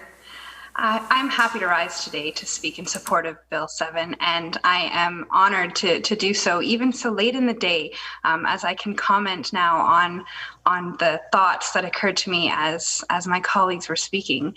We know that many people who rent in our communities are struggling. This is not new. It's not reserved for the situation in which we find ourselves with the pandemic. This existed before then, and unfortunately, this is one step, but will not be a complete solution to everything that housing vulnerability brings. Here in Chilliwack, Kent, and throughout the Fraser Valley and across the entire province, we all hear stories about the difficult decisions and choices that people are forced to make. As costs increase, as the cost of living increases, and now the impacts of the pandemic. Just this morning, I rose to speak about a program that provides hygiene products, because that's a choice that some renters have to make. Choosing between things that we need and materials and supplies that we need. Some of my colleagues have mentioned choosing between food and rent, or a car, transportation and rent. These are the difficult decisions that real people are forced to make every day. The pandemic has placed extraordinary pressure on people, and we are committed to making life more affordable for British Columbians during this time. We'll continue to work towards that goal as we monitor and move through the COVID-19 situation. And one of the things that really strikes me in listening to people speak today, their thoughts on this bill, is there was a lot of discussion of unfairness, of a lack of balance, of painting everyone with a single brush. And one word kept repeating, and it was about villainizing landlords. And I've read the bill and reread it and even checked it again today after hearing it so many times. And this story to me doesn't seem to have a villain. What to me this is happening is there's surety that processes are followed in a way that improves and promotes the spirit of the relationship between renters and landlords. And there's certainty so that everyone knows what to expect. As was mentioned by somebody else, you need both parties for this to work. You need both the landlord and the renter. If a renter can't afford to stay, then the landlord doesn't have a tenant. Now, I live in Chilliwack, Kent. I live in the Fraser Valley, and there's always another renter.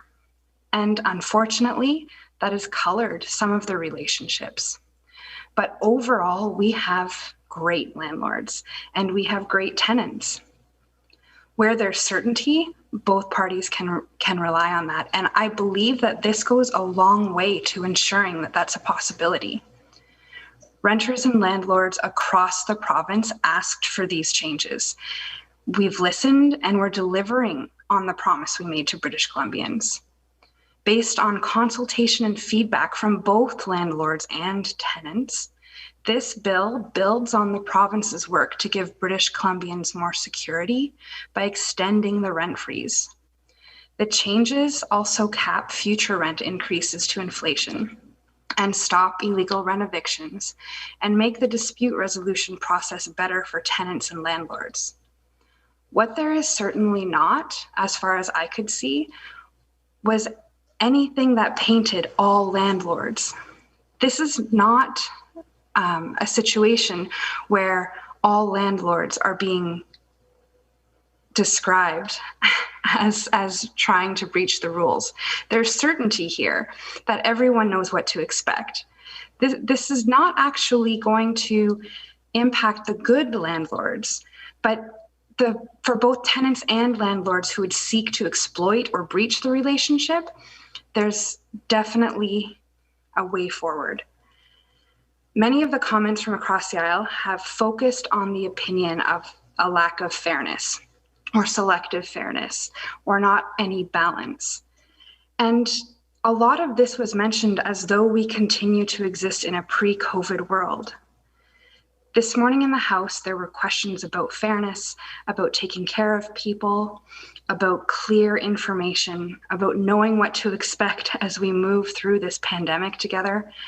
I would expect that all members would support this bill, as this legislation creates that certainty, creates predictability, creates fairness based on the feedback of those impacts. It has clear process and clear expectations, clear information informed by British Columbians that create balance, stability, and access. I know that this past week, I had the opportunity to tour a transition center here in Chilliwack and Chilliwack, Kent. And one of the stories that I heard was about the fact that people can't take another increase. There are choices being made by people in our constituencies, not only mine, between their safety and homelessness. So the choice to stay, the options that are available have become so limited that the choice is between safety and home.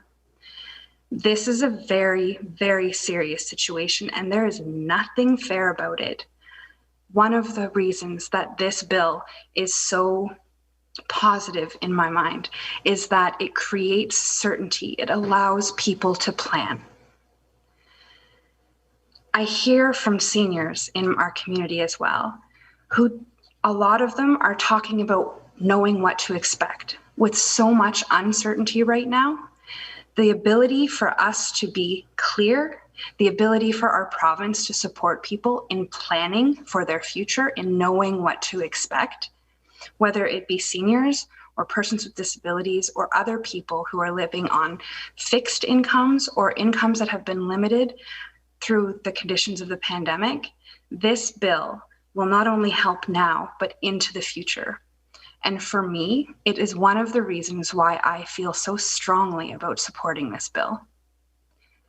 As I mentioned before, the clarity and the surety and the clear information that this bill offers in supporting the relationships between tenants and landlords is the reason that I will be supporting this bill.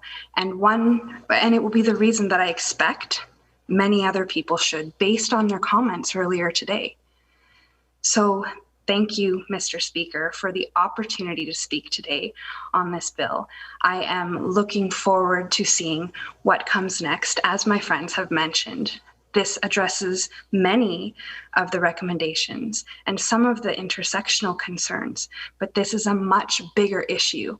And I am so very proud to be part of the government that will be tackling this in order to keep British Columbians safe, the people of Chilliwack, Kent, with options and opportunities as we move forward on this together.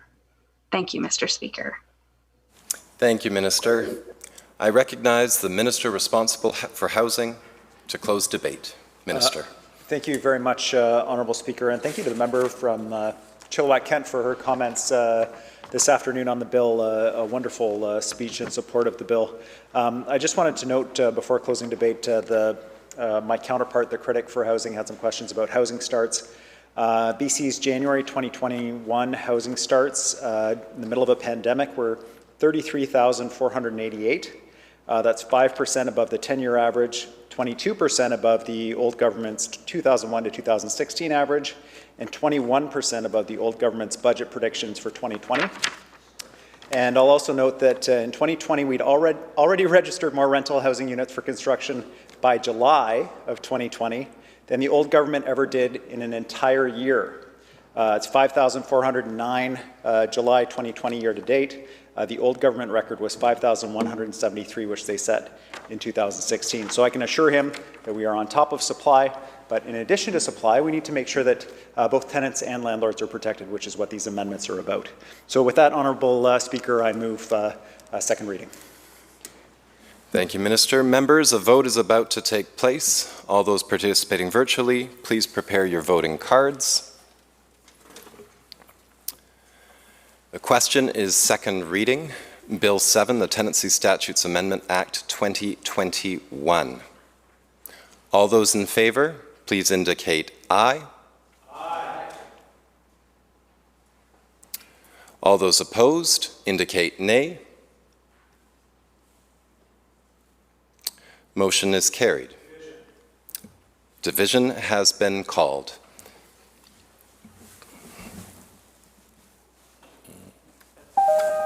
No? Not yet? Oops. Thank you, members. A little bell to wake you up. Pursuant to division orders, sessional orders, the division will be held at 6 o'clock. Thank you, members. So for this moment, I'd like to move a short recess. We will resume at 6 o'clock. Thank you, members.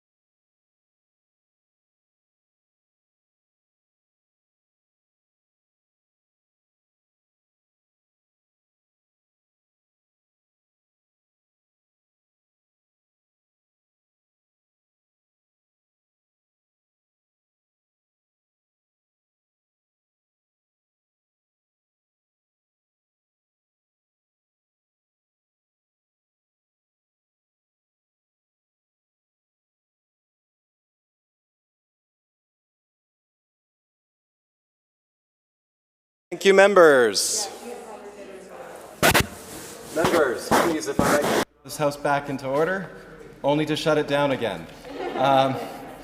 Based on pursuant to the sessional order regulating the hybrid proceedings of the House, we will need to recess, but first I have to ring the bells so everybody is following tradition. They will ring 3 times, and then we will recess until 6:10 p.m. when we can start the voting process. It's all to do with ensuring that everybody is counted appropriately on the screens and so that proper record taking can take place.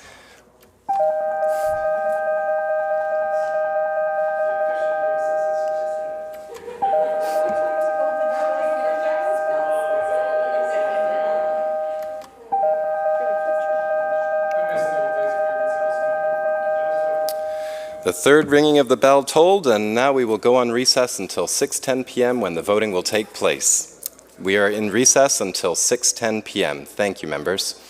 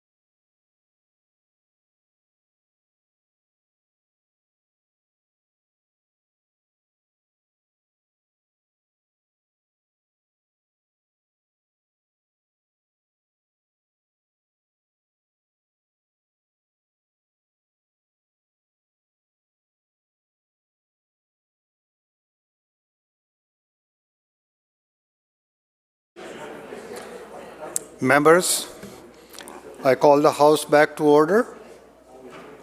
Just to remind all those people who are participating virtually, please have your audio video on in order for you to participate in the vote. So make sure your video is on. And we will start the process in 5 minutes at 6:15.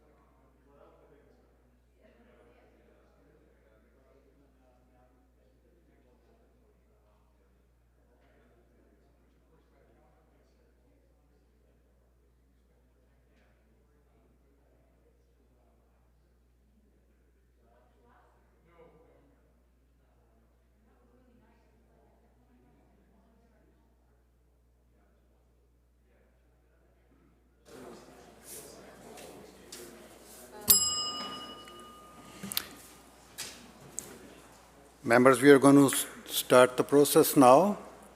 I would like to remind members to turn their cameras on. We still can't see a couple of you on the screen.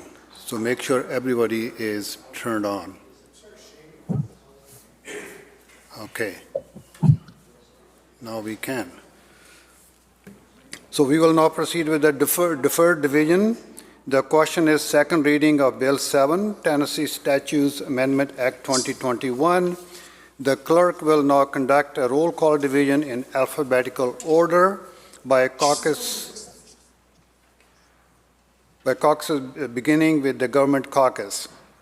Members, please clearly state when you are voting, I vote aye or I vote nay when your name is called by the clerk. I remind members participating remotely that they must unmute their microphone when their name is called by the clerk. The voting cards cannot be used for formal division calls. Clerk will conduct the division now.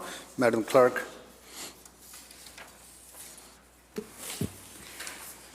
Mike Farnworth. I vote aye. Pam Alexis. I vote aye. Brittany Anderson. I vote aye. Michelle Babchuk. I vote aye. Brenda Bailey. I vote aye. Harry Baines. I vote aye. Lisa Bear. I vote aye. Gary Begg. I vote aye. Jagrup Brar. I vote aye. Spencer Chandra Herbert. I vote aye. Susie Chant. I vote aye. Katrina Chen. I vote aye. George Chow. I vote aye. Katrine Conroy.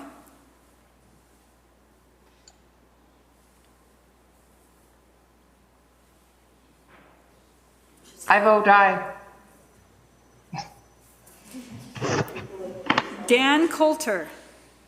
I vote aye. Nathan Cullen. I vote aye. Bob Deeth. I vote aye. Adrian Dix. I vote aye. Finn Donnelly. I vote aye. Megan Dykeman. I vote aye. David Eby. I vote aye. Mabel Elmore. I vote aye. Rob Fleming. I vote aye. Rick Glumack. I vote aye. Kelly Green. I vote aye. George Heyman. I vote aye. John Horgan. I vote aye. Ravi Kalan. I vote aye. Ann Kang. I vote aye. Rana Ray Leonard. I vote aye. Bowen Ma. I vote aye. Sheila Malcolmson. I vote aye. Melanie Mark. I vote aye. Andrew Mercier. I vote aye. Josie Osborne. I vote aye. Kelly Padden. I vote aye. Lana Popham. I vote aye. Bruce Ralston. I vote aye. Murray Rankin. I vote aye. Jennifer Rice. I vote aye. Selena Robinson. I vote aye. Janet Routledge. I vote aye. Doug Routley. I vote aye. Rolly Russell. I vote aye. Harwinder Sandhu. I vote aye. Nikki Sharma. I vote aye. Nicholas Simons. I vote aye. Ginny Sims. I vote aye. Aman Singh. I vote aye. Rashna Singh. I vote aye. Mike Starchuk. I vote aye. Adam Walker. I vote aye. Jennifer Whiteside. I vote aye. Henry Yao. I vote aye. Peter Millibar. I vote aye. Dan Ashton. I vote aye. Bruce Banman. I vote aye. Mike Bernier. I vote aye. Shirley Bond. I vote aye. Stephanie Kajut. I vote aye. Doug Klovchuk. I vote aye. Dan Davies. I vote aye. Michael DeYoung. I vote aye. Lauren Dirksen. I vote aye. Trevor Halford. I vote aye. Corinne Kirkpatrick. I vote aye. Greg Kylo. I vote aye. Michael Lee. Vote aye. Renee Merrifield. I vote aye. Mike Morris. I vote aye. Coralie Oakes. I vote aye. Ian Patton. I vote aye. Ellis Ross. I vote aye. John Rustad. I vote aye. Tom Shapitka. I vote aye. Todd Stone. I vote aye. Jordan Sturdy. I vote aye. Jackie Taggart. I vote aye. Teresa Watt. I vote aye. Andrew Wilkinson. I vote aye. Sonia Furstenau. I vote aye. Adam Olson. I vote aye.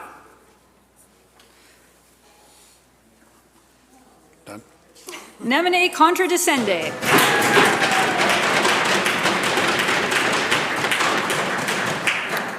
Motion is carried. Attorney General. Thank you, Honourable Speaker. I move that the bill be committed to a committee of the whole House to be considered at the next sitting of the House after today. Members, a vote is about to take place. Members participating remotely should please prepare their voting cards.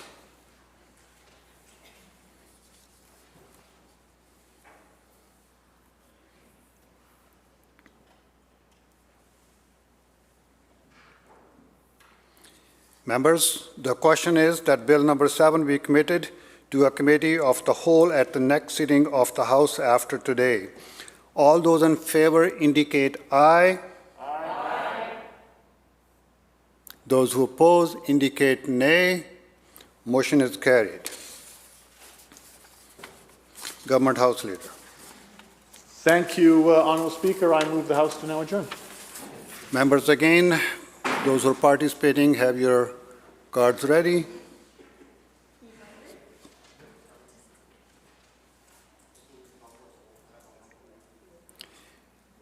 Members, the question is to adjourn the House. Those who are participating remotely, I'm sure you're all ready. Those who are in favor indicate aye. Aye. Those who oppose indicate nay. Motion is carried. This House stands adjourned until 1:30 tomorrow afternoon.